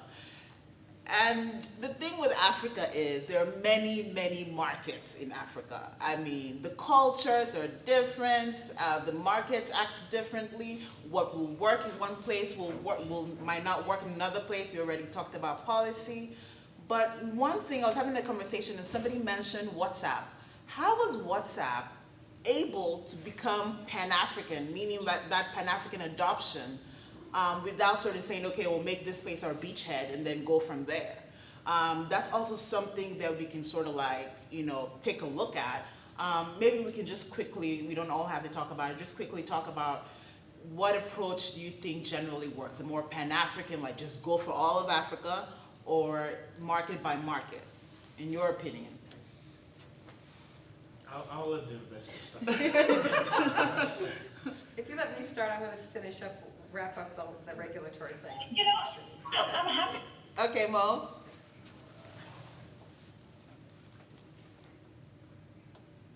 Oh no.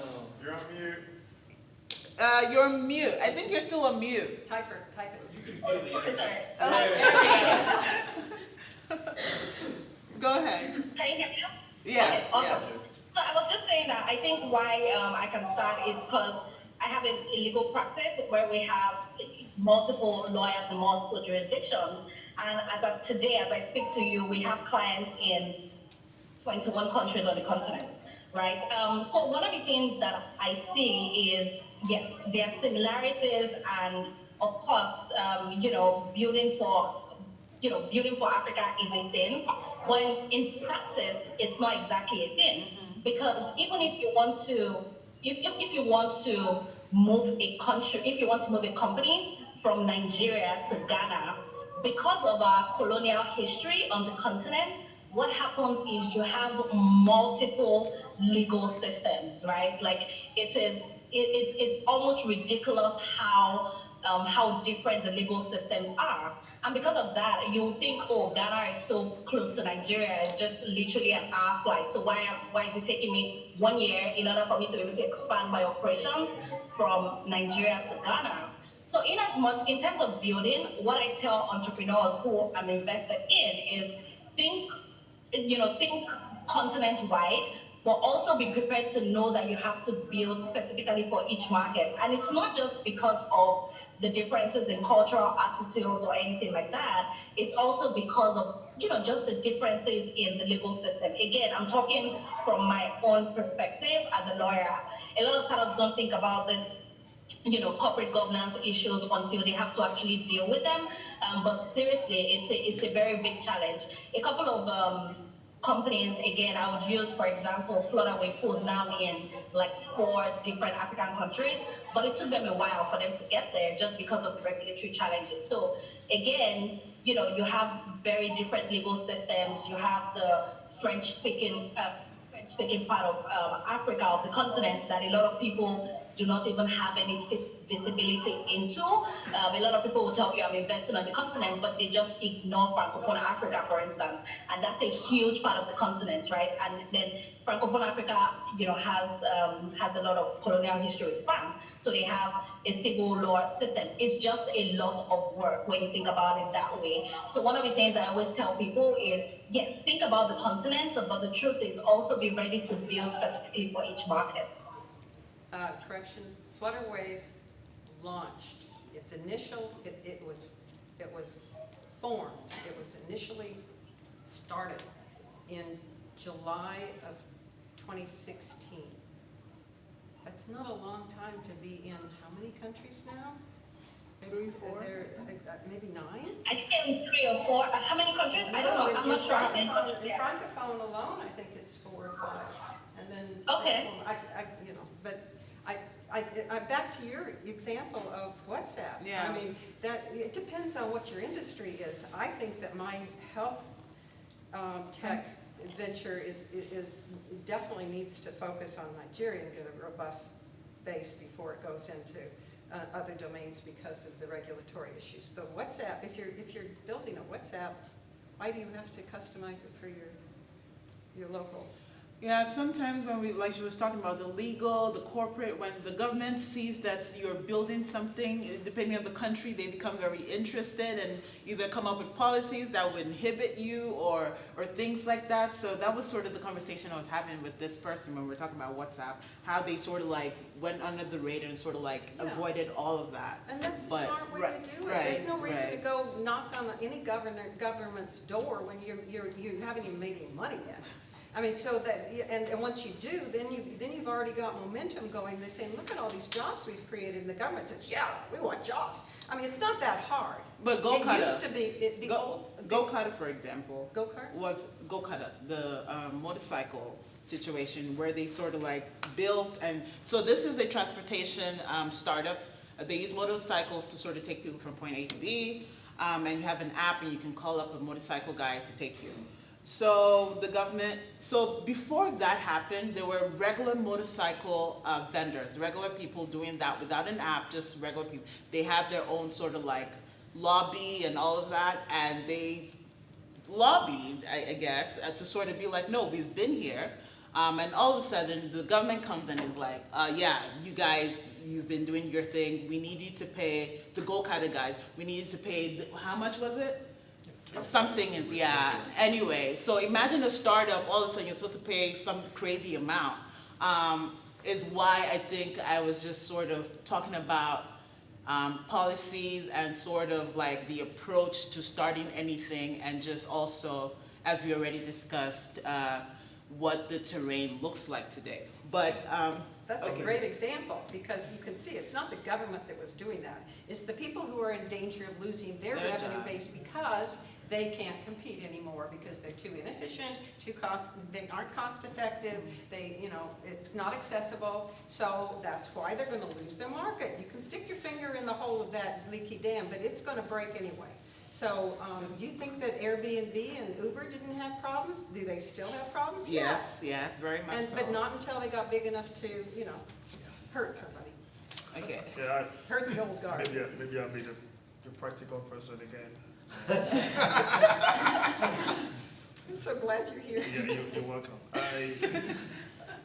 I personally ignore challenges. I don't get paralyzed by challenges, but I try to think about it in a very smart way. I don't know much data, but I'll tell you that anytime you come into emerging country, a frontier market with an international investor, they're gonna listen to you. I mean, that's the reality. And they're like whoever invested in, they're like, cool, that was amazing. Yeah. But then it wasn't until someone brought a lot of money, they realized, oh my God, you guys are creating jobs. We've been doing that for 10 years or 5 years or 3 years. Same thing, like, reality is that you can fly under the radar, you can do things locally. I think perception catches up to you eventually. To me, perception does, local perception does, because the people that have money locally to be angel, there's not that many that will understand what you're doing to invest in a very smart way. I don't think there is. They made money through a bunch of other different ways. And sometimes they try to take over half of your so company. I think to me, again, go back to that practicality, perception matters, and ultimately you can go big, you go crazy, stay under the radar. To get to that next level, you need to have someone upscale you, whether it's an international investor, whether it's you saying that I went to school in the US, you need something to upscale you. That's what venture capital's for. Matter of fact, it's newsflash. It's the same thing that happens in the US. Yeah. It just so happens that when you're in the US, to go from a zero to $50,000 in investment, that's friends and family, or that's people that you know, that's your network. That just doesn't happen in most other world, because I can work in HEB, I can save my money over 3 years, and I can run my company for $200,000. Entrepreneurship is a luxury anywhere else outside of Western countries. Again, you guys can challenge me from a practical point of view. It is a luxury outside the United States. That's the reason why there's a gap for those companies, that any company that you need them. But once you get over that hump, you show value, people will be sitting there waiting for you to invest in you. But that initial, not 0 to 10,000, you can probably knock it out. That's 50 to 200,000 is the biggest issue. Practically speaking, again, is so it happens anywhere. It just so happens in the US, you can work a full-time job and save money to do that. Outside the US, you can't do that. So you either have to have people that believe in what you need to do, and that goes back to that perception, or you go attach yourself to a VC. I'm stopping here before I can go into practical. Yeah. Thank you. But I think it's amazing. You should do it, though. Yeah. I want us to go ahead and sort of go, just because we're starting to run short on time. I think maybe I'm just going to go through some industries, and we've already started talking about some companies already. But if you can think of companies already creating innovative solutions, just sort of take a minute, just talk about what they're doing in that industry. So I have education here, improving financial access, healthcare, energy, agriculture. I think that sort of covers a lot of the ground industries. So do you want to get started? I guess finance, M-Pesa, right? Yeah. M-Pesa is a huge success story. They try to tackle the problem of the Where was M-Pesa, sorry? M-Pesa is in Kenya, Right. Nairobi, that's where they started. So, huge population of Kenyans were unbanked. So they turned street vendors that sell airtime through the old school cards, physical cards. They turned them to be mini banks. So they turned them to be places where you can pay certain bills, and then exchange money and get some airtime. So those became mini banks, and all of a sudden M-Pesa became 42% of the Kenyan GDP. Now, when they tried to scale that to other African countries, going back to, start local or build Africa-wide, it didn't quite work out very well. The word pesa was part of the Kenyan culture. They built it specifically for the Kenyan culture, right? It didn't quite work out very well. So I think sometimes, depending on the nature of what you're building, right? Depending on the nature. In this particular case, great for Kenya, but didn't quite work out very well in other African countries. But if you take something like Jobberman, it's just like an Indeed, right? It posts jobs. That can work in any situation.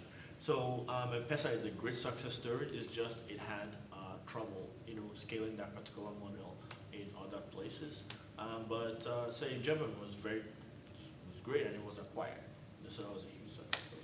Great example. M-Pesa, by the way, had the problem, had the success in Kenya, not only because Bitanga Ndemo had the vision as the ICT minister or undersecretary to the minister to build the pipeline of tech connectivity with the rest of the world. And then when the government didn't come forward with the government-influenced and backed capacity rapidly enough, he said, okay, you're not going to get this job done, I'll open it to the private sector. So then they just flooded with the capacity, right? That's one thing. That's what I thought was the main reason. But recently I found out that it was actually because Kenya had already in place an identification system whereby every individual had their card, their ID card. And that's why M-Pesa was able to go to 90% of adult usage within a handful of years. And so, you know, my first question was, does Nigeria have one of these? Yeah, how many Nigerians yeah, have the IDs? yeah. So that's the kind of thing you can look for. Mo, I know you have to go soon, so do you want to comment on this? I guess the company sort of creating innovative solutions. Yeah, sure. I mean, I'd like to think about the companies in terms of impact, because I also think that a lot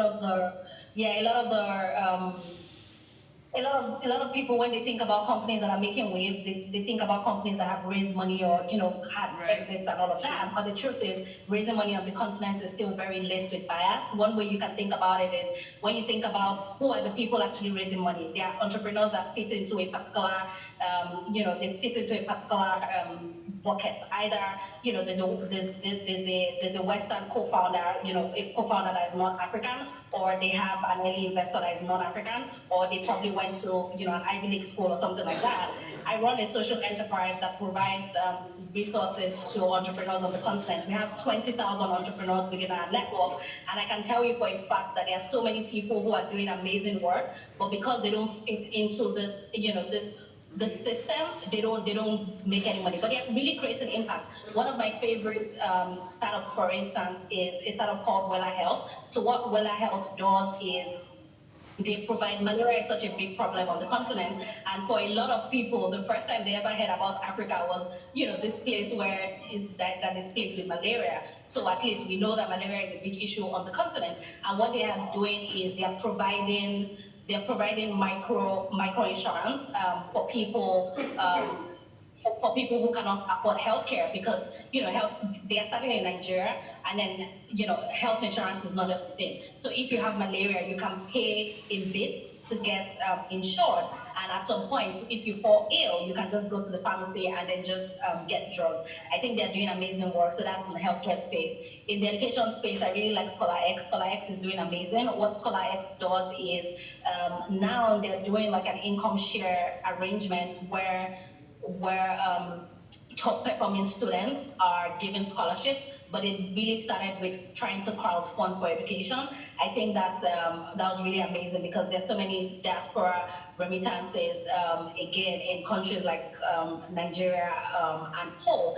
And what they decided to do was say, how do we sort of like redirect the diaspora remittances into something like education. So they created a platform where they matched high-performing students with Africans in diaspora that wanted to send money back home. So those two, for me, are really interesting and top of mind.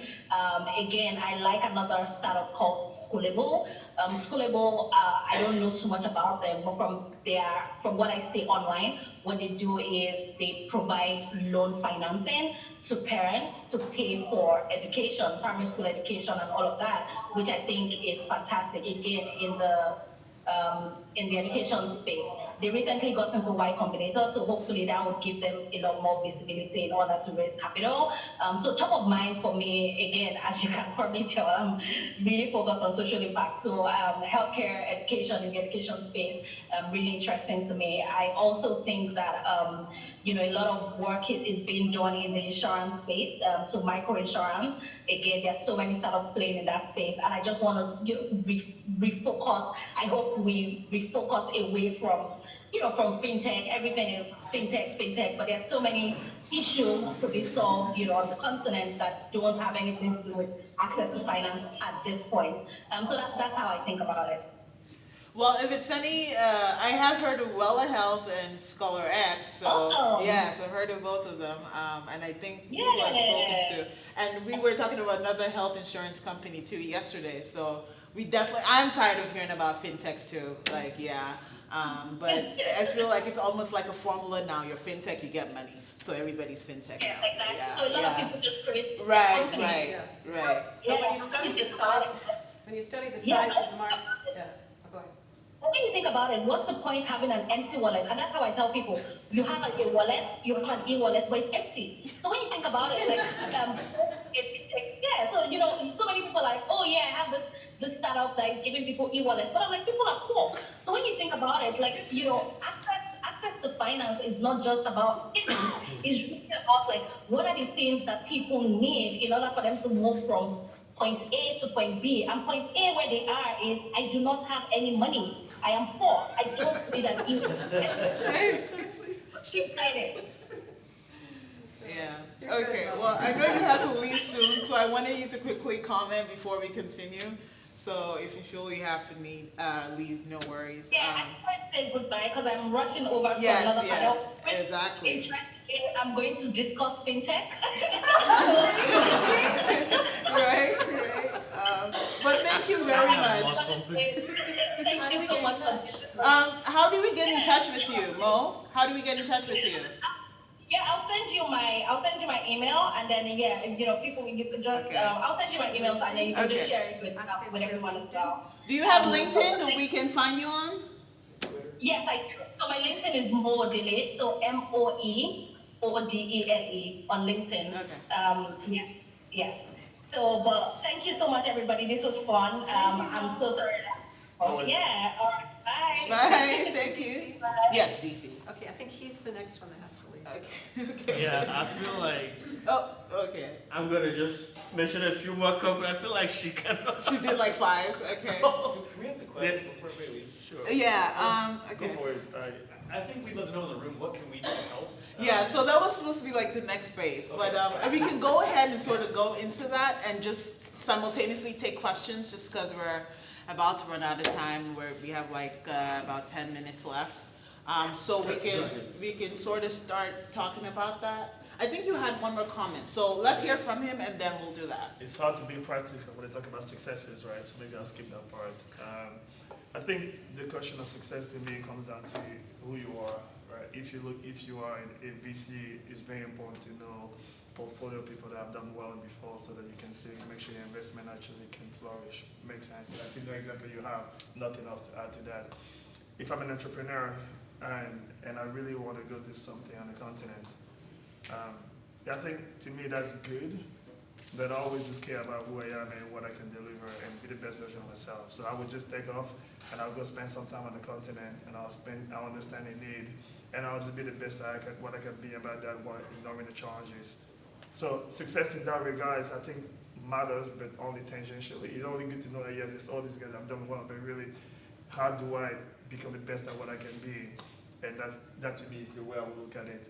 Now on the question of what can we do to help, that has always been a question I've struggled with, just to be personally honest. Because I think the moment I feel like I know the answer to that question, sitting here in Austin, Texas, then I feel like I'm wrong, right? I think that ultimately people need capital, right? That's the reality. Ideas are great, but it's how you execute those ideas, you need capital. The second thing is that people need is that some ways to help them from a knowledge point of view. I don't know that many people in their work careers that have been successful working alone or by themselves. There's always been a mentor or someone that has helped you technically.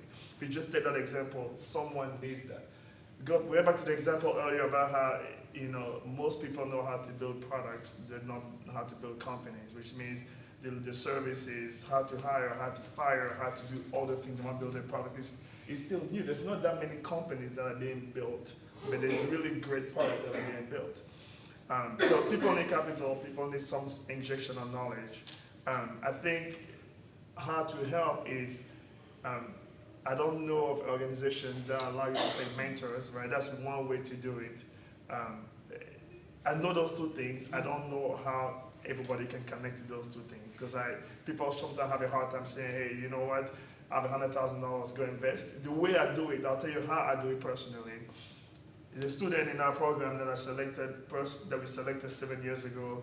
He came into Oklahoma State University. He graduated with, he was #1 of his business class. He went back to Africa for a couple of years, came right back. In GE, I was trained him really well. And then he said, now I want to leave, I want to move back to Africa, and I want to start a farm. Someone in that program gave him $50,000 as an investment, and I'm saying I'm going to help him with the second part of investment. I know him personally, I can invest in that. So I'm trying to reflect myself. If you're sitting in this room and you don't know people personally, I wonder how you could help. I mean, I can tell you all the beautiful things about go to this thing, but I want to be practical and honest. Right, right. To me, the way to do that is I find someone, maybe 1 or 3 of us, say, hey, can we have a coffee chat? Can you help me understand more about the local challenges X, Y, Z? Do you know any entrepreneurs that's looking for mentorship in fintech? Maybe, right? Because I want to help, or I'm a software developer and I want to be able to help take these 3 things. We can find someone that says, yes, I'm a software architect here and I can spend 4 hours a week developing this. If you tell us that, probably some of us can help you find someone in Kenya, Nigeria, Cameroon to help with that. And I think that's a good entry point. Marsha, I wanted to sort of go to you. You already did something with Lofty Inc., where they have an exchange program with TCU. You went to Nasarawa State. And they pretty much, TCU is like known to have a really good ranch program. And back home, we're having this problem with like ranch farmers and all of that. So these guys actually bought like 38 hectares of a ranch, and then partnered with the local university to almost create it, make it its course, and then brought students from TCU to sort of like exchange ideas. So and these are like leadership from. Yeah, leaderships. Yeah, not just students. Sorry. Actually, leadership. Accepted yesterday from Texas. University of Tennessee, that did the same thing. Same thing. With so a nonprofit in Kenya as well. Yeah, programs like that. I mean, that's just one. I feel like is a very practical way to sort of like even start building knowledge, creating and exchanging. But I feel like you have a question. Do you have a question? I got a good question, but I don't want to. Okay. I don't have to rush off.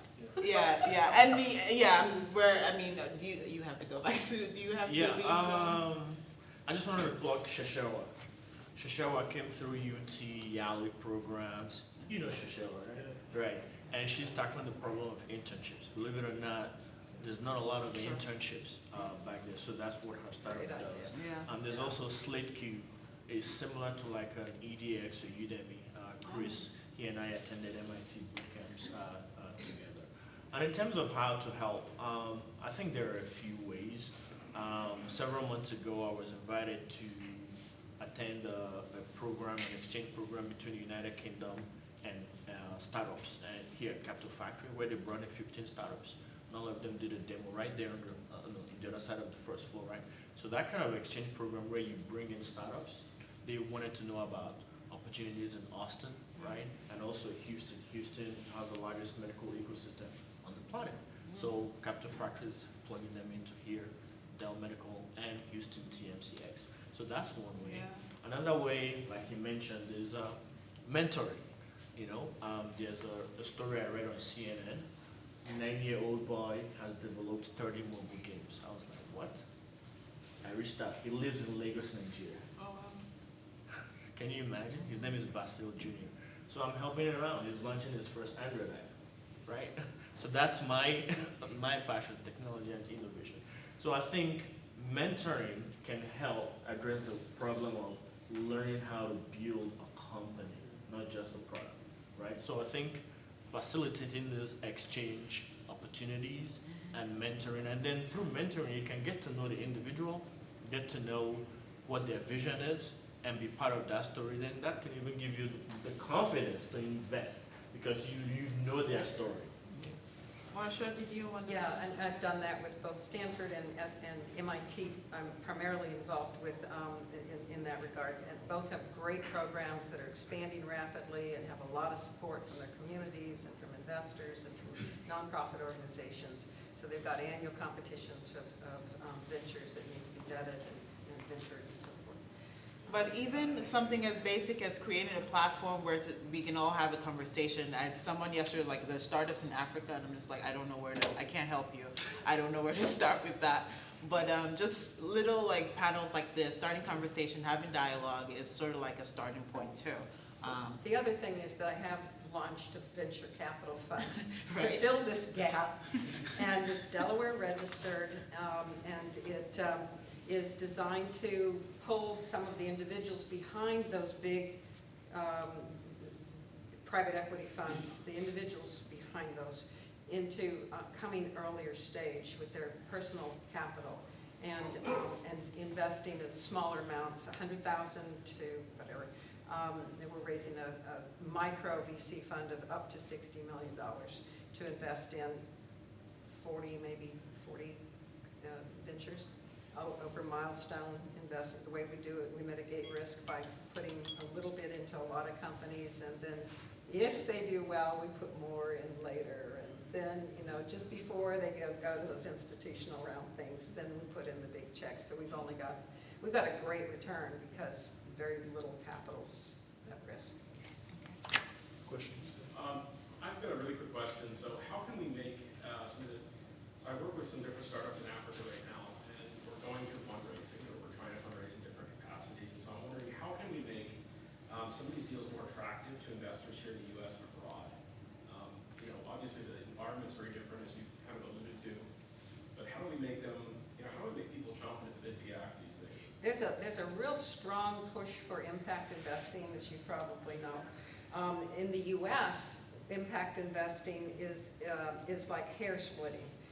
It's like, oh, should we cut the grass or should we let the grass grow? Or maybe we should plow the grass under once in a while. I mean, ugh. But in Africa, every job you create enables at least 10 people to survive. So impact is not, it's not hard to measure. It's not hard to create. And yet, you have to prove that you can make money too, that it's financially viable. In the U.S., impact investors don't expect to earn much. They just don't want to lose too much, you know? Which is still better than donating the whole thing. There goes. So I always knew I needed to make money before I was going to be able to get more investors alongside of me. And now we've got the track records to show that.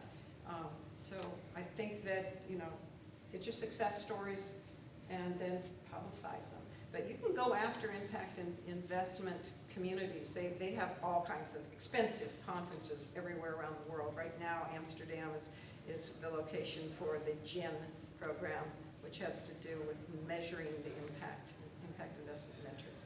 But that's where the big boys are right now.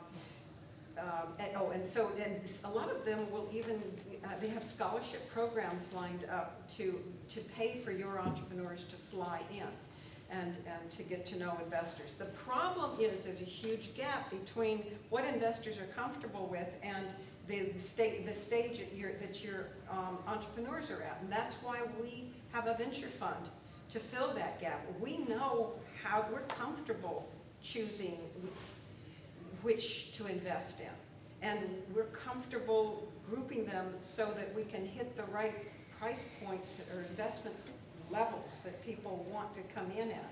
And then they can look over our shoulder and see what we're doing, and they can decide whether to co-invest later. It's all about comfort. So I recently took a trip out to Ethiopia and came back with the belief system that if I can't succeed as an entrepreneur in the U.S., it would be stupid of me to attempt Africa at the moment. Is that stupid of me, or?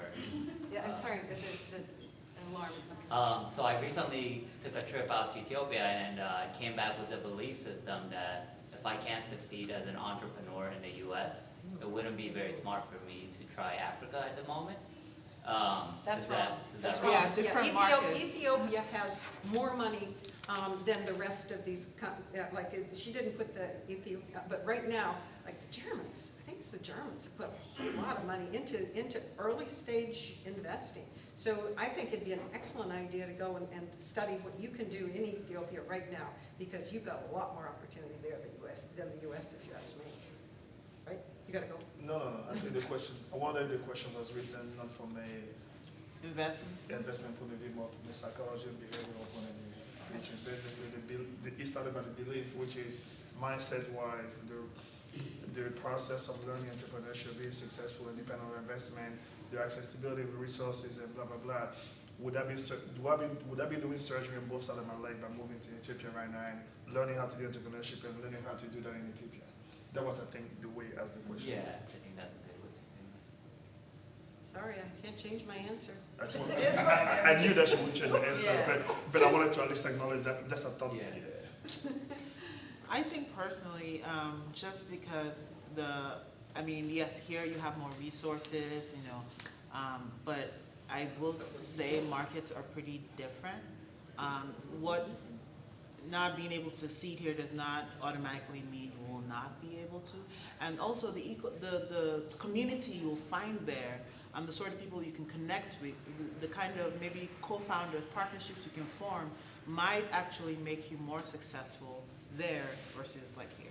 So there are just so many other factors, but just even that, The one advice maybe I would give is if you can commit to a 3 to 5 year journey, not a 1 year journey. Right. Yeah. And if you believe that you'll make a decision without looking back, which is hard to do, then you should give it your all. And otherwise, that's not a wrong decision to make to be here, to stay here as well, and then find a way to build a bridge. But yeah, if you can commit to that 3 to 5 year journey, give it your all, then make it happen and start figuring out the people here that can help you from the safe landing back, because you're going to need those connections back here as well. But don't say I anymore. That's why we named it Weena Nation. So the money is there, I just have to make a leap.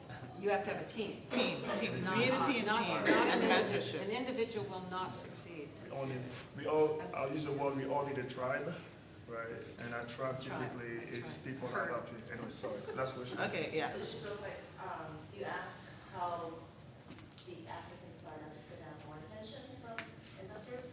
Sort of. It was more along the lines of how do we help the high potential entrepreneurs in Africa to get to the front of the line, basically. Okay, so indirect, and maybe I'm not familiar with the African ecosystem, but are there any case studies of African founders who come here specifically and apply to popular accelerator programs for the purpose of being well known or?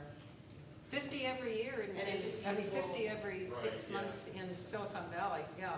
Up to 30% of Y Combinator's teams were from Africa last year, 2 years ago.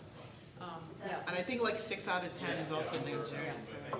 Yeah, remember I mentioned the Mo Ibrahims that have been coming up through our incubation system. We've got one ag tech company that is ready, and it's their 3rd time right now they're applying to Y Combinator, but they're going to get in. I mean, when I first met that, you need to apply to Y Combinator. Yeah, if you actually go on Y Combinator's site, you can see sort of like all the companies, and they also break it down by country. They sort of opened that up like 2 or 3 years ago to more international companies, and then they try to have a quota from each continent, like outside the U.S. And so women.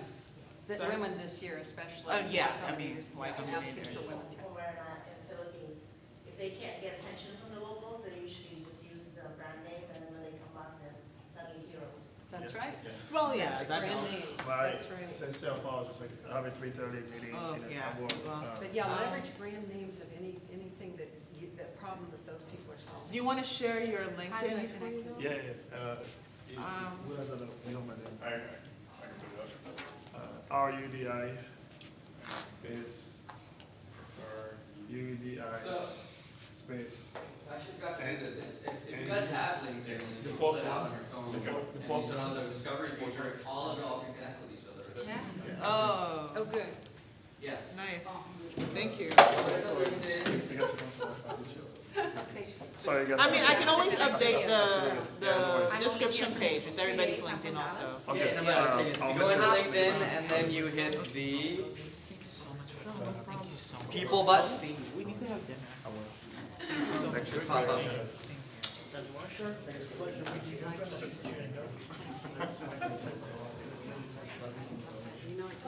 Yeah, and then there's a discover feature. So I will also put everybody that was here, all the panelists, I'll put all their LinkedIn on the description page for this also. I think it's still gonna be up for the rest of the week, right? So I'll just, I'll send the update to you, so you can put everybody. Thank you very much. So we'll be transitioning to our next panel here shortly. fun being the ringmaster, don't you? Sorry? It's fun being the ringmaster. So everything went really Yes, it went well. It was like time went so fast. Yeah, I thank think you. we had everything, and we had a question and Yeah, answer as well. yeah, thank you. So as long as everybody was happy and they enjoyed it, so we're just gonna get our next folks Yeah, up here so they can.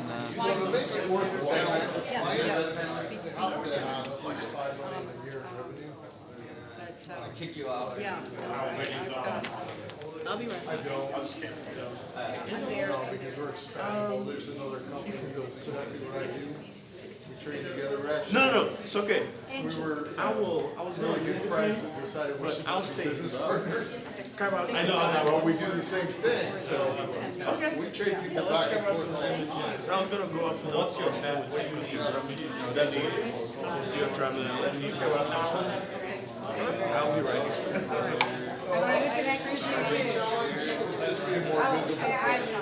Really good at what we do. I get very, very Two companies in the US. My husband's sorry. I am the front row person.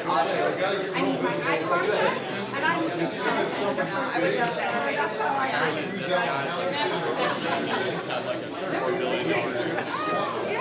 He wasn't here, they were just talking. How could you talk about like all these people, all these companies, and everything? That was a good argument. I can introduce you to a few people.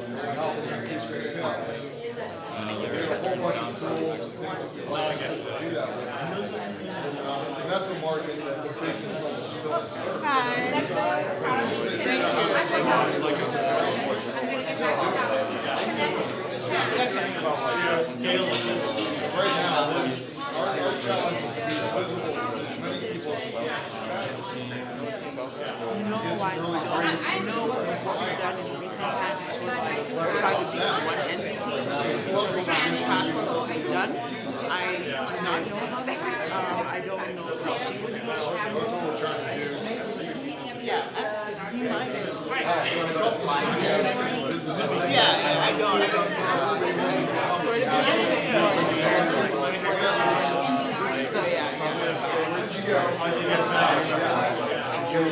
I was my image is blurred anyway, but I am a cognitive because when I work as I remember you were you're giving a demonstration. You want to go into the average What do you mean by study? I think it's a question. Yeah, we have been here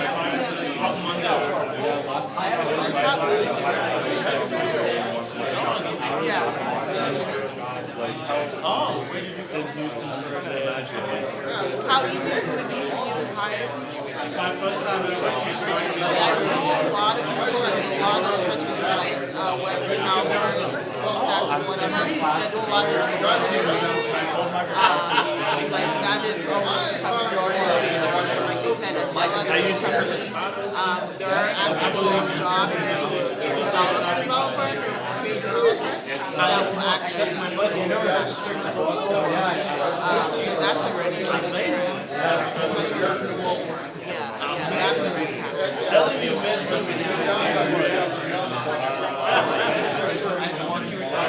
That's still hard. That's still hard. And what the reason is usually like tools like the Harvard, Yale, all of that, people that already have non-African background, there's still a lot of bias. Versus like here. He was more like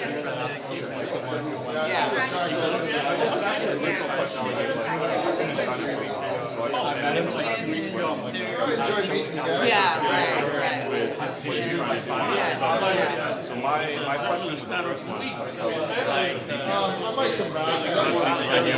It's pretty short. I was actually leaving, but I'm gonna hang around. Somebody's coming out. Hi. Sure, no problem. Yeah, I'm always looking for who can I connect to who? So, from Monday. Somebody that know that when it was shut down, nobody was like, oh, you can't leave or anything. I think people always mess up and create this big scandal. At the end of the day, you can't like the person can't operate, they just can't operate. Nobody knows. It's very cool. We have a lot of struggles, but very few don't have issues like that. Yeah, we moved it at 6 miles. No, my government entity, sometimes they see the storage as matched. Yes. So it's like, okay, you gotta give us this amount of money. And sometimes what has happened is people raise money and do that, or they would just go to a neighboring country, move the whole operation, which has happened. Yes. They move to Ghana. Ghana is like a nearby country along the equity policy and stuff like that. Yes. Thank you for moderating. Yeah, Good job. Thank you. That's another part of the international track. I know, yeah. Many interesting things. I mean, yeah, I think it's fine. At the same time, you're not, it's a different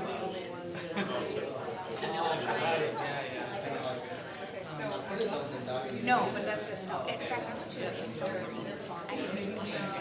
I mean, you don't need to. Yeah, I need to do my own. I was thinking about that on the plane now. I'm good. Thank you.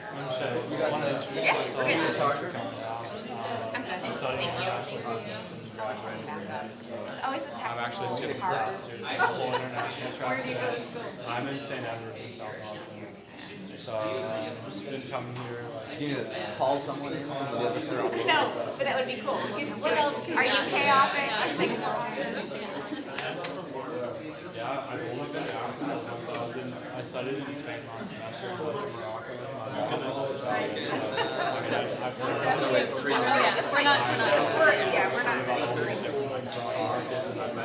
Thank you for letting us use your space, though. We actually got to. Did you get that one? Okay, cool. That was really nice. And yeah, I was going to say, admittedly, we drank a little bit. So we're having you guys move on. Yeah, we've got kombucha in our office too. We're one of those places. Yeah, I'm interning at a startup right now. More folks are coming back. What I did, I would like to do this.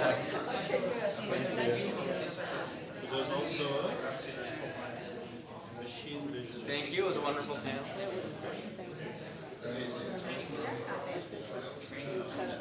Yeah.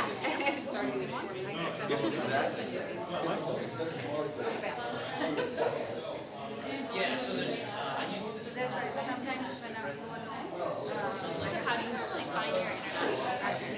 You go everyone and see them out, or they A lot of it is through just a relationship side of it. So like I spent 2 months in Europe this summer, just like went there for Capital Factories. So I went to 8 different countries and I just like sent out people like, hey, I want to meet you. And so I went and I hung out and got to know them. And met them, went to their spaces, and we have a lot of, so Houston has about 80 consulates. So we know a lot of them. So I emailed them out and they're like, hey, I'm going there, can you connect me with people? That's their job. The trade agencies. So if you reach out to them, they'll give you a list of like 10, 20 people that can contact and they'll help you with your schedule and everything. That's great. So, and then the other stuff is just, so our directors are all very, very senior executives. So like the director that I work for is taking through company's IPO, Fred. So they've done business worldwide, so we have very high level connections. So then they open up there, and then last is we have at least 2 to 3 international businesses coming every Sunday. And next week is going to be hopefully the new Irish consul, Netherlands. So it just, because we're so large, we have so much flow coming, it's always something. yeah. Well, it's nice to hear that people face-to-face too. Yeah, so. And doing business all across the globe. Most of the very long-term relationships that we've had are actually like, because they've come here and we visited them. They make people find it really cool. Like, it's not only good, but like we came over and like went time in their space and spent time in their country and in their area. And that has really helped drive a lot of more serious connections. We find the most fruitful time is always when we get and like you said, go to their space. Pretty much. Yeah, so like we also have a global network of co-working spaces that we can work out. Okay, really. So that all Who are you connected with any particular? So we're a Google for startup. so that connects us to all of that, and then independently we're part of the Startup Federation, which is another 30 cities. Pretty much every major city around the world, like I can go in and drop in. That's great. Yes, I'm just getting my You don't even have to get a fancy card. No, actually, it's not work. It's all of our members. Oh, all your members. Oh, So really? it's not just for us. Like any of our members can sign up. And they're just like, I'm going You're to selling London. your membership too. You guys want to join? Come on by. Yeah, so I can just make a quick announcement. Hello, everyone. So we'll be starting our next panel here shortly. We have the wonderful folks here from Velocity Global to come talk about your global expansion and how startups can do it. They're a wonderful organization. I've had the pleasure of knowing them briefly for the past 3 months. Yeah. So pretty awesome people. They're joining us here from Denver. So I love the audience because they were also at Denver Startup Week, so we're going to do the comparison. So I definitely want Austin to win. So thank you for being here. Thank you very much. Yeah, just to kick it off, and I mean, this is a pretty small group, so actually feel free to throw out questions throughout the presentation. I think it's always better to have a interactive conversation. I know you guys have been doing panels all day, so better to have questions as we go along. But just to do a quick introduction, my name is Annie Thompson, this is Amelia Garone. We are part of the partnerships team for Velocity Global. We'll get into a little bit more about what Velocity Global does, but essentially we are an international PEO provider and providing employer of record services for companies who are moving into new international markets and want to do it with a light footprint. Again, we'll get to that part of it later. But today, we really want to go through the importance of global expansion in general and why we are finding that our clients are moving into new international markets. Some challenges that they're facing, and we've got a lot of experience moving customers into over 185 markets throughout the world. Some tips and tricks for how to move into new markets and what those options are specifically around how to vehicles for employment. And then we've got a couple of case studies specific to our company and our clients, and then we can move into any kind of questions and question answer at the end too. But like I said, feel free to yell out as we go along. So I'm not gonna read point by point through this presentation, but essentially we have supported, like I said, customers moving into new markets across the entire world. They are doing it for many reasons. I think probably the primary driver for people wanting to move into a new market is to capture a new revenue stream, right? We know or think that our product is a good market for country X. Therefore, we want to at least test the waters and see if that's a viable market for us. Another thing we're finding is that, especially today in the U.S. where unemployment levels are so low, there are billions of people that have talent throughout the world, right? So just because you've got a tech company that's based here or based in Silicon Valley doesn't mean that the talent sits there. So a lot of our clients are hiring where the talent is. It doesn't mean that they're necessarily moving their operations to where those talent is, but they're hiring remote employees because they know that they found an excellent, salesperson or an excellent engineer in a certain market. Finally, obviously it gives you a competitive edge if if you have a new product and you've got competition and you're trying to move into new markets quickly or gain market share, getting into those new markets is essential for doing that. But with expansion always comes challenge. I say pretty much to everybody that you can have the most buttoned up plan as far as going into a new market. You can have it all set, you can have your timeline set, and then eventually something's going to blow up in your face, right?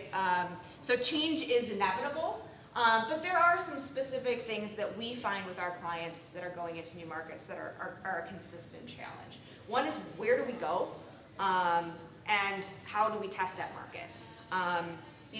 Is it worth a full-bore investment into a new country when we really don't know if that's going to be a viable market for us? So obviously doing your homework, doing market analysis, but then having feet on the streets to actually understand if it's a good market for you or not is quite a big challenge.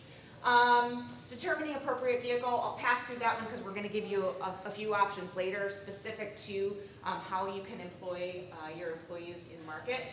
But a lot of people, and especially the clients that we work with, the vast majority of our clients are tech companies, so they want to get into market quickly. They are either going up against a competitor, like I said, so they want to get feet on the streets as fast as they can.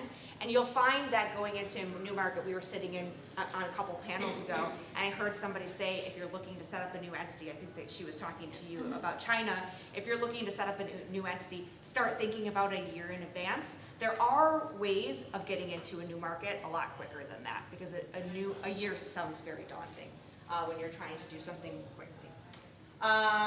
And then, you know, there is the fact that if we've got an employee across the other side of the world and we're headquartered here in Austin, for example, how do we keep that employee productive?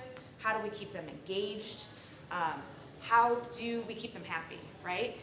And it's hard to do. I mean, I know that cloud employees are becoming more and more common in the market, but it is a significant concern to a lot of the executives that we've talked to.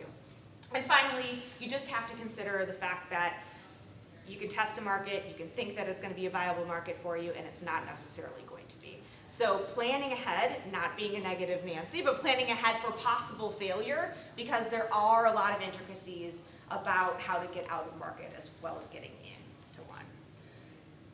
That said, I'm going to pass it over to Amelia, and she's going to go through some tips as far as a good global strategy and how to get into new markets. Cool, thanks Annie. Hi everybody.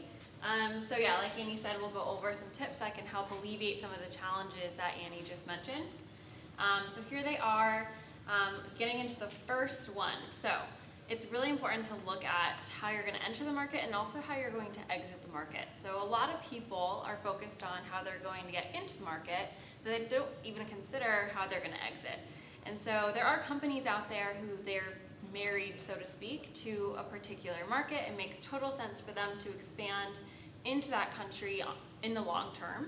And for those companies, it isn't as essential, put it that way, to come up with an exit strategy. For most companies, there are so many unknowns that the companies need to think about these unknowns that might cause issues and might cause them to need to exit that market. So some of these reasons, these unknowns really could be a change in corporate direction. It could be that employee not working out, that initial hire not working out.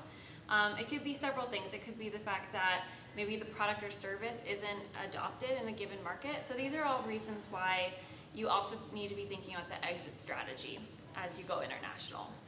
On average, the time it takes, if you're setting up a legal entity in country, the time it takes to wind down that entity is 3 times as long as it did to set it up. So it's something to consider when you're figuring out what vehicle you're using to get in country. Yeah, exactly. And so Velocity Global, our company, we actually have about 15 global offices ourselves. So if we're looking to expand to, say, Australia, well, we're going to go to our internal group, which is called the Go, No-Go Committee. And this is something that we would recommend for startups like you, where you have a committee that has representation from legal, finance, HR, operations, to make sure everyone's on the same page and that all concerns and priorities are voiced beforehand. This will allow for a more seamless strategy and to make sure that no hiccups are coming up later down the road. Yeah, if you can't point to every decision maker in the room and say, why are we moving international, and get an immediate answer that's consistent, then you probably should go back to the drawing board as far as what as far as your plans on going international. Yeah. So tip 2 is to make sure you have the right connections on the ground in a given market. So this is really important in understanding the different intricacies in every new country that you're looking to expand into, particularly the people connections. So there are, for companies that have a significant amount of capital, there are international consultants that can help in this regard. There's also an option of developing an internal team if you have the capabilities to recruit these experts internally.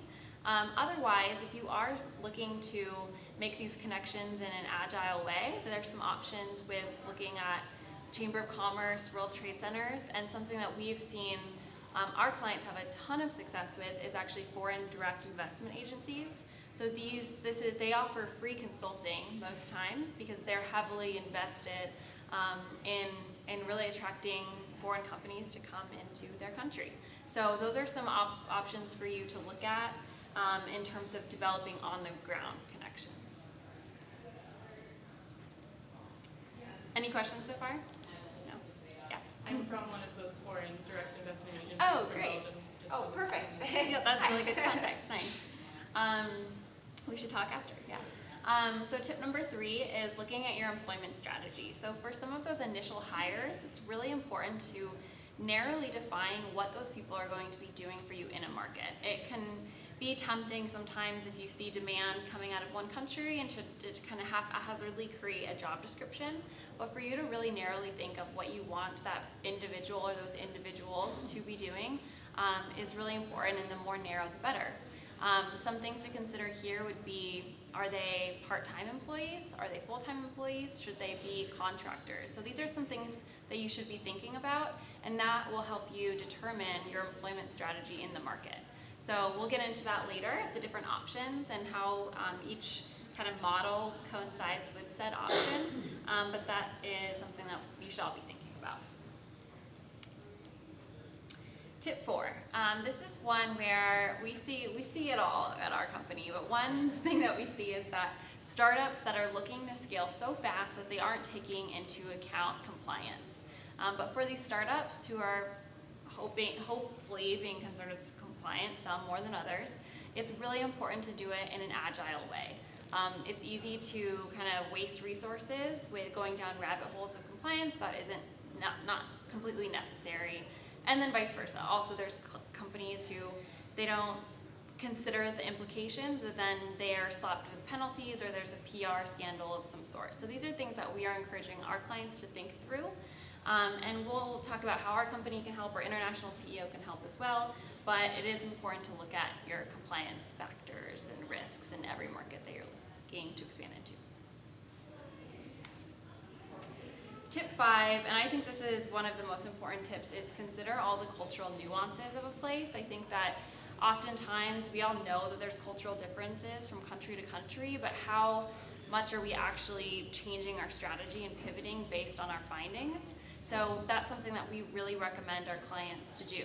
And it's pretty obvious, I think, now with looking at this externally in the brand and saying, okay, how is my audience going to adopt my product or my service in this country? But it's also important to look at your internal employees. So like Annie said, there's this culture of remote employees, and I think that it's very tempting to want to treat all your employees the same. But you do have to look at what benefits are offered in every market, what's normal, what is expected in that market, and also communication differences as well. We always recommend for our clients, when they have remote employees, which is really common for us, to have their video on, because there's a lot of nonverbal cues to consider as well. Yeah, and to this one, I mean, this is twofold, right? Obviously, Amelia was talking about the employee side of it, where you have to be sensitive to other cultures and where your employees are sitting or where they're coming from. But also, I mean, just think about marketing. A commercial in Canada is not going to resonate the same way as it is in Asia.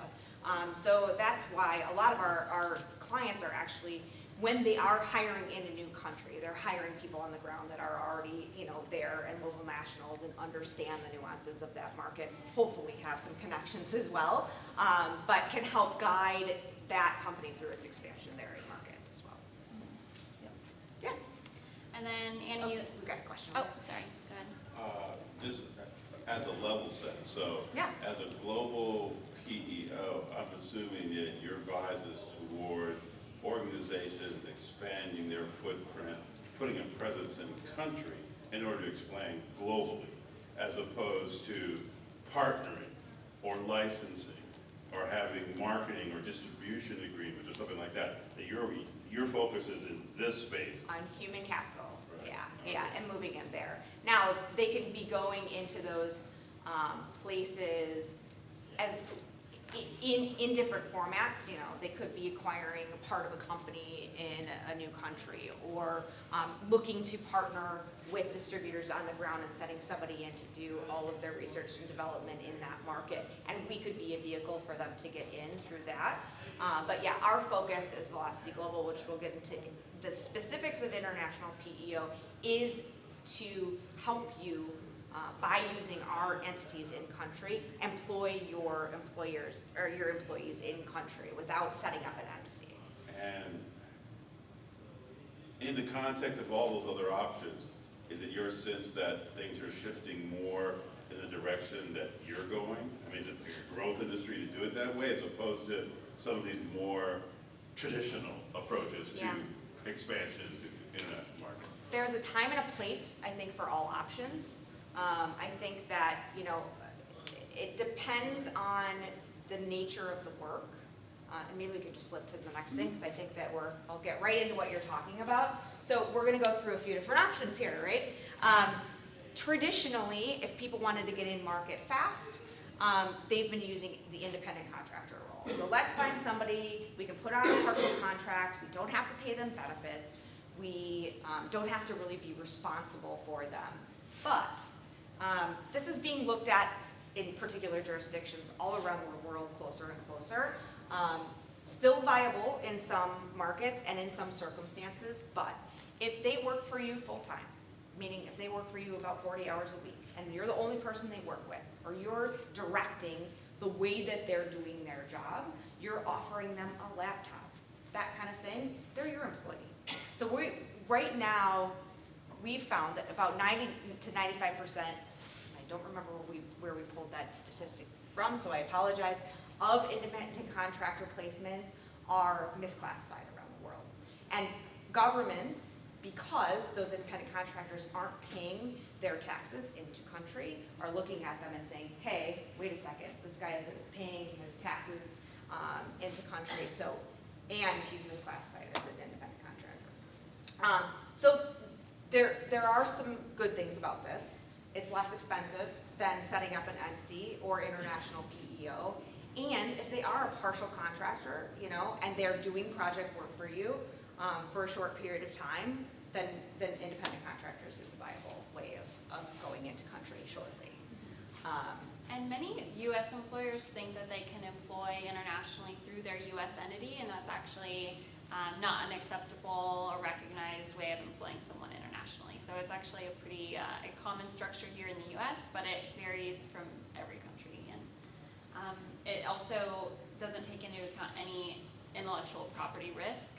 In the U.S., we have fairly strict laws around international property, and in international markets, it's a lot less stringent. So that's something that, with contractor arrangements, it can be pretty risky if it's a tech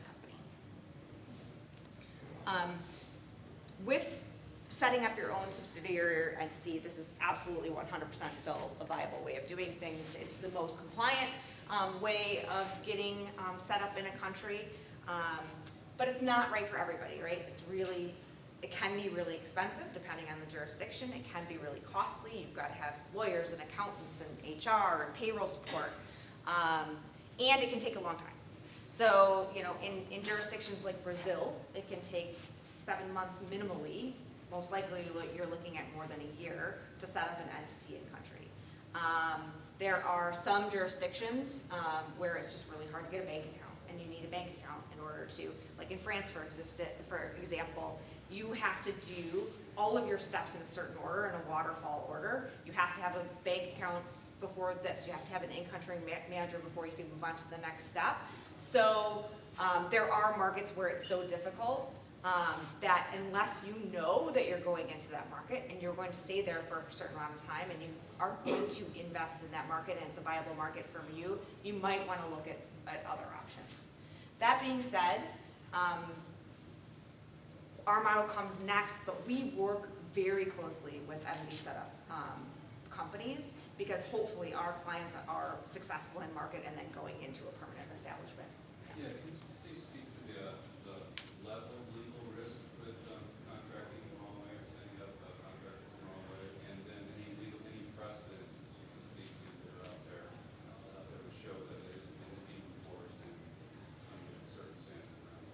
Sure, I mean, as far as your risk on independent contractors specifically, it depends on jurisdiction. I'm gonna probably say that quite a bit because it just does. But you've got the risk of being pursued by the government that you're in, and if you don't have compliant people or you don't have compliant independent contracts, they can come after you. I think there was one circumstance where somebody ended up paying $350,000 in fees because they had a misclassified independent contractor in country. But you also have from the employee side risk, right? So they can say, wait a second, I'm doing all this for you. You're the only person that I'm working with. I deserve all of the benefits of a full-time employee, and you're not offering me, healthcare or the benefits that your other employees throughout the world are getting. So it's twofold. Do you find that there is any push from those contractors themselves to file grievances or legal complaints? Does that happen or happen? Yeah. Is that where it initiates? It happens all the time, and I think more in what's happening right now with the car companies and the scooter companies right now, where there's a lot of gray area. You're getting, at least in the U.S., there's been quite a bit of legal work done on it recently. Especially if that person who's international, if they are that contractor who's international, if they have no connection, they've never met the employer, they have no allegiance to them, that's really, and it's all remote work, that's really common actually. Yeah, sorry. So I'm sure that you're very familiar with job placement sites, I guess you could call them, or like places where contractors gather to look for work, like Upwork or Freelancer, etc. If you contract somebody via one of those platforms, don't they have the necessary legal protection against, I guess, them making any claims like this, or no? Do you know how? Not necessarily. I mean, it totally depends if someone were to look further into that and say, even if they were working through that platform, but then maybe they are working 40 plus hours a week just for that person, they might be working through the platform, but if that threshold is still met, then that's still a risk. So what if it's under the full-time limit? Full-time. If it's under the full-time limit? Yeah. I don't know what the contracts are in the agreement with an Upwork, for example. So it would depend on where the liability sits, right? I'm thinking they're not just leasing you.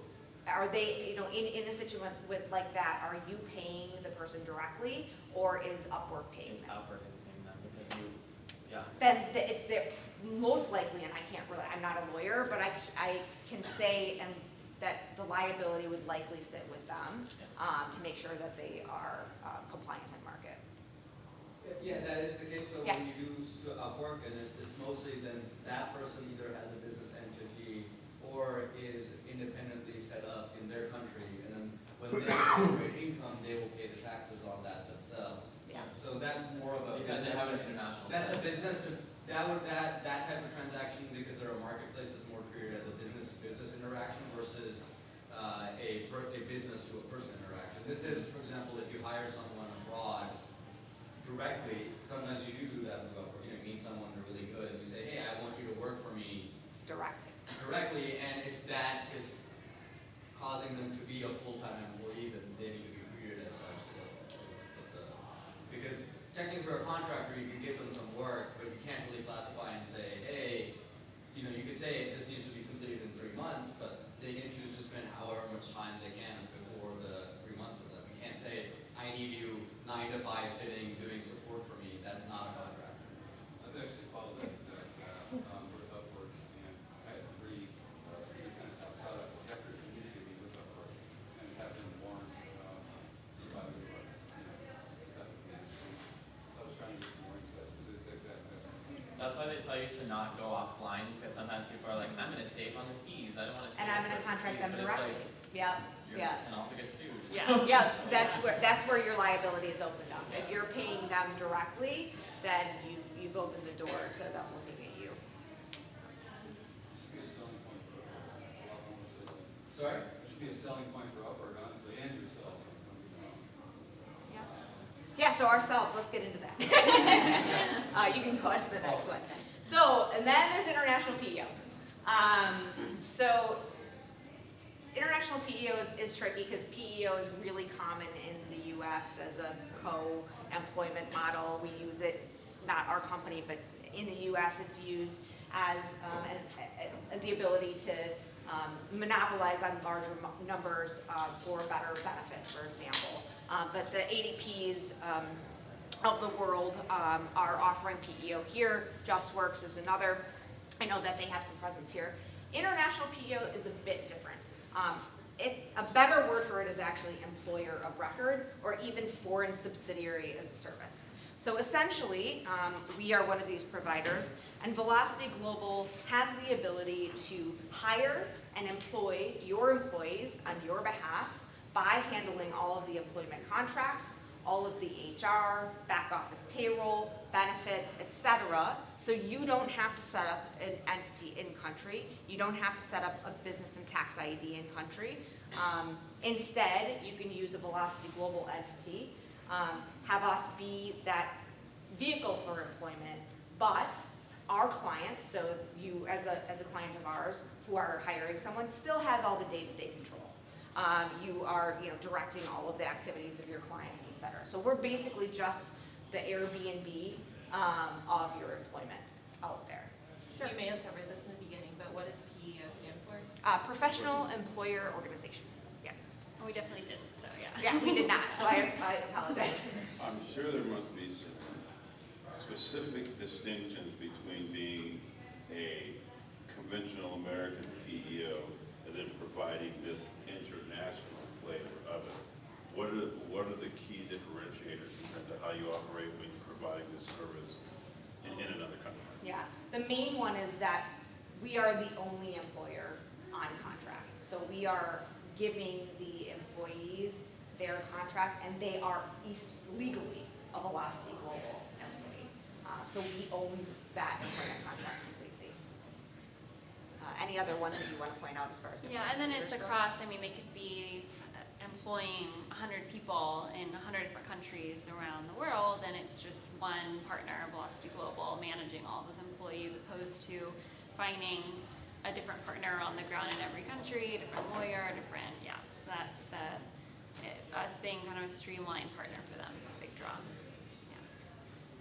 Usually there's a few different reasons why people would use an international PEO as a solution.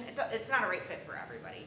It's lower headcount, so those scenarios where you're testing out a new market, you don't know if it's viable for you, you want to put 1 to 2 salespeople on the ground, you want to hire somebody in country that already knows the culture, you want to test out what your product's viability is there, you don't know if it's going to be a lasting situation, or you know that it's going to be a lasting situation with a small headcount for a certain period of time, this is the perfect solution for that.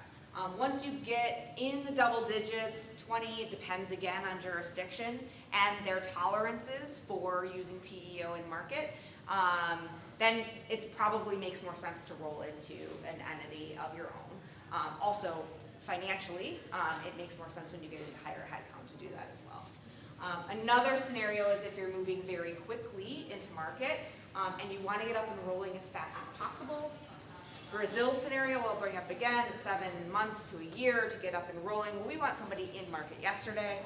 Only caveat for PEO is in Brazil you have to do, it's a health check that is a government standard that they have to do, so it takes us a week, probably a week and a half to get that done. But think about getting somebody on the ground up and rolling in a week and a half versus a year legally. So that's another. And then if you're ever, we deal in a lot of M&A transactions. So when companies are buying other companies and the entities around the world aren't coming with that purchase, they've got orphaned employees, twosies and onesies around the world. The buyers are using international employees in order to legally employ those employees and get the deal moving through the pipeline fast. Yep. I just have a question. What's the size of your typical client? Just because the title of this is International Expansion for Startups, and for a lot of what I see is for companies that have moved beyond. I mean, if they're considering acquisitions, do you deal with a lot of early stage, Series A, Series B startups? B is common. We do have. When we're talking about the transaction side of the business, those are the monsters, right? That's a whole different side of it. But yeah, I mean, the early startup, I mean, obviously you have to be big enough to be considering going into a new market, because that's the whole point. But absolutely, those companies that are smaller and really want to investigate a new market and are, you know, growing quickly in tech, that is who we work with every day. Yeah. Yeah, we work with a pretty big range of companies in that sense, so, yeah. And it's not vertical specific either. We really work across a lot of different industries. And then one other use case for international PEO is also a bridge solution in the time it takes to set up an entity. So Annie mentioned that it takes several months. It can take 8 months in Brazil. And so it's also a tool to retain talent. So if you find your dream employee and then you realize that, okay, that person's in this market where it's going to take several months, well, that person's not going to be waiting around without a job for 8 months. So it's a way to retain talent. And even if you do know you want to set up an entity in the future, it is a bridge solution to kind of get to that point. Yeah. So this is talking about us specifically, but international PEO is a great option to manage international employees from the drafting of a locally compliant employment contract to termination if it comes to that. So one thing that we always talk to our clients about and for you to be considering is termination. So in the US, we have at-will employment, and that's the only country in the world where that is recognized. So that means here in the US, you can hire, fire without any notice periods. Internationally, that's not the case. So if you're a US employer and you have an employee in France, you have to make sure that you're very aware of the employment laws there. So that's why an international PEO like Velocity Global is advising you on those requirements so that you aren't stuck with any lawsuits, essentially. So those are some things I wanted to touch on. And then another one within what we manage is benefits. So we are advising our clients on what benefits they have to provide in a market, but also some benefits where they might want to provide for their employees, so that there's parity across all of the international offices that they have. And this is even important for, you know, a really young company with maybe, say, 5 employees, but maybe those 5 employees are talking and they are realizing that the British employee is getting all these benefits and the employee in Singapore is not. So that's something that we're making sure that they can, that there is parity by providing supplemental benefits. I think one thing we didn't state clearly, and sometimes we assume people know, is that we're also then taking care of paying all of the taxes in country. So the reason that this is acceptable to other countries, and it's not necessarily a flag of permanent establishment risk, so meaning, hey, you know, they're here, they're doing business in our country, why don't they have a tax ID? We're going to go after them legally. Is because we're paying all those in-country burdens, meaning we're paying the taxes that need to be paid in-country from your employees' payroll. So, you know, when it comes down to it, if you're moving businesses into new countries, they want to get paid, right? They want to get paid their taxes. And we are the vehicle for making sure that you're compliantly doing that. Yep. And we're talking a lot about situations where this does work. And by the way, international PEO is only about 6 years old, so it is a relatively new concept. It's something that a lot of fast-growing tech companies are taking advantage of, but it's not a good fit for every situation. So I put here in red, can't hold fixed assets. So it's something where it's not impossible, but it is difficult. You can kind of think of maybe a restaurant, for example. That would be a situation where you really want to set up a full physical structure. An international PEO probably wouldn't be the best fit. Maybe if there was a manager kind of doing R&D or some market research beforehand, then that would be a better fit for international PEO. But international PEO wouldn't be the perfect fit in situations where you're looking to hold fixed assets. And then also it can get costly with higher headcount. So that's something that we're working hand in hand with our clients is at what point does it make more sense to set up an entity? And that's also something that we're working with our clients on, making sure that they are succeeding in the market so that they're getting to the point where it does make sense to really establish themselves there. And their product or service has actually been adopted by that market. Yeah, you know, Amelia, and I think we have touched on entity setup quite a bit in this. Like I said, we partner very closely with organizations that set up entities for companies. We also have a which is what our jobs are outside of educating the market, is setting up a really robust partner network of companies that are going after similar prospect as we are and have similar clients as we are, so we can offer them that full set of services around international expansion. So we've got recruiting partners that can help recruit throughout the world. We do some light consulting specifically around PEO versus entity setup versus independent contractors in-house, but we do have a lot of partners that do consulting work that we can refer you to. Payroll and benefits only.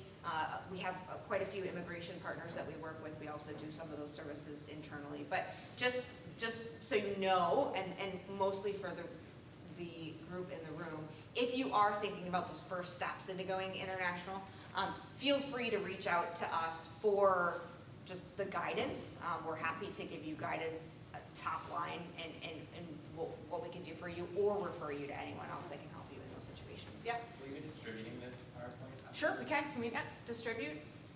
Yeah, you're all welcome to. I mean, I don't know if we'll be able to send it to you directly if you RSVP, but I mean, we can post it online. We can share a link on the description. Yeah, we can figure something out. Yeah, or you can give me your card and send it to you directly. Yeah, that works too. That would be better. Okay. Okay. Yeah.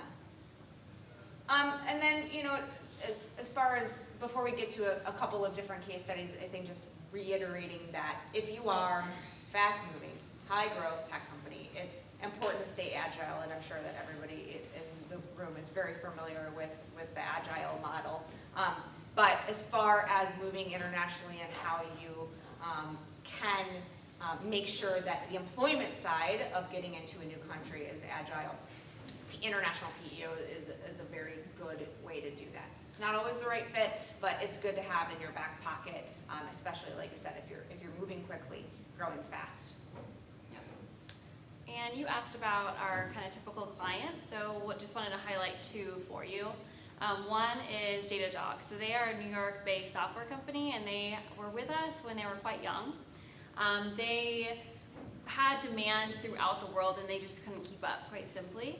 And they couldn't put the appropriate structures in place to meet the demand, so they ended up coming to Velocity Global, and we were able to get them up and running across the globe. So we support them on, every continent, many employees, so that they could get into the market faster than the competition.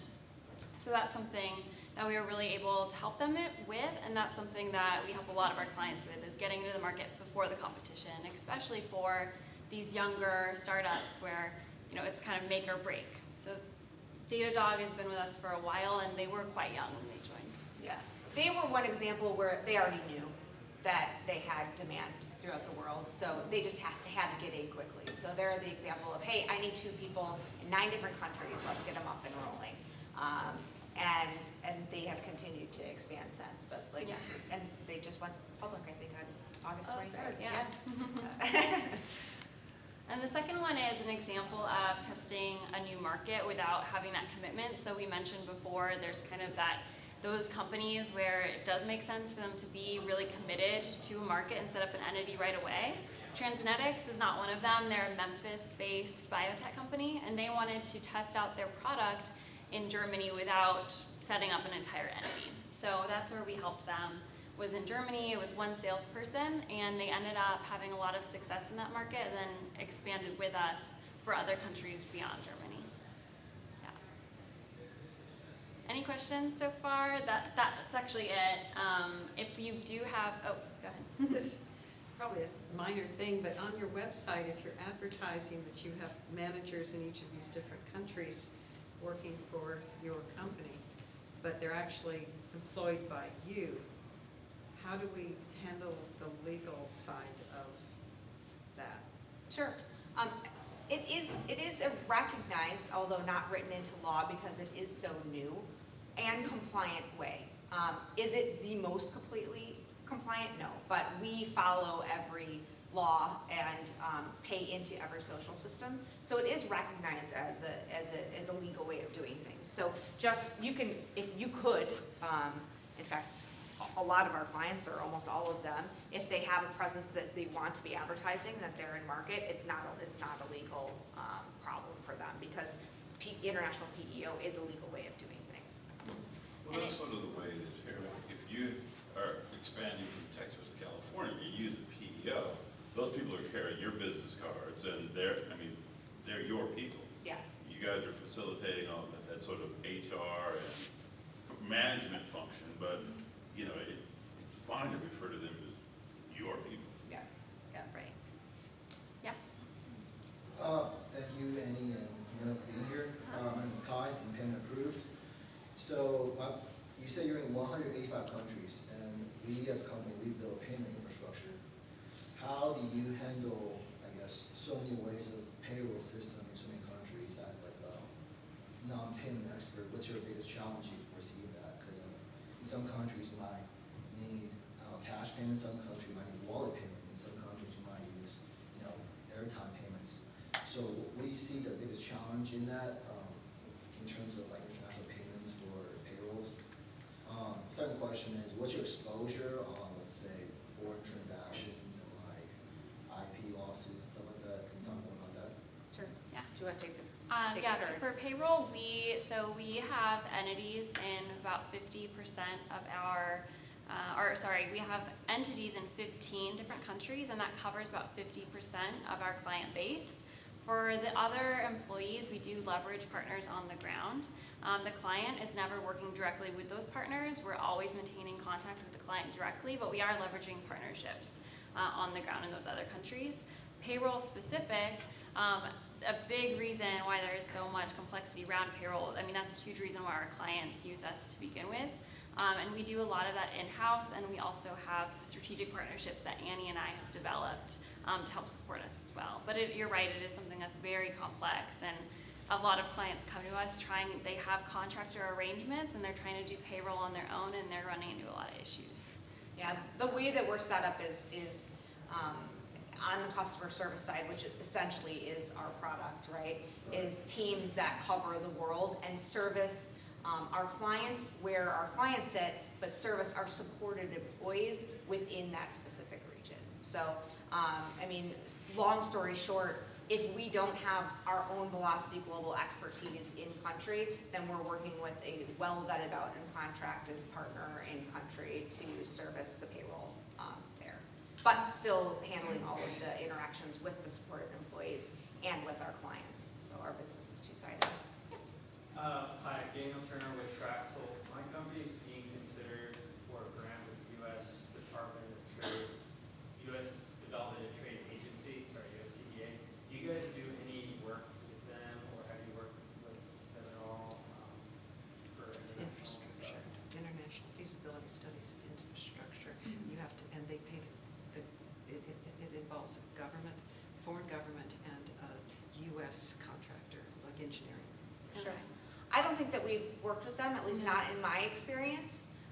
Like Amelia said before, we're working with a lot of organizations that sit here that are sending business or want to send business, so the foreign direct investment groups sending business into their country, but as far as I know, we're not. So I have a clarification.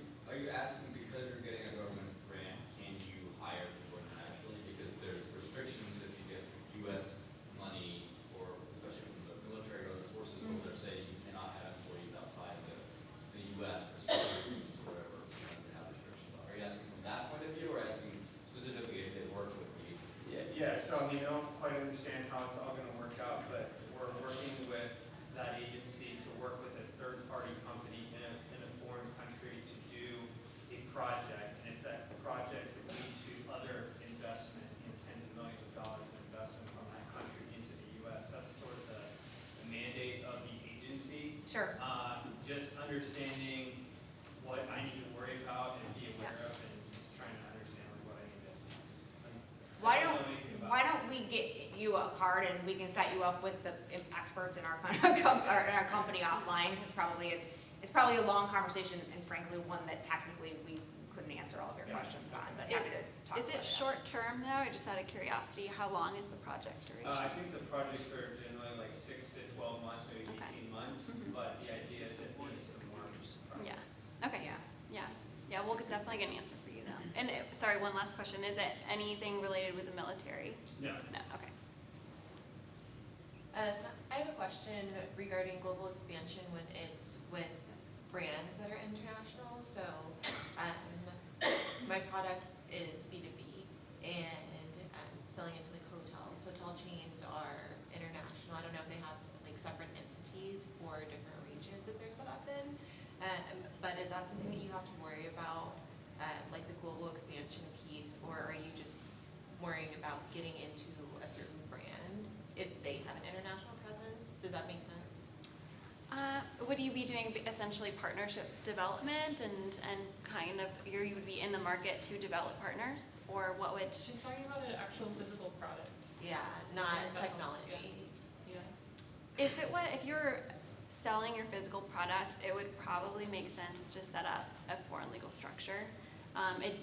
There are some nuances between countries, but I think you mentioned China, right? And I think that was just an example. Oh, that was just an example. China. Okay. We were here listening to that one. Yeah, we were in the back, yeah. China is a very complex place to do business, so it's interesting you bring that one up. But yeah, I would probably recommend setting up a foreign legal structure if you're selling physical goods. But if those goods are being sold to, like, let's say Hilton, who operates in China, are the same implications carried? I think it depends on where the contracts sit. Okay. Yeah. If you had just a salesperson that you were sending into specific countries and they were only doing business development and they weren't, distributing the product, this model might be a good choice for them. But it depends on where the contracts are, where the product's coming from, that kind of thing. So. And I think I didn't answer your IP question. So I was going to return to that.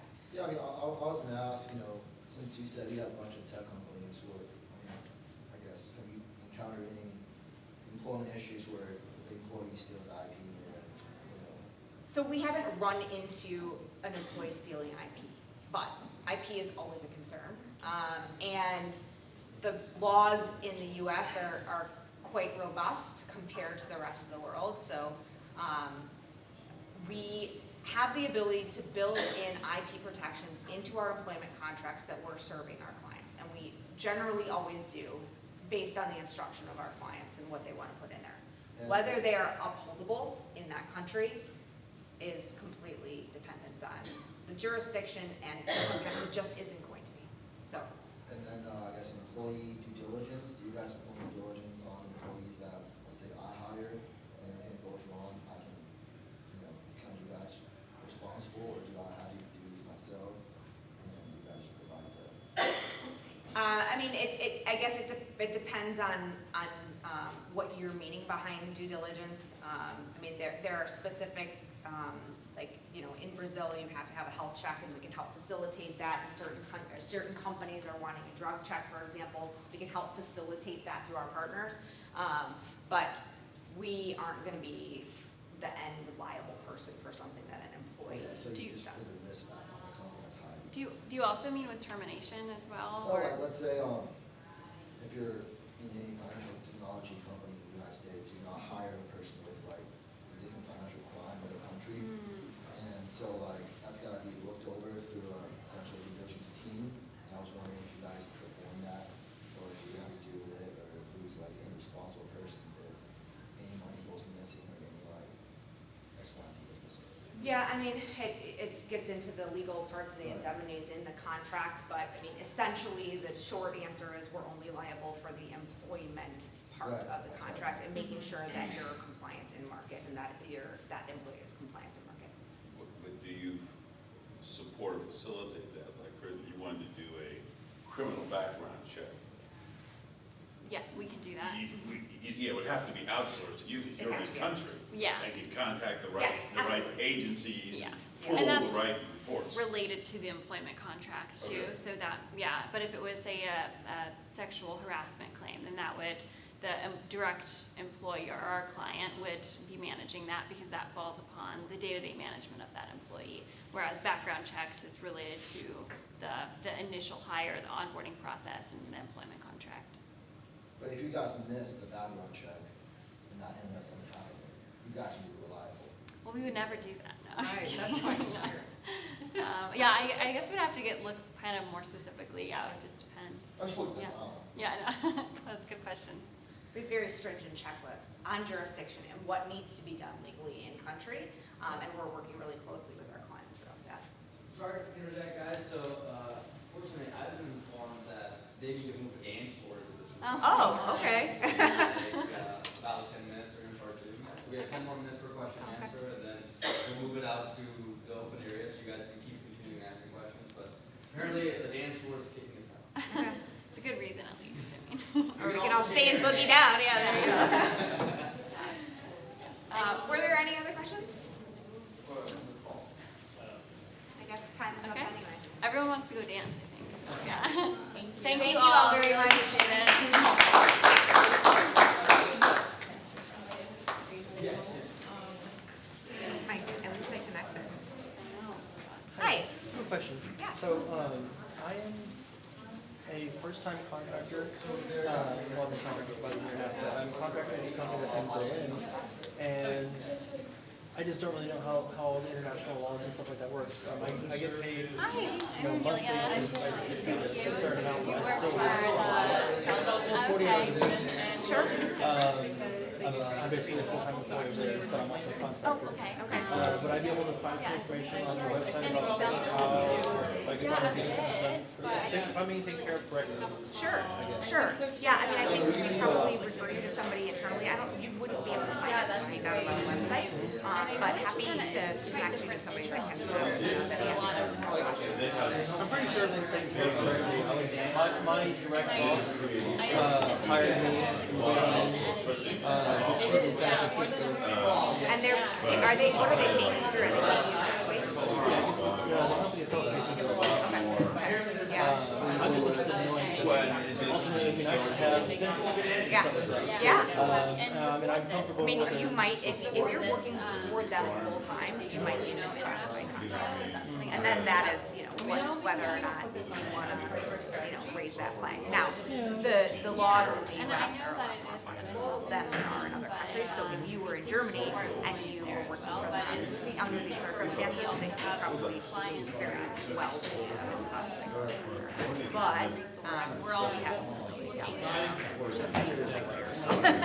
but yeah, we're happy to talk through it. Yeah. I mean, if nothing else, we can offer your company a vehicle for which. And they are. So our product is expanding eventually, I think. They're looking to move into the United States until you know kind of market research. We did some hackathons, things like that. Hopefully that's a location here in Austin, Kentucky.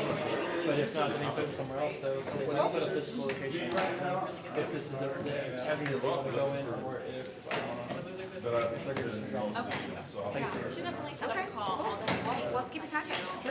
Great. Nice to meet you. Thanks. Hi. And also Wayne approved it. So I had a question when you were just the government contract. So yeah, I guess I just like to get a card. Think about it when I just want to make this card. Okay. Since they removed this line. Okay. I'm from Houston. I was going to say, I don't detect any accent. Okay. There's funny governments I work with that.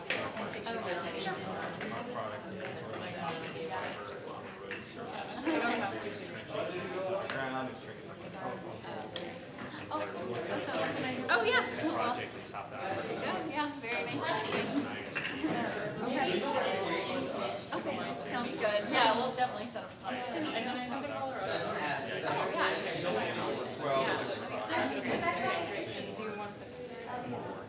Oh, yeah, that's perfect. Yeah, thank you. Sure. Yeah, let me actually get, hey, Amelia, do you have one of your cards? Yes. just gonna be the response person on this. And you can, So, you can, say if I'm a client of yours, reach out to I us directly and we can, you guys, and you guys connect you issue with one of our the HR payroll out. consultants. Yeah, so the clients invoice one time. Yeah, we're working with per a month in consultant USD in, if they're an I wanna American say they're in client, New and then York we're or doing the one DC, per who so we're remitting that hired payroll in directly local with currency. You don't EFT, you don't take it, you actually invoice it? Yeah, we talked about it. Yeah, I was gonna say, 'cause last time I worked with a PEO, So do you they know had if you EFT will access be to my directly account. employing those They people that drew you're the payroll sending? long before, to make sure they had That's the money. the question, right? Well, what if So it was like, you know, it wasn't an invoice, it was like, we'll get your money, then we'll depends pay on, your like, people. So it was a, okay, and it was a deposit and, Yeah. okay, interesting. Which company was that? Oh, God, I don't even remember now, but it was You would think they here. could facilitate that for you? And if you It was a while back, but yeah, it was like, and I could understand that too. I mean, you don't want to have a. We do But this is like, if you're doing, if your entire company is PEO, you got a payroll, you got $50,000 payroll. Yeah. They're not gonna cut a check unless they know they have your money. Right, yeah. There's a lot of liability with international payments and payroll, yeah. Well, thank you for your questions. I really appreciate it. So you have a treasury thing that you're over there. sending new people. We do have a foreign, yeah. You can't name it, right? Yeah, we name it. Who do you use, like, who do you point to cash at? Thank you very much. Nice to know that, actually. And Have a good one. Do I'll you give have her a the card? lowdown on it. Yeah, that's fine. She's probably like. Annie and I are on it. She's the day-to-day on That's the first time also? Capital Factory. No, actually. Well, are you guys gonna be at the crawl tomorrow? I think she is. I'm flying back today. Okay, well, I'll meet her at the crawl tomorrow. right. I'll be here as well, so. Great. Thank you. Yeah, thanks, take care. Do you two have a card as well? I'm Well, you just retired. Hi there. I'm working. I actually don't have mine with But me. She's the main point of contact. Okay, for that's Capital right. Factory. We almost got on. But I won't. Yeah, thank you very much. International payment. Could we just move the chairs that way And are you now? head Because then you can roll them over. Yeah, I know where it starts. Interesting. Or in this team? So, I mean, we're trying to figure it out. See how that could be a lot of Want it to value be at least It is. in this. past this thing. You know what it is it's so new that people still aren't familiar with it, you know? So, I mean, our job is out there, we're still telling people about a new product essentially and getting it to them. Well, PEO's here, but everything that It's I've startup, been you know, yeah, we're involved both with startups. Yeah, I know, we don't, I was, yeah. it was either, that's why I asked the question earlier. You know, back in the '90s, you know, software company, you almost always partnered in country because you didn't want to deal with all that. But then you had other issues in terms of as your market expanded, there were all kinds of cutouts and stuff. Like at some point, you'd want to take over the market in that space that you've given somebody the right to. So there's a lot of tricky contracting, like when can you not have to need the local entity? Because you're strong enough now to have your own presence, but this person's helping you build the market. Lots of ugly battles about that. Oh, it was really a mess. But there was no other way to do it because you said you had a tax ID. But I saw something, the third bullet from the bottom of one of your benefits was something about visas or work applications or something, one line, what was that about? You implant somebody and use a PEO to manage? Oh, sure. I mean, we can help people get through the immigration and visa process, and we do that quite a bit. So, like, you know, if we have a client in the U.S. that wants to put somebody in, you know, London, and they need visa and immigration services, we have the ability to do that for them. It takes longer now. Oh, I would imagine so, but that's a service, it's a la carte, you can just. Yeah, we don't do visa and immigration services standalone unless we're going to be supporting that employee with PEO. So, Oh, of course. But other than that, yeah, we've got an immigration. That's valuable. part. Very. That's very valuable. Yeah. Okay. Yeah. Thank you. I'm Annie, by the way. Yes, Andy, like I said, I wish this had existed way back in the day. Back in the 90s. Because it costs a lot of money to do this, to get these things set up in country, just in one country. Yeah. Like, you know, a lot of people would go to the UK because it felt more comfortable, and that was sort of like beachhead Europe. And then you'd maybe try to go to France and Well, they're not Germany going and to the Italy. UK and anymore. Oh, no, not anymore. But I'm just saying, it was so capitally intensive, it was so risky. Yeah. This is a much more cost-effective and lower-risk way of checking out those opportunities. So Yep. I think it'll probably be pretty successful. Thank you. Thanks for your comments. Hi. Hi, thank you once again for being Annie, here. of course. Yeah. That's a quick question about this. So I'm guessing like you guys take one payment from the company and then you guys distribute the We take one. So, yeah, I mean, they're You funding, bill they're me. funding the payroll. Yeah. We're funding it to your account. Yeah. And then you guys are pushing out the Yeah. money for payment of some sort. Yep. Who do you guys use for this? Quick question. We, different providers, depending on the region. Okay, Yeah. so you might have like secondary from this. Yeah, yeah, yeah. We've got different providers all around, so. Cool. Yeah. Awesome. Yeah, Well, thank you. Thank you so much. Have a good one. Yeah, you too. Enjoy Austin. We actually have our supplement there.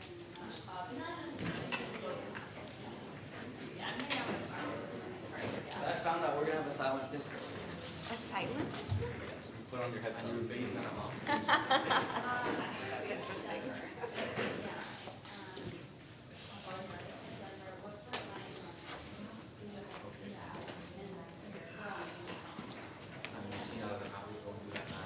Apologies for ending it a little bit sooner. I was not No, aware that it was it's no problem. I think it was ending, it was, seemed to be ending anyway. I think it went over pretty good. So, I mean, I don't know, the audience is. There were lots of questions. That normally means That probably means, yeah. people are interested in what's happening. Yeah, I exactly. feel like there's some people asking me for help. Contact at all. Yeah, I mean, the more opportunity, you never know where it's gonna go, long term, what they're gonna do with their businesses, so. Okay, so what's that? Oh, that's gonna be flashy. So we, It's proper. We yeah, I have two think that's meetings. good. DJ, How far down is it kicked out of the, you Yeah. know, like? It's gonna go down. So let's turn this, a little bit further this way, so that way we have like an even amount of space between, right? Just, yeah. Not necessarily just the wall. Full circle. 16. 16 is to this, Right almost there. to there. She may Do we want want to. to, so, yeah, a little bit more this way towards this, that way it's just, what, are you concerned if it's towards that wall? Just a little bit, but I don't know if that's even a valid concern. I just don't think, I mean, we move it more this way to be able to have enough. Yeah, I don't think it should. I don't think, I think it's pretty okay where it is. I think we just need to this is what move we it can down a do. little bit. Yeah, just Yeah, put it down. just a tad, maybe like, I don't know, to Because right I still here. have to put edging on it, which is about that, about Okay. 3 inches, 4 inches. I just wanted to end probably like right here, With this the little edge? line. Yeah, Okay. with, at the edge. Without the edge and right here. Oh, And then we add the edge to it, it'll come to about right here. right now as it is. That's fine. Yeah. Oh, yeah, that's great, yeah, that's fine. And then but it'll extend a Well, little bit no, more I'm now. sorry, no. The way it is now, the last panel is gonna end here, and the edging would end about, maybe say with the wall. Okay, The way yeah, it let's is get right it, now. cause then more edging is gonna go on that Yes, side too. yes. Let's get it about a foot back over here. Okay. Come a foot more my way. And then, cause the edging, then we'll put this, and we'll have about like my wingspan on this side. Okay. Is it okay if I step on this? Yeah, go right ahead. And then if we move, and then, 16 is right here. So this comes down. so edging will end about at my hand? Yeah. Edging end up about I think right- that's good, yeah, right there. cause that should be great. So starting here, going that way. Yep. Okay. We're sure, because once we lock it, it's hard to move.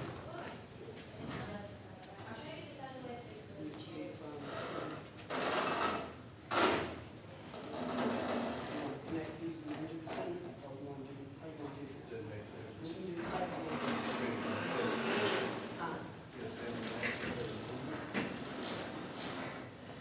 This is gonna make, yeah.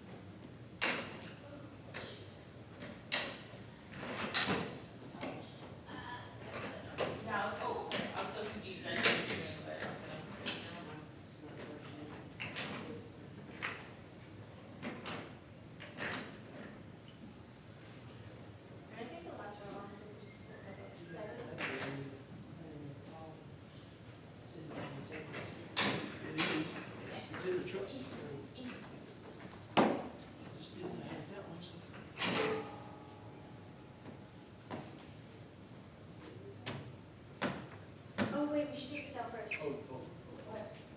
Oh, yeah. No, you guys are good. Should I call Ryan? We are gonna, it's just a rolling, let's just take it out of the room. Good call. What time do they need to be on Voltron? Are we flipping Voltron? That's not until 5, right? We can flip Voltron. We are for the ADP thing. I don't know my phone. I'm gonna look it up. I thought it was just how it is, or are we just throwing all the chairs? I don't know. I'm gonna double check.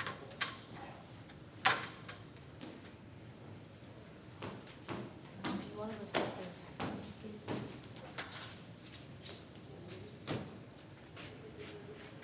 This doesn't work. I don't know if I catch it.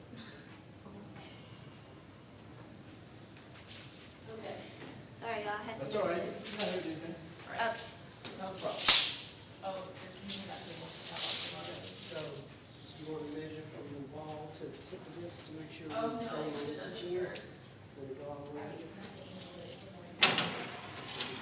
From the top. This is 6 feet. Okay, there you go. I'm very, watch out, the table's right next to it, and do this properly.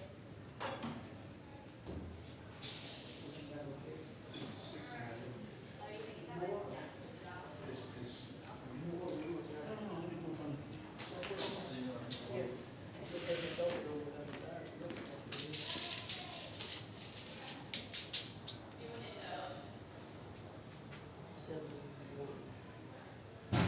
Right? On the 8th, right? And right here. Yeah, right there. And then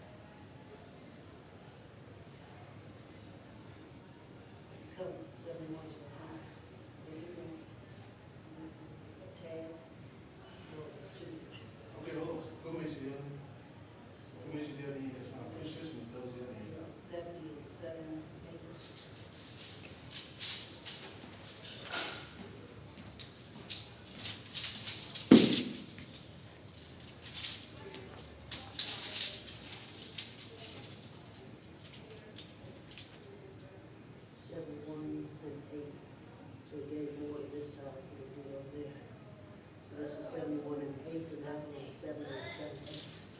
So you need to go back that way just to kick. Which way on that end? A little bit more, you're like, just a bit. No, I gotta sit down. Cause I can't go too much, every time I want you you to look at every this. time you move on. See it as a 7/8. It's fine, every time you move inside, you move it. And I'll still, So it's not gonna be. red, there.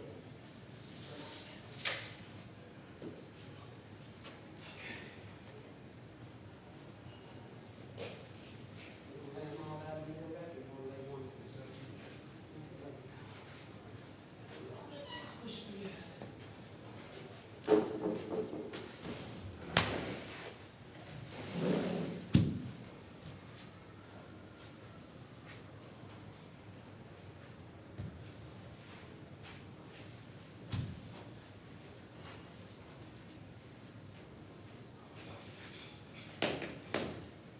See, that's from all that. Loosen this one up. All right, move. All I'm gonna do is put this in place and leave it where it is. Do you have the things that gave, were they screws or hexes? The extra ones? I don't know. Okay. Don't take that. We're not taking anything out. Using what we got.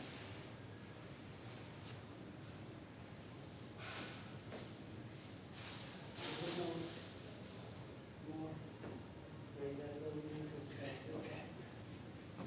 Use your finger. No.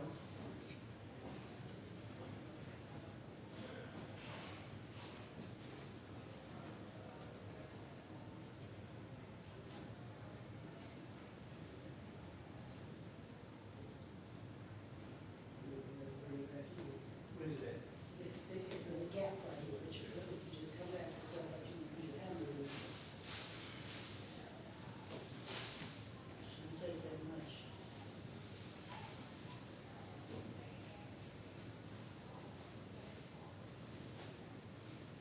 And this one's out.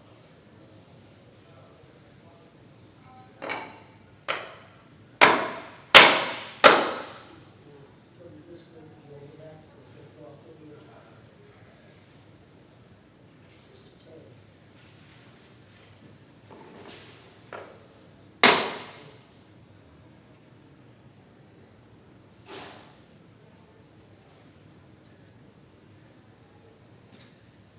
Okay, loosen this one.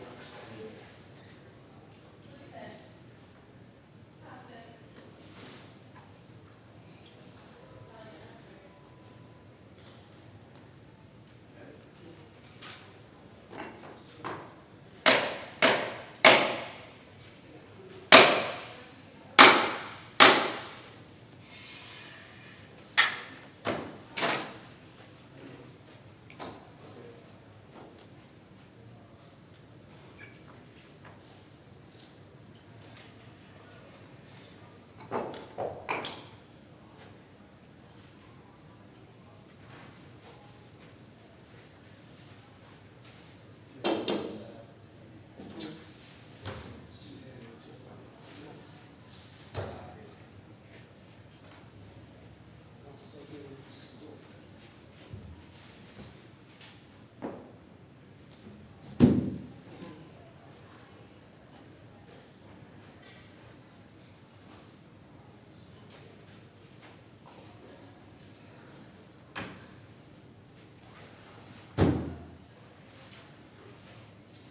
Get them all off, unless you want me to leave them here.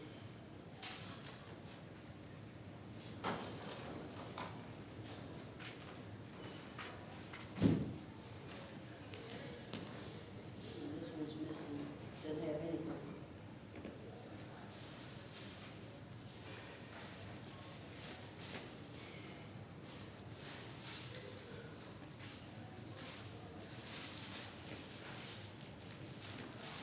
See if it fits. What is it, a screw? It's a screw good.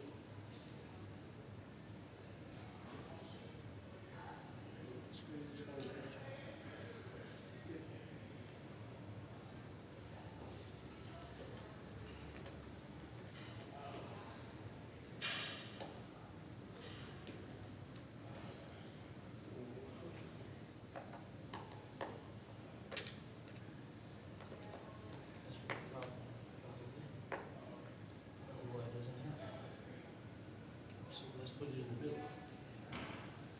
still have to lock it in somehow. It's in the middle, it's locked in. You wanna try to put it in? You know, let's just save it to the end, we'll put it at the last, on the outer, is that we all It have has to to know. be, it has to be on the outer, because it can move. It has to be, if it doesn't work, it has to be in the center. What I'm saying is if it's at that far in, nothing gets attached to it but the edge. And then it holds better than trying to have it hold this. If you want to, you can just do that. It's not using yet. It's probably the wrong damn thing anyway for this one. Looks kind of wrong. It's gonna have to go right there. Here. Do you want to use it at the end? No, I'm gonna use it right here. Do these things move? It's just goddamn thing to work on. No.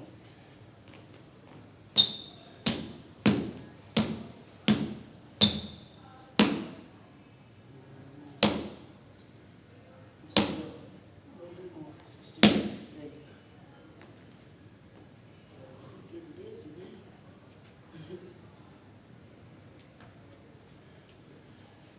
Ooh.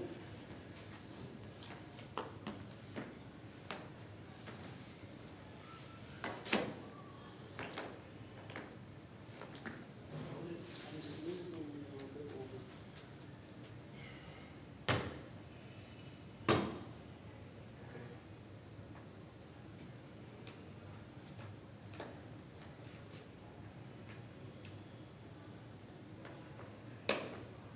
Where's that other screwdriver?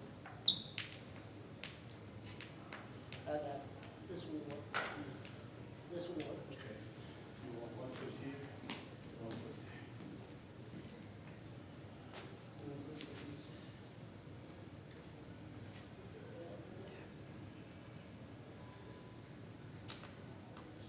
You gotta be straight up over there, you got an angle.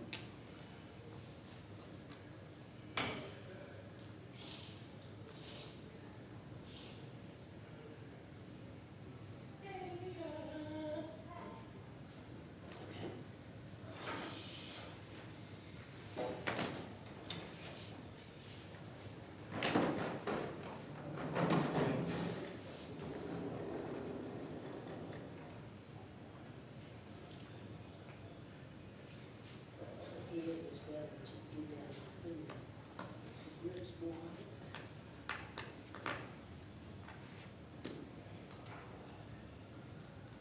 Give me that other screw.